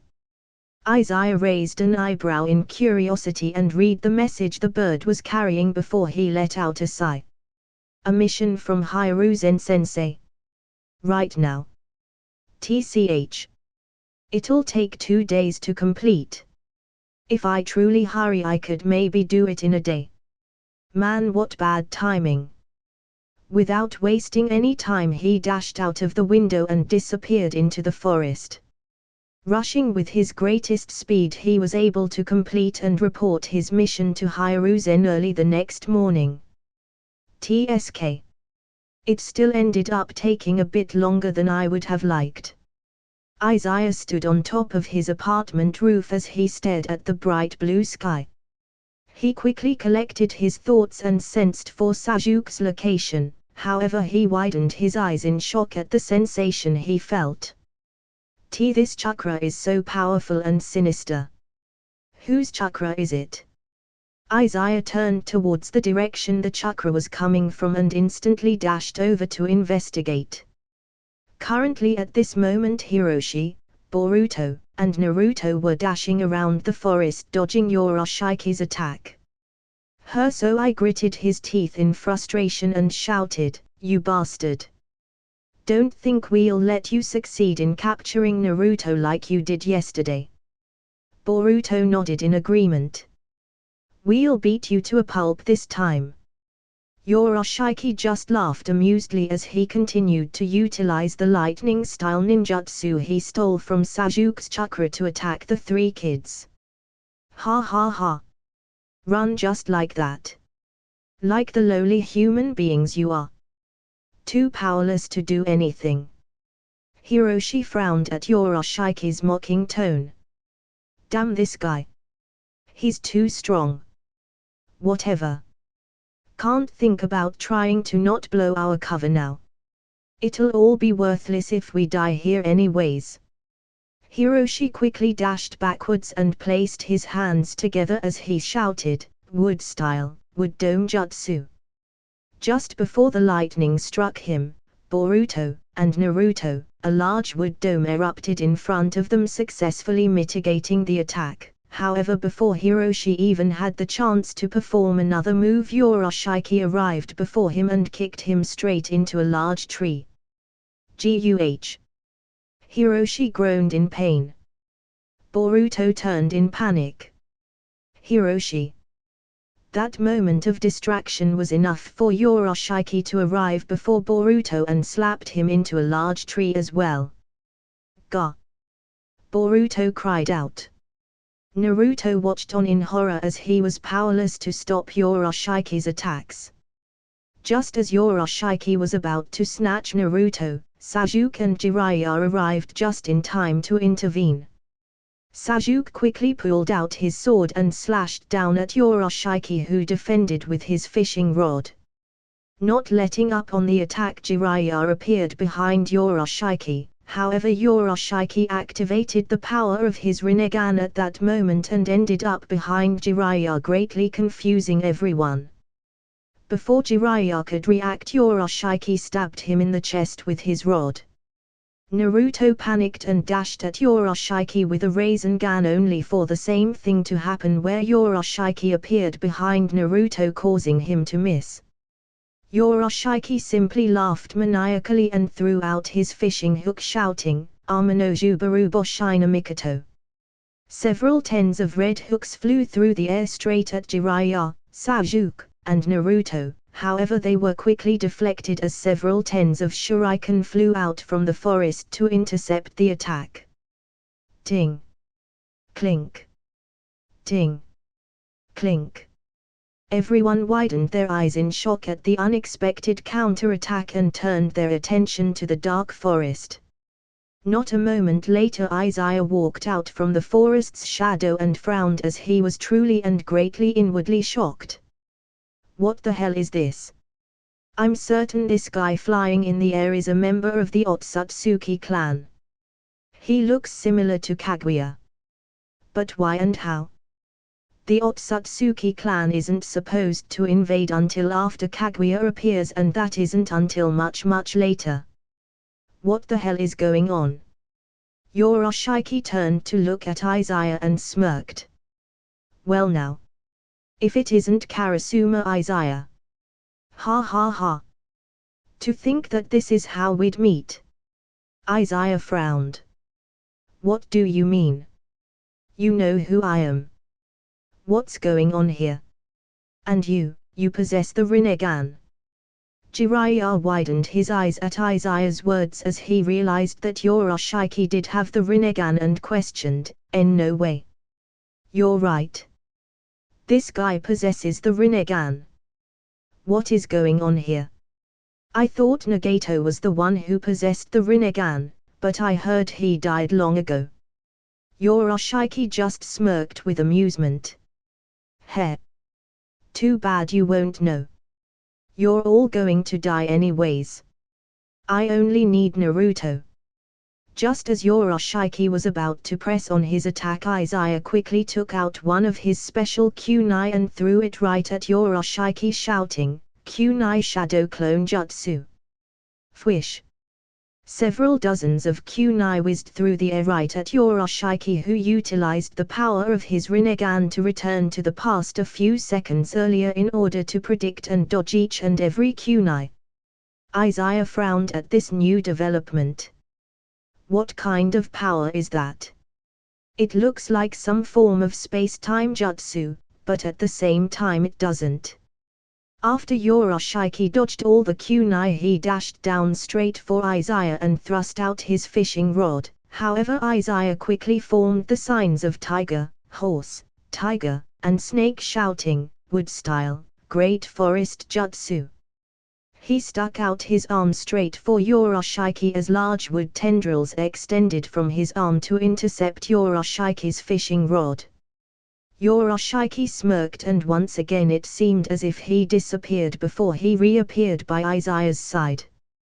Hiroshi watched as Yoroshiaki stabbed straight for Izaya's chest and felt his heartbeat quicken. Tears streamed down his face as he saw Yoroshiaki stab right through Izaya's heart. Hiroshi didn't even realize that a change occurred to his right eye at that moment. He had awakened his Sharingan, but he couldn't care less, as the only thing he could do was shout in anguish, "Nuuuuu!" Schlick! Blood splattered everywhere as everyone widened their eyes in shock at the scene that played out before them. However, in but a fraction of a second later, Izaya and that pool of blood puffed into nothing but white smoke. Yoroshiaki widened his eyes in shock. A clone. It was then that Izaya appeared above Yoroshiaki and shouted, "Chidori!" Just before Izaya's attack could connect, Yoroshiaki disappeared once again and arrived behind Izaya as he flung out his fishing hook, shouting, "Ha ha ha!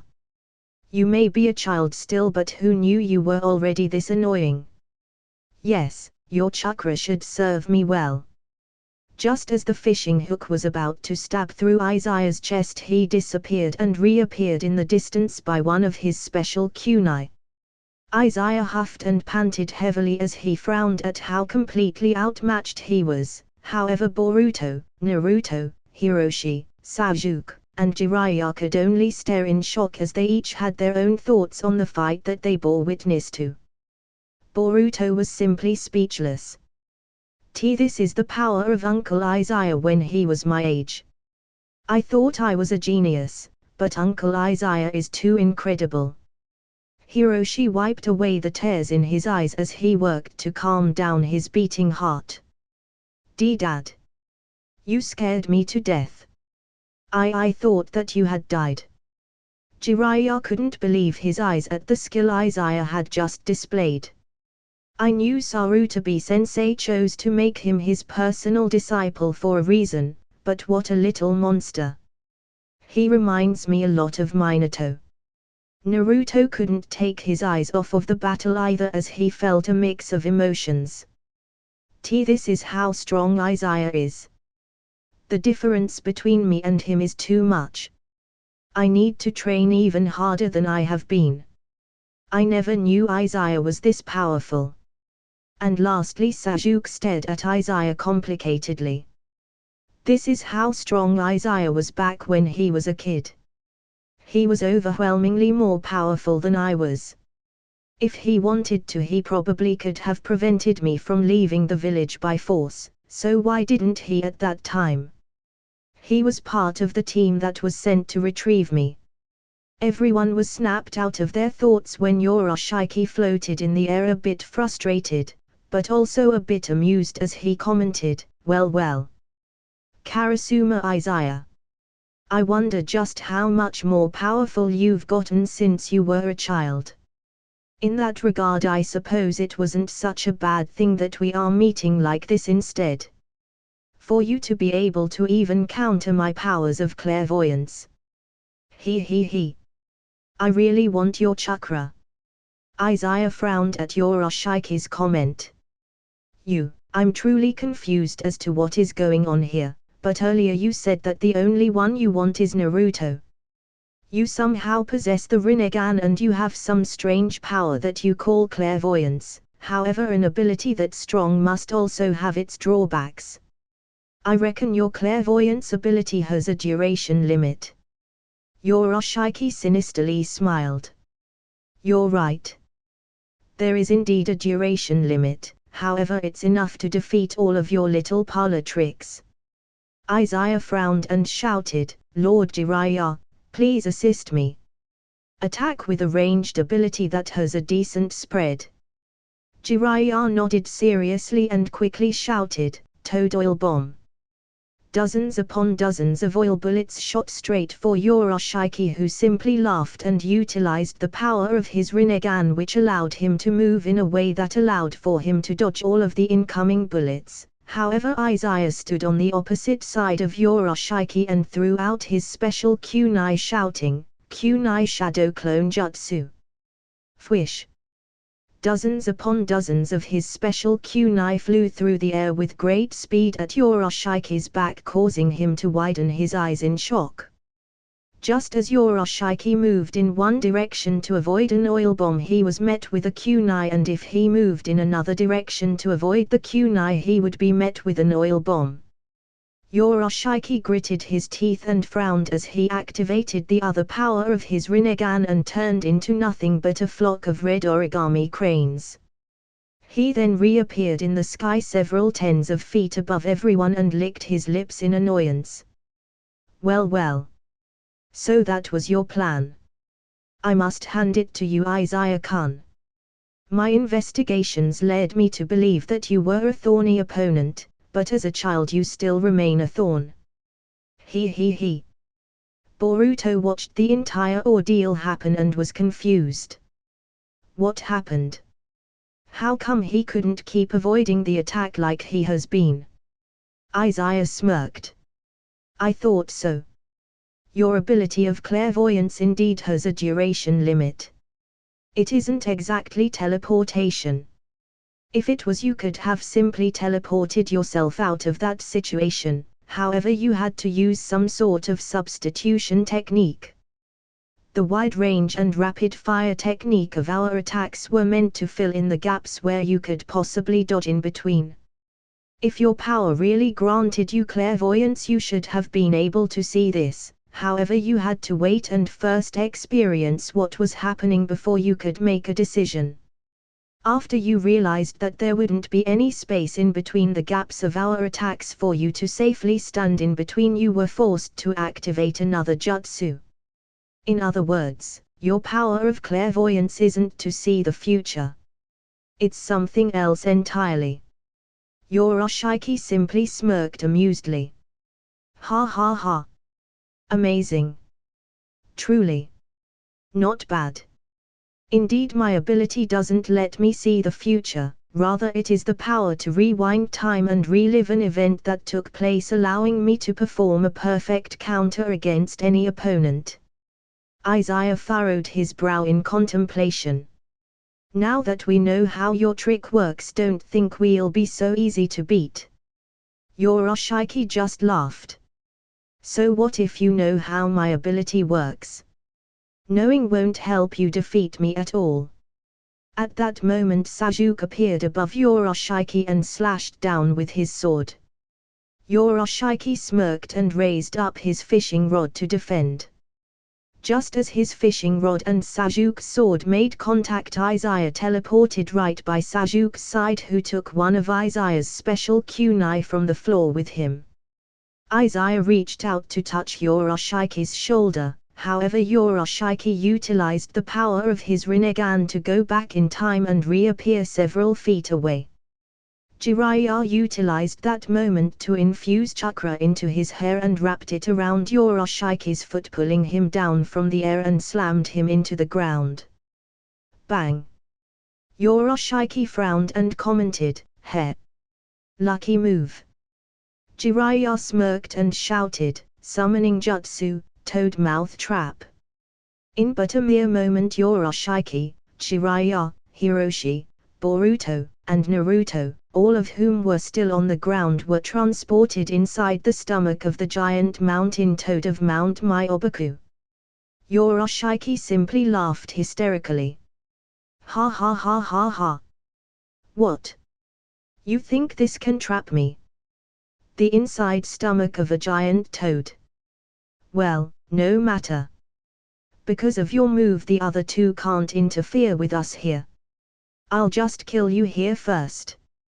Jiraiya simply narrowed his eyes in focus and said, "Hiroshi, Boruto, Naruto, conserve your strength." "Yeah," they replied seriously. Boruto and Naruto created shadow clones to attack Yoroshiki, who simply utilized his Rinnegan to easily avoid and dodge their every move. However, it wasn't long before he fell to his knees in pain and coughed out blood. What is this? What's going on? What did you do?" Jiraiya smirked. "Heh. Your ability lets you relive an experience more than once, however it also means that you experience more time than us. We are inside the stomach of the great mountain toad. There is an odorless and colorless poison released here that will affect one within 10 minutes. However, with your ability you've greatly increased the time in which you experienced the poison's effect." Yoroshiki frowned and growled angrily, "Damn you." It was then that the summoning disappeared, bringing them back to where they were previously, as Hiroshi stuck out his arm and shouted, "Wood style, wood snake jutsu." Swish! A wooden snake quickly wrapped itself around Yoroshiki's body and bit into his neck, attempting to suppress his chakra. Hiroshi gritted his teeth and frowned. "He may be weakened right now, but I can't hold it. His chakra is still too strong." Just as Yoroshiki broke free of Hiroshi's wood snake, Boruto and Naruto appeared right in front of him and shouted, "Rasengan!" Bam! Gua! Yoroshiki shouted in pain as he was flung through the air uncontrollably and smashed into several large trees in the forest before smashing into a large rock wall and laid flat on his back in pain. Yoroshiki groaned and burned with fury and anger as he slowly floated back into the air, completely disheveled, bruised, and battered. "Why, you damn lowly beings! I shall show you what true power is. I shall punish you all like the lowly dogs you are." He then proceeded to eat his red chakra gourd before he took out both of his eyes and ate them as well. Boruto, Naruto, Hiroshi, and Jiraiya stared in shock and disgust at what they witnessed. In but mere seconds a powerful aura swept through the surrounding area as Yoroshiki's entire being and physique changed. He completely healed as two large jagged horns appeared on his head. His eyes turned completely yellow as a third eye appeared on his forehead, revealing itself to be a yellow-colored Rinnegan. His feet grew long large claws and his arms transformed into a hybrid of human arms and wings. Jiraiya frowned as he commented, "This is bad. I feel an immense amount of evil chakra from him." Yoroshiki laughed evilly as he stared down at them. "Mwahaha. I'm going to enjoy killing all of you. Except you, Naruto. I will torture you before extracting the 9 tails from you. Fwish. Before any of them had a chance to move, Yoroshiki appeared in the midst of them and punched out with both fists before twisting his body and kicking out with both of his feet. That move instantly knocked Hiroshi, Boruto, Naruto, and Jiraiya through the air and crashing into several large trees. He then quickly appeared right before Hiroshi and thrust out his hand aiming to kill him. However, Izaya quickly appeared right by Hiroshi's side and teleported him to one of his special kunai in the distance.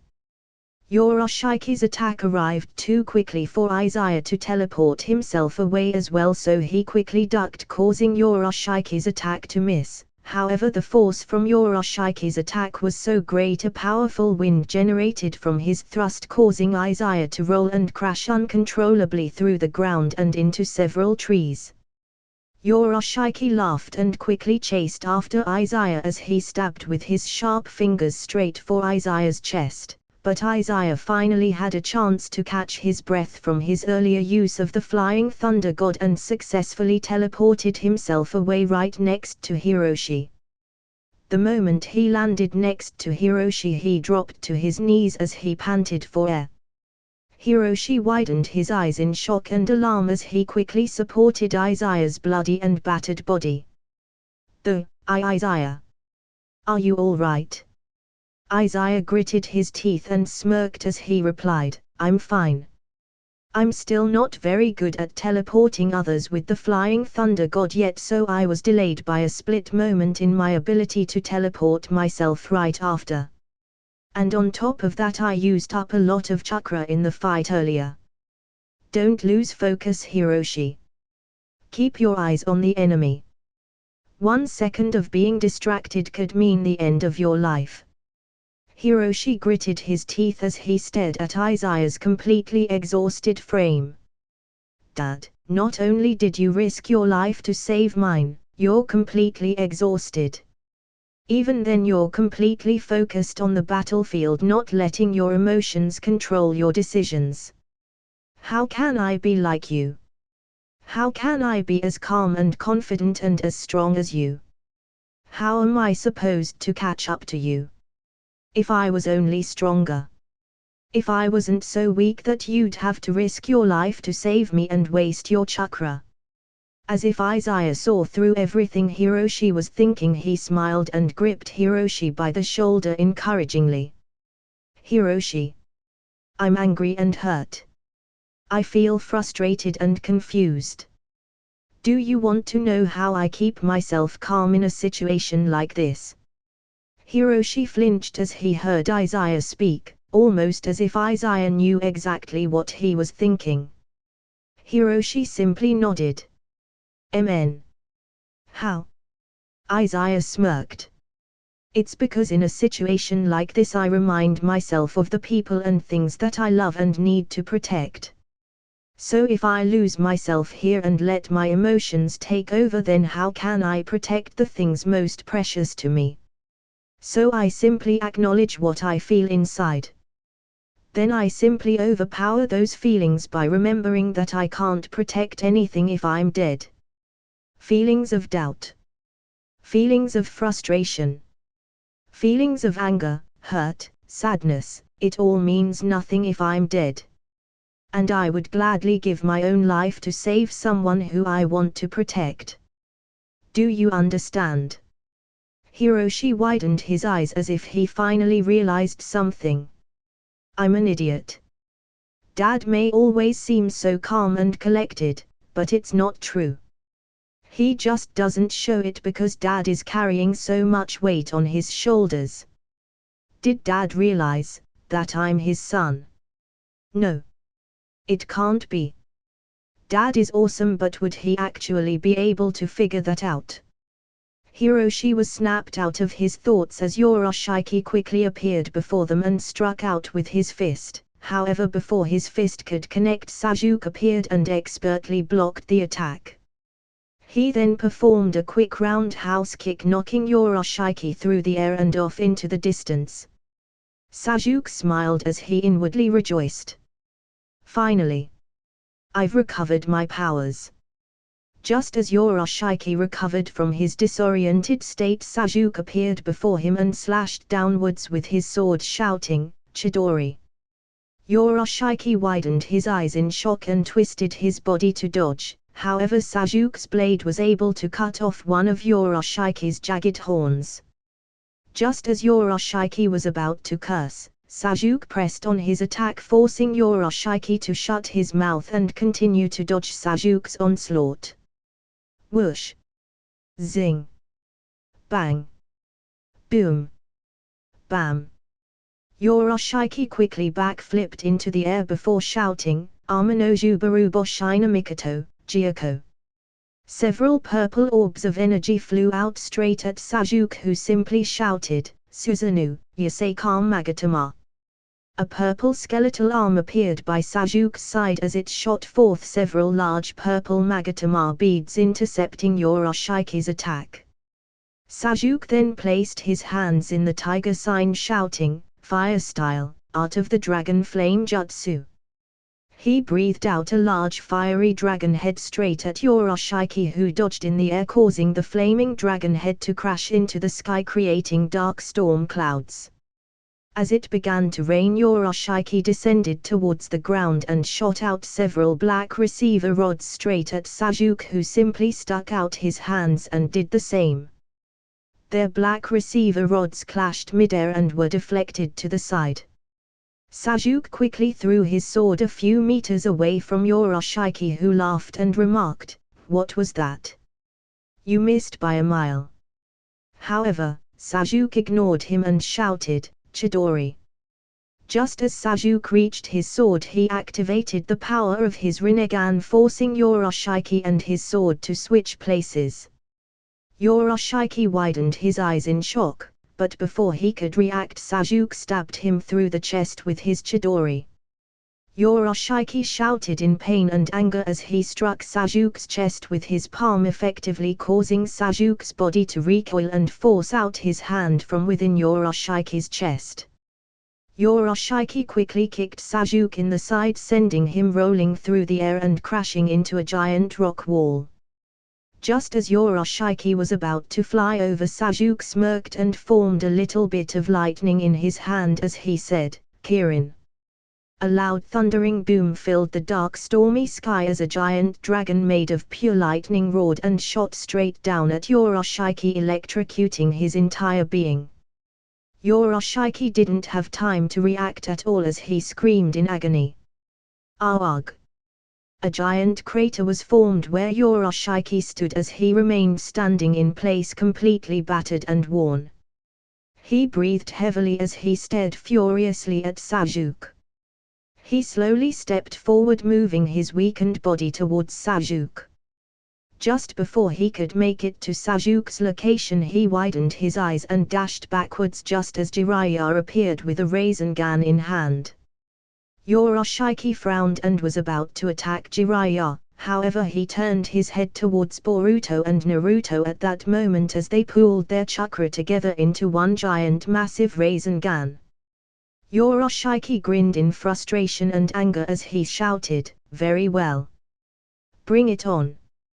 But before Yoroshiaki could even do anything, he felt his movements become restricted as a wooden snake wrapped itself around his body. Hiroshi gritted his teeth as he did his best to restrict Yoroshiki's movements. Gvuwawawara! Naruto! Boruto! Hurry! I don't know if I can hold him much longer. Just as Yoroshiaki was about to break free from Hiroshi's wooden snake, the binding around him had suddenly become stronger, causing him to widen his eyes in shock. The wooden snake slowly transformed into an even bigger snake with thorns all over its body, large fangs in its mouth, and two giant horns on its head. Hiroshi felt two hands on his back, fueling him with power and increasing his ability to control the wood style. It was then he heard Izaya's voice. "Here. Use my power as well. With the both of us, he shouldn't be able to break free so easily." Hiroshi felt a powerful warmth spread within him. It was a feeling of complete safety and ease. He recalled that this was exactly how he felt whenever he was around his dad. A tear fell from Hiroshi's eyes as he nodded and accepted Izaya's power. Amen. We'll do this together. Yoroshiaki struggled with all his might, but after Sasuke had greatly weakened him, he no longer possessed enough power to resist. The combined power from Hiroshi and Izaya utilizing their wood style to suppress and bind him was too strong for him to break free from, and it was at this moment that Naruto and Boruto arrived before him as they shouted, "Rasengan!" Yoroshiaki could only scream in anguish. Da'an Uu. Boom. The force generated from the attack instantly cleared the skies of the dark clouds whilst also creating a giant crater in the area. Yoroshiki's body was completely destroyed without a single trace left of him. Everyone simply stared in awe at the now clear blue sky in complete silence and relief. The only sound that could be heard was the heavy panting of Izaya, Hiroshi, Boruto, and Naruto as they had completely over-exhausted themselves. It was then that they all four dropped to the ground completely unconscious and asleep with a smile plastered on their faces. Sasuke and Jiraiya simply looked down at the four of them and smirked. "These four are going to go far," Jiraiya commented with a smile. Sasuke nodded with a smile as well. "Yeah. I know they will." It was then that Sasuke turned his head in the direction of the village as he sensed other shinobi heading their way. Jiraiya noticed Sasuke's action and said, "Konoha shinobi." Sasuke nodded. "Probably. After all the commotion and mess we made, there's no way they wouldn't have noticed." Jiraiya nodded in agreement. "It'd be a problem if you were discovered here, right?" Sasuke nodded. Jiraiya simply let out a sigh before smiling and said, "Well then, why don't you take Hiroshi and Boruto and leave? They should be fine after a bit of rest. I'll take care of Izaya and Naruto as well as the Leaf Shinobi. Besides, we can meet up later. I reckon there's quite a lot of things we need to discuss, and there are probably things that we shouldn't have learned about." Sasuke nodded and picked up Boruto and Hiroshi before asking, "And what will you tell them?" Jiraiya just laughed. "Ha ha ha. Well, I'll just tell them that I had Izaya help out with Naruto's training today and it got a bit too intense. The Nine Tails went on a little rampage, but I was able to suppress it with a sealing jutsu." Sasuke nodded in agreement before he disappeared with Hiroshi and Boruto in hand. The next day Sasuke, Boruto, and Hiroshi waited in a forest nearby Konoha as Jiraiya and Naruto met up with them. After they spoke a bit, Sasuke utilized his Sharingan to erase their memories. It was then he looked up to the shadows of the trees and said, "Come out. I know you're there." Fwish. Izaya jumped down from the treetop and landed on the ground as he responded, "As expected of you." Uchiha Sasuke. Eee. Boruto and Hiroshi exclaimed in complete shock at the revelation that Izaya figured out who Sasuke was.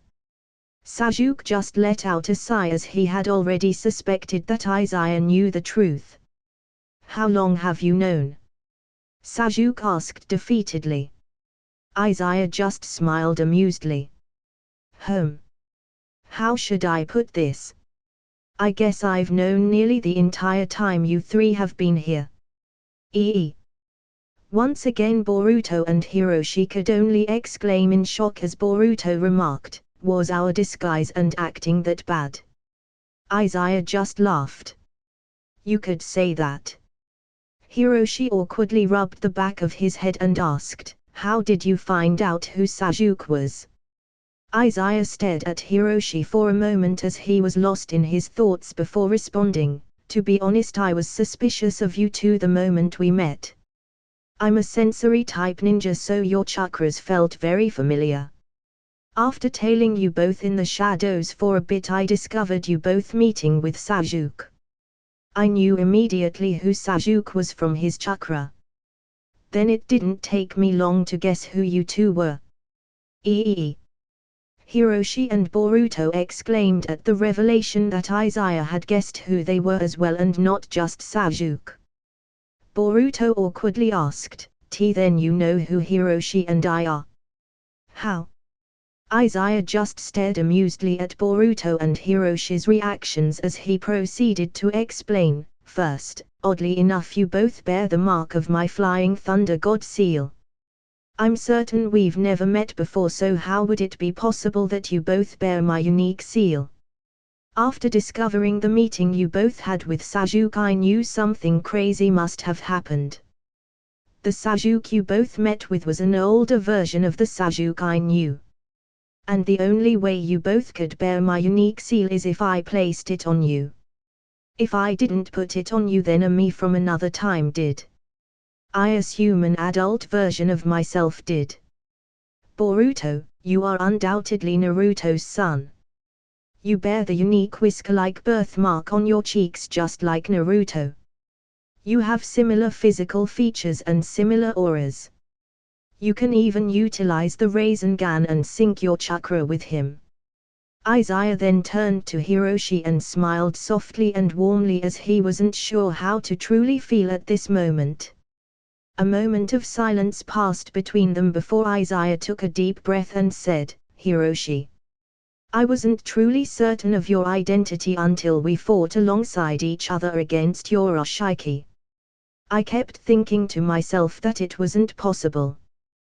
That perhaps the connection I felt between us was just a coincidence, but I'm definitely certain of it now. It's a bit strange for my 12-year-old self to say this, but, before Izaya could finish his sentence, Hiroshi nodded embarrassingly and said, I understand. I guess it is a bit strange to hear my 12-year-old dad speak like he has a son. I can't really imagine myself doing it if I was put in your position. Izaya just smiled at Hiroshi's response and said, your aura, it's just like Hanabi's. Sasuke coughed and interjected at this moment, I've already erased Jiraiya and Naruto's memory of these events. I assume you don't mind either, correct? Izaya shook his head. No, that is the main reason why I'm here. It wouldn't be good for me to know of these events that unfolded. Have you removed the memories of everyone you came into contact with? Sasuke nodded. I have. You're the last one. I see. Well, this has definitely been a strange experience for me. I'm sure for all of you as well. I don't understand completely about what's happening in the future, but I suppose that's something I can only leave up to you all of the future. Please make sure to erase my memories very thoroughly, Sasuke. I need to remove my blindfold for your Sharingan to work, but please place my blindfold back on me afterwards. Sasuke nodded in agreement. Izaya then untied his blindfold, revealing his Sharingan in both eyes as Boruto stared with curiosity as he has never truly seen his Uncle Izaya without his blindfold. So that's what Uncle Izaya looks like without the blindfold. Cool. Sasuke stared at Izaya's eyes and activated the power of his Sharingan, erasing Izaya's memories of the events that took place. He then walked over to Izaya and, like he promised, tied the blindfold back around Izaya's eyes. It was then that Boruto brought out the turtle Karasuki. Karasuki opened its eyes and looked around before saying, "Good morning everyone. Did you enjoy your time here?" Sasuke just let out a sigh as he looked down at the small turtle. "We'd like to borrow your power to return home." Karasuki nodded. "Very well. I have regained enough chakra thanks to this one carrying me around and sticking nearby a source of immense chakra. I can indeed take you all home. Can you take us back to the point where we just left?" "Indeed I can. That won't be a problem. Sasuke massaged the middle of his brow from all the insanity that happened the past couple days and let out a sigh of relief. Boruto, Hiroshi, let's go. Hiroshi stared at Izaya's unconscious form on the forest floor, feeling a bit sad that they were parting. However, he quickly dashed over to Sasuke and Boruto as Karasuki began to transport them back to their own time. Dad. It sure was great getting to meet you as a kid. And to fight alongside you. I learned so much. Mom was right. You didn't really change. You were just as awesome as a kid as you are as my dad. I hope you come back home soon. I know I met you when you were a kid, but I'd rather see you as my dad at home. Amen. That'd be best. Zing. In but a few minutes the three of them arrived back in that archaeological building right before they disappeared, as the three of them had the same exact thought. We're finally back. That's it for this video, guys. Hope you like the video. Like, share and subscribe the channel. Also make sure you give me your recommendation in the comment section down below. Thank for watching.